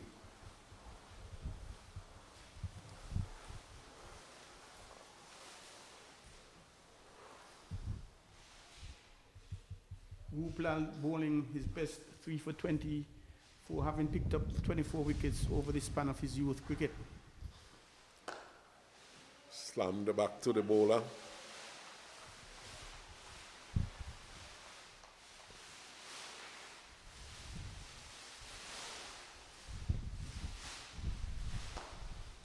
Oh, back to the bowler once more. He was looking initially to play it into the onside.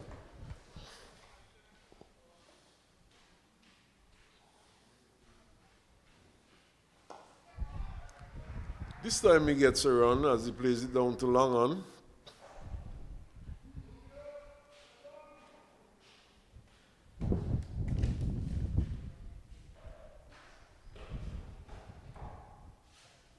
field adjustment. Left and right-handers in the wicket.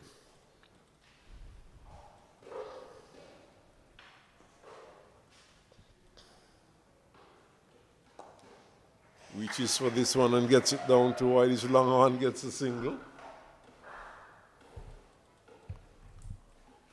Dion Ryan, one of the few centurions in this year's tournament.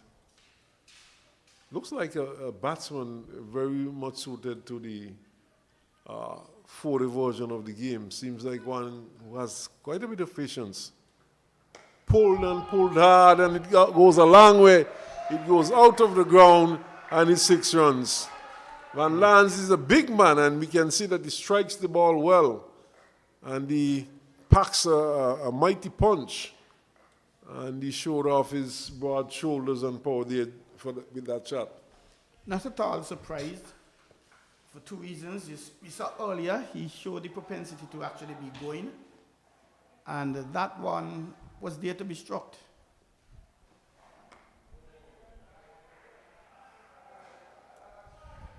Well, a few more of those, and this match would be over quicker than we expect. The end of the over. And somehow I like his approach. He's prepared to be aggressive. It's a small score, and one of the big mistakes we have seen teams making is that they tend to be very cautious when they're chasing a small total. Indeed, because too many times we've seen teams defend small totals. Well, it happened against Barbados when they beat the Windies 142. Monday again, we saw the Leos almost upending Jamaica with another low score.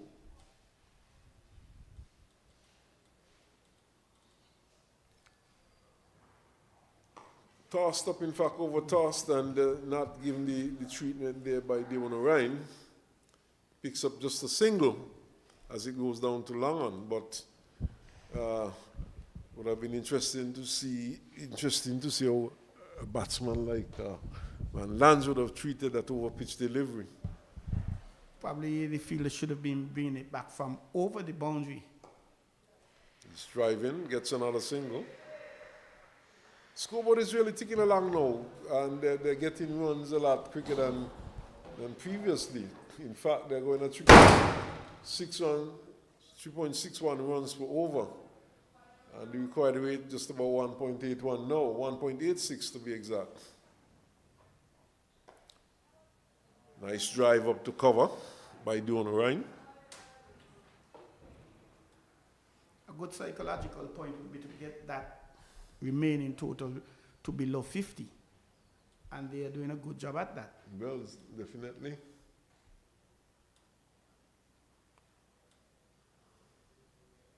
Just 54 runs needed now. Straight to the man at extra cover. Loud shouts of no, no.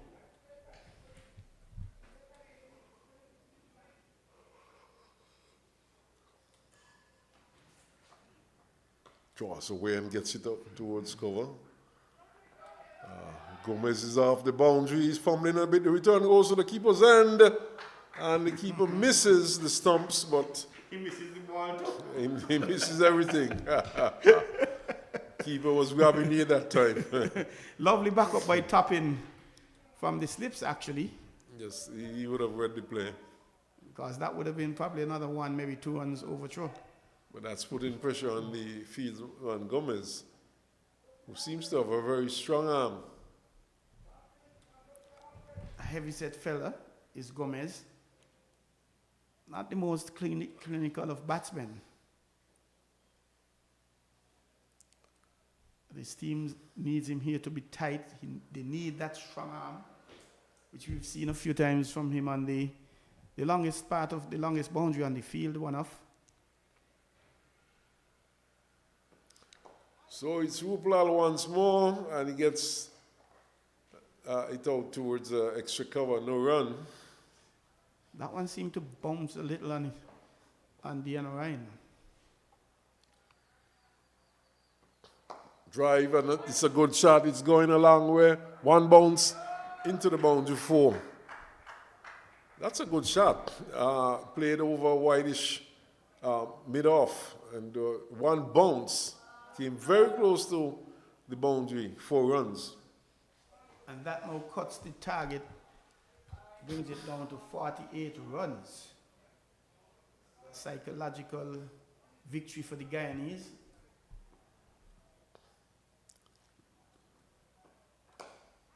After that shot, the mid-off was pushed back. Right back on the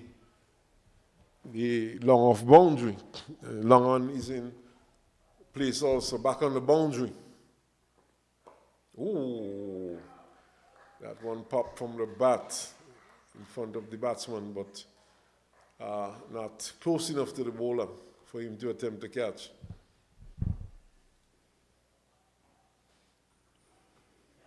Gets one which spins into him and keeps it out. The Trinidad and Tobago team employing their maximum 4 fielders outside of the circle for the second power play.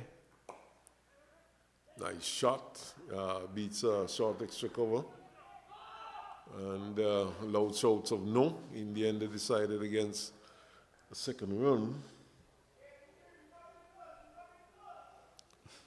So the over comes to an end. It's 82 for 4. Becoming close. The comments coming from the Guyanese camp. And coming close they are. They are approaching the 100, but they are also just 47 away from the target score.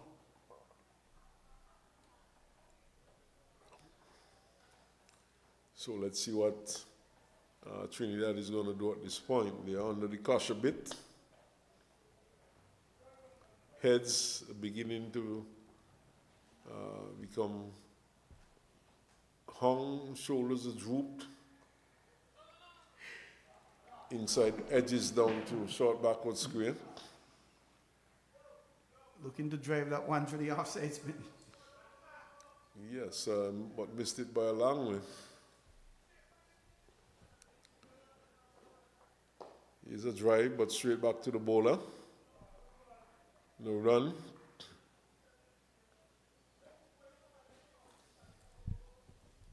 This match for the 5th position. And so far, the pundits might believe Guyana, they are more in the driving seat. Well, at the moment, yes, they are. But a quick wicket or two here. Played nicely into the offside. A wicket or two, and the Cats will be definitely amongst the pigeons. And weaving havoc.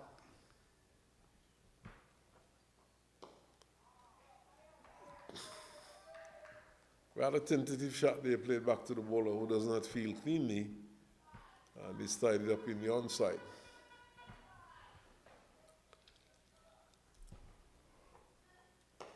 Styree drives it up to long off and will pick up a single. It now goes to 83 for 4. Over in Connery, 131 for 3 Barbados. And this is in reply to 212 scored by the USA 1. So USA 1 up against it at the moment, could very well be losing their only match of the season. He draws away and looks to force into the offside. Bottom edge it's past his leg stump. And lucky not to have played that back onto the stumps, Van Lange. So we have had another over completed. It's 83 for 4. Inching themselves towards this victory target. With a big blow here and there, the Guyanese winning the toss and asking Trinidad and Tobago to bat first. And the captain, he proved it was the correct decision.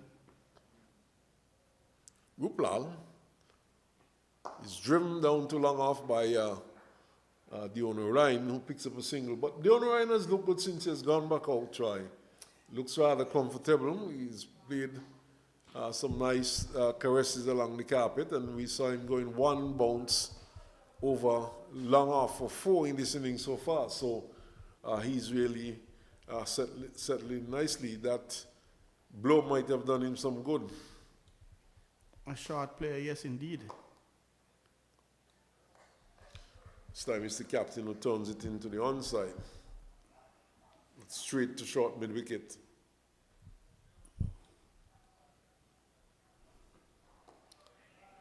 This time it's backward of square, and the fielder had quite some running to do from his position at short mid-wicket, and they were able to pick up 2. Very good running indeed. It was always 2. And they ran the first one with some urgency, ensuring it was 2.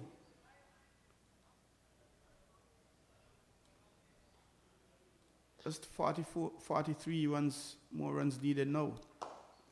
It's forcing down to long off this time. Just a single. Madre comes off the boundary. Fields sends a long return into the bowler.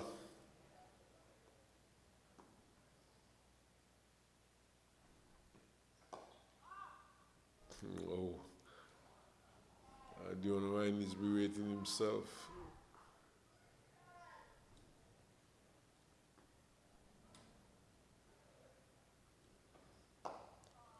Easy single, down to long off. Ratcher has to move across from his right to his left to retrieve, and the single easily taken in the end. So at the end of over number 24, actually, it's 87 for 4.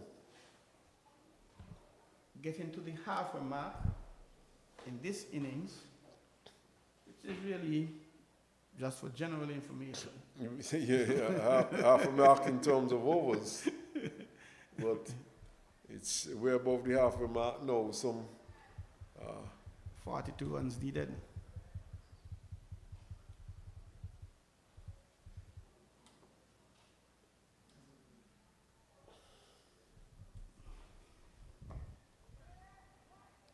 Yes, they take the single as the ball is to the left of extra cover, who has to cover some ground, and long off was back on the boundary, so easy single in the end. And they are getting these targets quite easily now. Here we go again. This shot takes Guyana into the 90s. Another 10 runs there, they've gone past 100. And once you have gone past that 100, the target looks even smaller. Indeed. And the instructions coming from the Guyanese camp is boost your average, come not out. Driven, and driven well. Another single. And we're seeing it looks like a lefty warming up.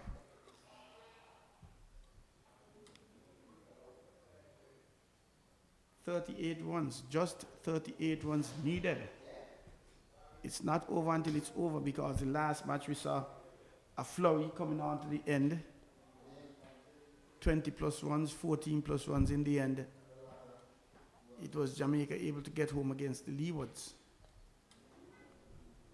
2 quick wickets put this game in a completely different perspective. Oh, he's looking to dab out one outside the off stump, and it goes to the keeper.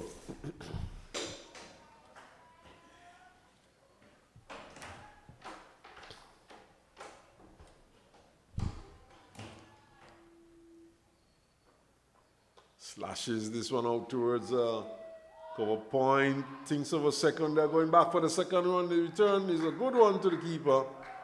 And the batsmen are home though. So 90. 3 it is now. 93 for 4. And lands 35. Captain leading from the front and doing quite well for his team. Gets this one out to cover. This time there's no run. Gets it to short cover, which easily fielded. The over comes to an end, and 93 is for 4. And Guyana really recovering nicely. And they've only lost some 4 wickets. United States of America 284 for 2, going after 211. And Jamaica 102 for 6, chasing 226 made by the Windward Islands. Barbados 141 for 3, going after 212 scored by the United States of America.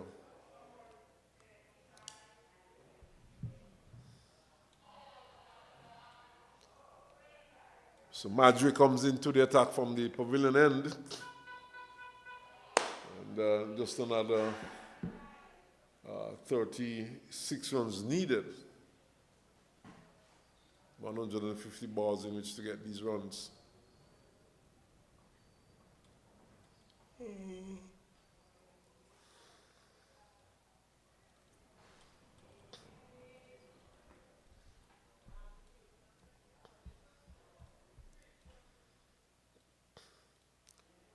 So we're ready to go. It's Madrid who goes in now. Left arm, leg spin, bowls to Dion Ryan. Dion Ryan beaten outside the off stump with that delivery.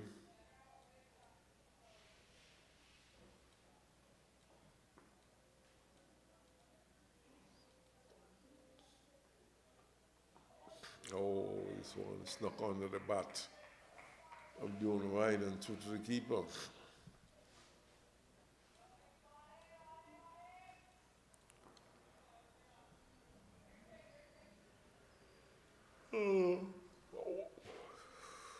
Driven down to wide is long off.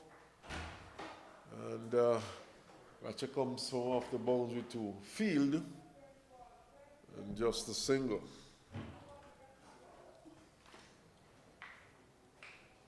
So inching closer and closer to the 100 mark.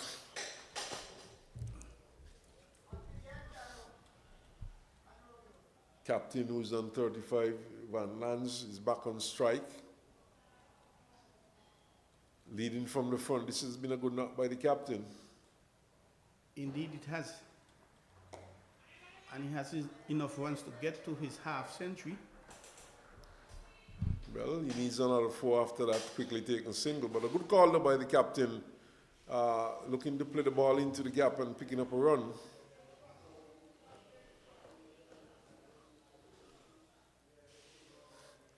Resigned look on the faces of the Trinidad and Tobago players. Shoulders have dropped. Oh, he edges, does he? Yes, the bowler is not happy, and they're back for the second run. Yes, he did edge it indeed. So the owner gets away with 1. He has the quality of a senior team player, Dion Ryan.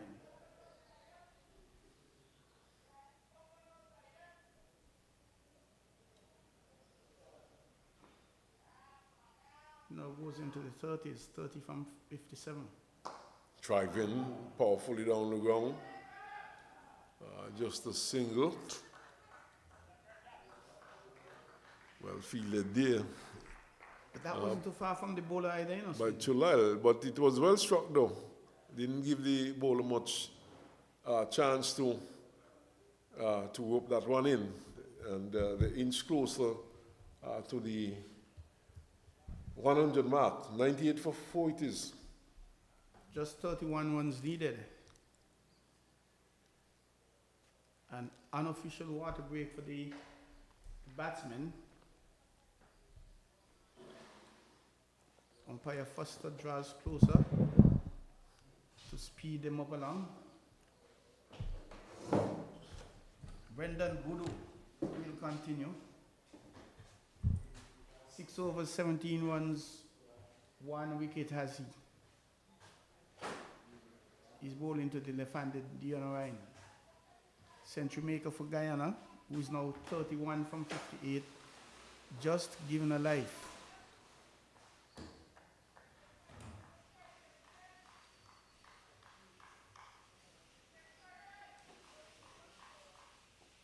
The Trinidadians seem to have given up hope.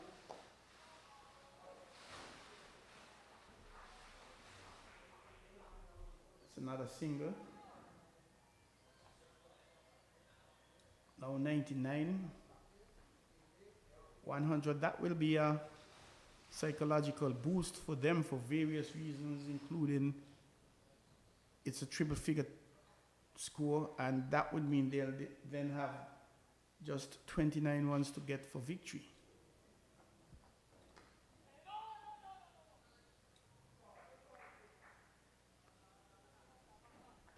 Skipper sending back Dion Rain, who was looking for the single, but it wasn't on.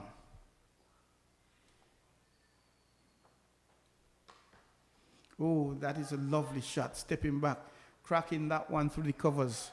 But they'll only get one because there's a fielder sweeping on the cover boundary.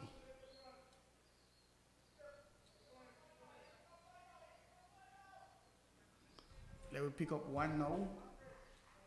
Is the shout coming from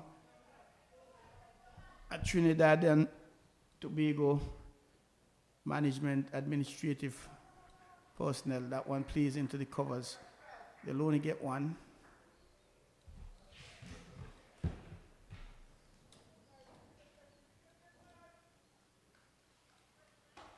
That brings up the 100.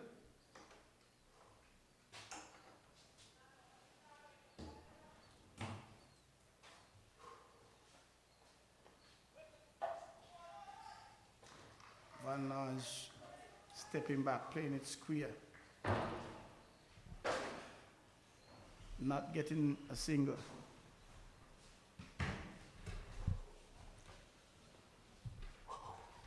A very valuable 43-run partnership this is.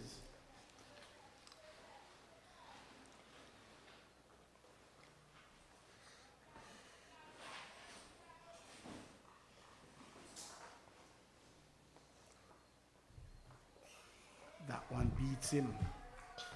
It's Van Lange. 37 from 47 balls.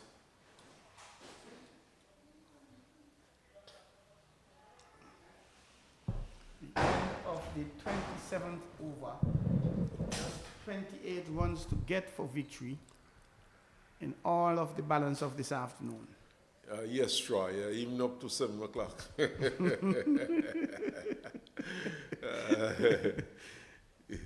But it's easy to bet on this one, though. And I'm pretty certain your money would be on the Guyanese team. But who knows? A wicket or two here, and we have seen what could happen. Just on Monday, Jamaica was sailing along quite nicely and almost lost to the Leewards in the end. Indeed. And it is said lightning don't strike in the same place twice. Most definitely not. But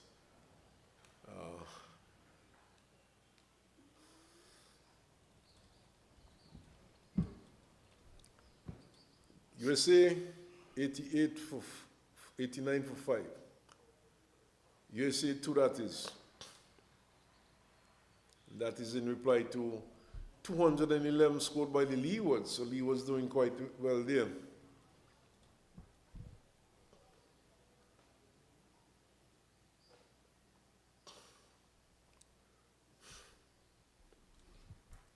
It's Madrid to work again.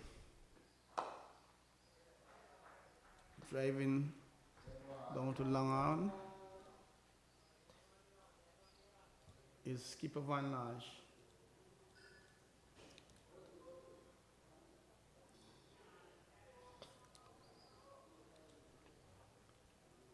These two have batted well.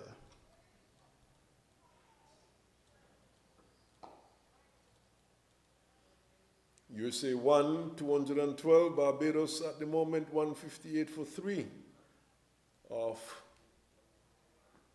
just some 26 overs or 20 overs. And here's Duran Ryan going eerily into the onside and goes into the boundary. It's a good shot. It was into the boundary in a flash. It dropped a bounce quite high, one bounce over the boundary. So doing it quickly, 107, try. You'll be out of here soon. Less than another half an hour. And that is being generous. 22 runs to get.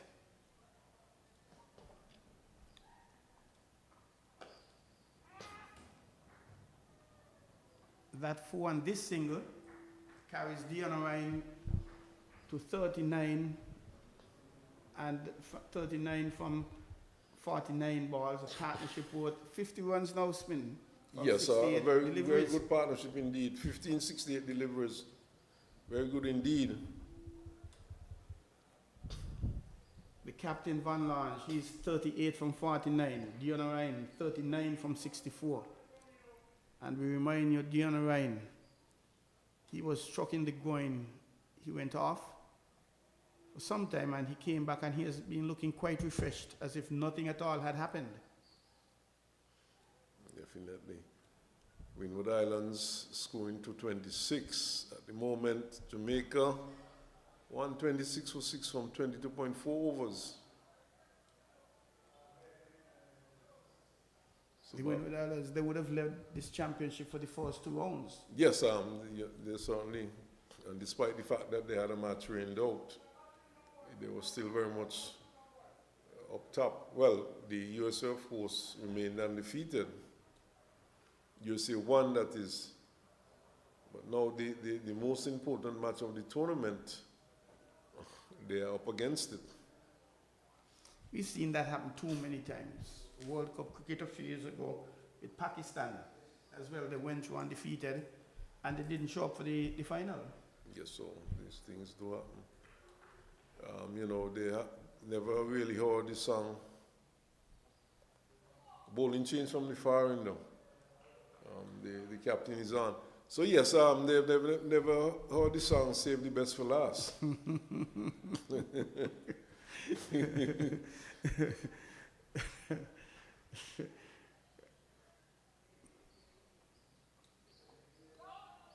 Playing that one back with the screen and a lousy bit of feel in the air. Oh goodness, you've seen this happening too often in these matches. When you think that the fielder had it covered, the ball just goes to them. But in fairness, the field is a bit on the bumpy side, the outfield that is. So perhaps, you know, the ball bouncing on them quite suddenly. 20 runs, Roy. I think he was undone by that. Yes. And then 20 runs definitely within striking reach. Speaking of save the best for last, Mitten, I don't know if you would have had the days when you're eating and, as we say colloquially, our relish, our meat, you're saving the biggest piece, the fattest piece for last. Yes, but of course you could be endangering your relish if someone comes along. Yeah, which happened most often. And going very aerially is Van Lange. A player is chasing, but only to collect it from over the boundary. A big 6 is Van Lange, taking him to 44. He's on strike. Still 14 runs to get. Well, that really, you know, really propelled the score along quite quickly. So, and if we get bad bowling like that to Van Lange, we'll be out of here quicker than anticipated. Just 14 runs. Playing defensively is he. And that relish, putting it up. Sometimes your bigger brother or sister, even the smaller one, would come and snatch it from the plate, or it might drop out the plate, drop on the floor. Oh, yes. And here is Van Lange going aerially, and man is getting under it, and he takes the catch easily. He did some running coming from the wideish long off. Van Lodge mad with himself, but he goes for 44. Yes, opportunity to get a half century given away. I did that fielder. I'm trying to pick up that fielder, but he's some distance away from us. It's not Smith, but a good catch nevertheless. And we, like I've said, we have seen some good catching in this tournament. The youngsters certainly, they're catching well. They've dropped some easy ones, but certainly catching well. 115 for 5. Is this too little, too late? 14 runs needed. Could we see a recurrence of the Leewards-Jamaica game, Smitten? Well, it's possible, but I doubt that very much. I very much doubt it as well. Latif comes to the crease now.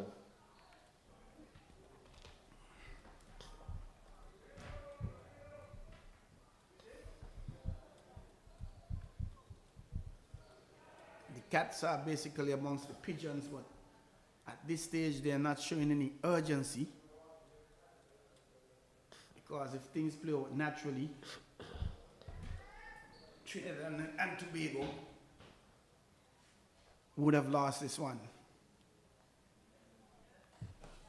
Guyana winning the toss and asking Trinidad and Tobago to bat first.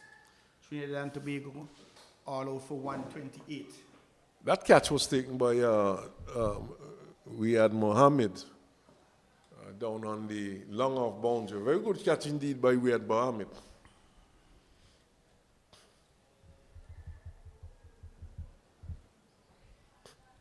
Skipper Rampersad coming on, 7 runs in the over, a single and a 6, and then picking up a wicket on his 5th ball.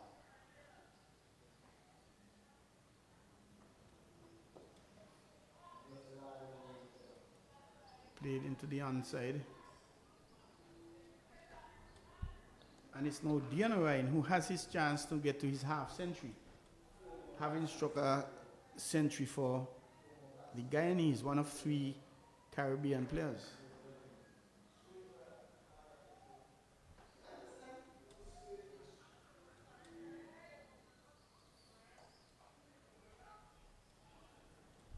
Cricket will be happening here for the next few days. Here as in St. Kitts, where we'll be having Australia and the West Indies battling at Warner Park from 7 p.m. tomorrow, Friday, for the 3rd T20 International, the 4th being Saturday, the 5th being next week, Monday. And the CPL will be coming up shortly behind that.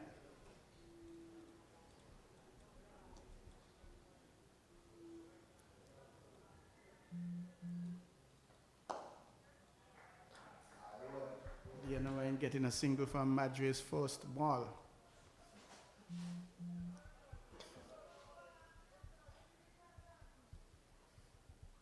Question is whether or not Dion Ryan could get to a half century. 13 runs to get.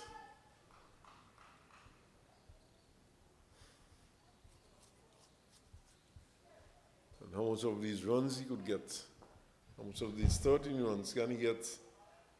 9 of those 13 runs. Mathematically possible.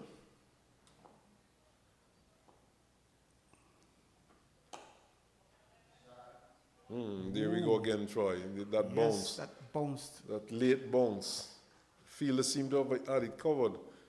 And then he had to pull away, turn his face, and the ball bounced into his body. Umpire Foster considering a concussion check, but he decides not to. I don't think it struck him about the head.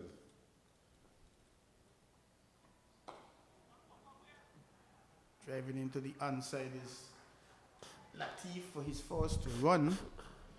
And we haven't had any words, Smitten, about the Trinidadian Ramanan, who would have gone to the hospital. Just for observations. Jamaica 130 for 7 going after 226. That seems to be heading Windward Islands way. And here's the other one. He goes aerially over the extra cover. They run one. They run two. It's going down to the boundary, and it has the legs to get to the boundary. 4 runs, the other line. It's a nice shot, inside out, opening the face of the bat, playing it over the infield down to the extra cover boundary for 4. That's a lovely shot indeed. Very much so. It takes him to 45. 8 runs needed. Well, he gives himself a very good chance with that boundary to get to a half century. 2 balls left in the over. He flicks it around the corner. He's looking for 2, thinking about it. He'll only get 1. I think if he wants his 50, he would settle for 1. I was thinking that. Unless he was planning to hit the next one for a boundary. But still a lot left in the tank for him to get to that landmark. 7 runs needed. He needs another 4 runs. So would Latif just play this one defensively? Yes, he does. He's very much aware of the position. He gives the strike back to Guyana at the start of a new over. Yes, so. Do you think if that was a ball to hit for 4 or 6, Latif would have done that? Well, he could have hit that for 4 if he cannot drive well, because it was the ball pitched up on the pad. But even before the bowler had bowled the ball, Latif was shaping into a 4 defensive right. I would play the kind of cricket, Smitten. I'll give the non-striker the opportunity to get to whatever landmark. The thing is, there are lots of balls left in the game, 120 balls. And that's how many overs? 20 overs left, 30 overs gone. So,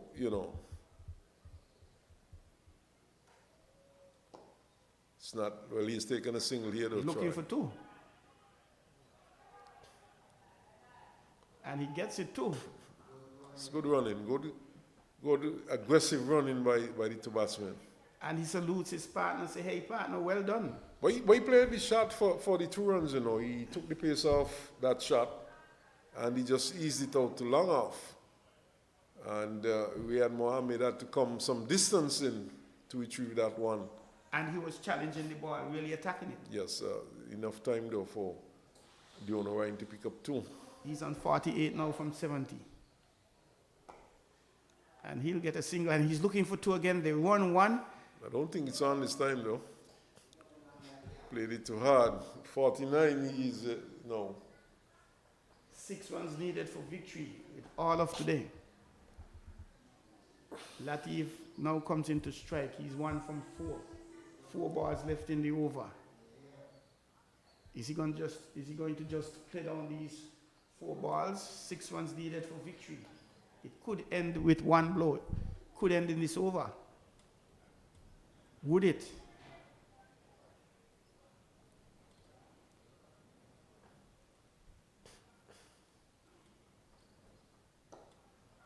And he takes the single, gives the strike back to the other line. Clearly he wasn't interested in 2 Smitten. Oh, no, definitely not. And there's just 4 runs needed. 117 balls in which to get these 4.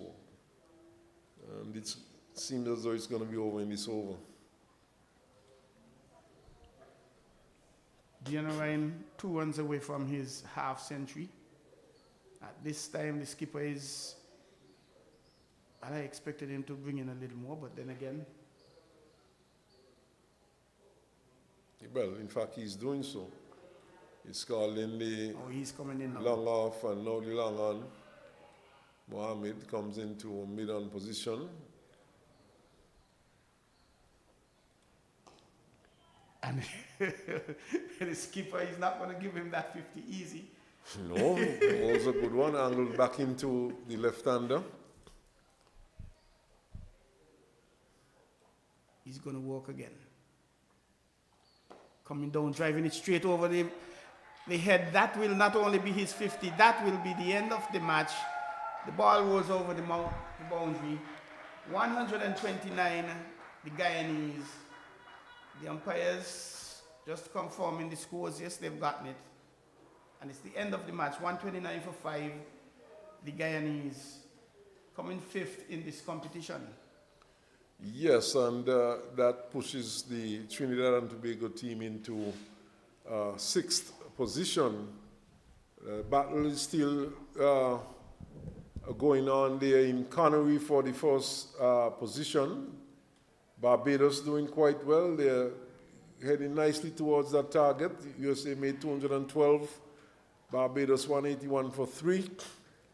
Leewards in a fairly strong position also over in Nevis. They're playing for 7th position over in Nevis. And they're playing against the United States too. Leewards 211. United States 214 for 6.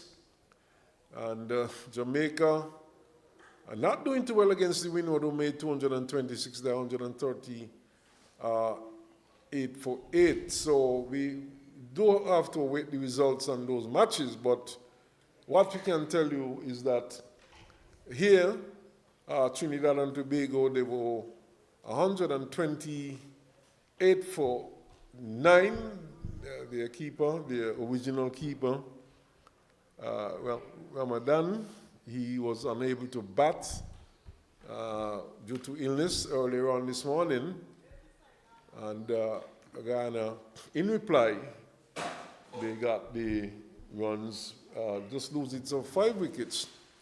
And, you know, it's been a pleasure covering these matches. We started on July the 3rd, and of course today is July the 24th. Matches spread over a number of weeks. You play one day and you rest 2 days.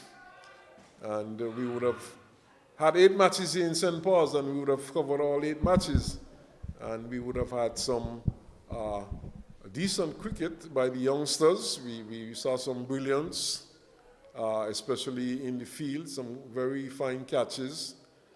And a lot to take away from this tournament, this West Indies Under-19 tournament held here in St. Kitts. So, Troy, I don't know if you have any last words before we wrap up finally. We saw a century as well from Pascal. Yes, we did see a century from Pascal.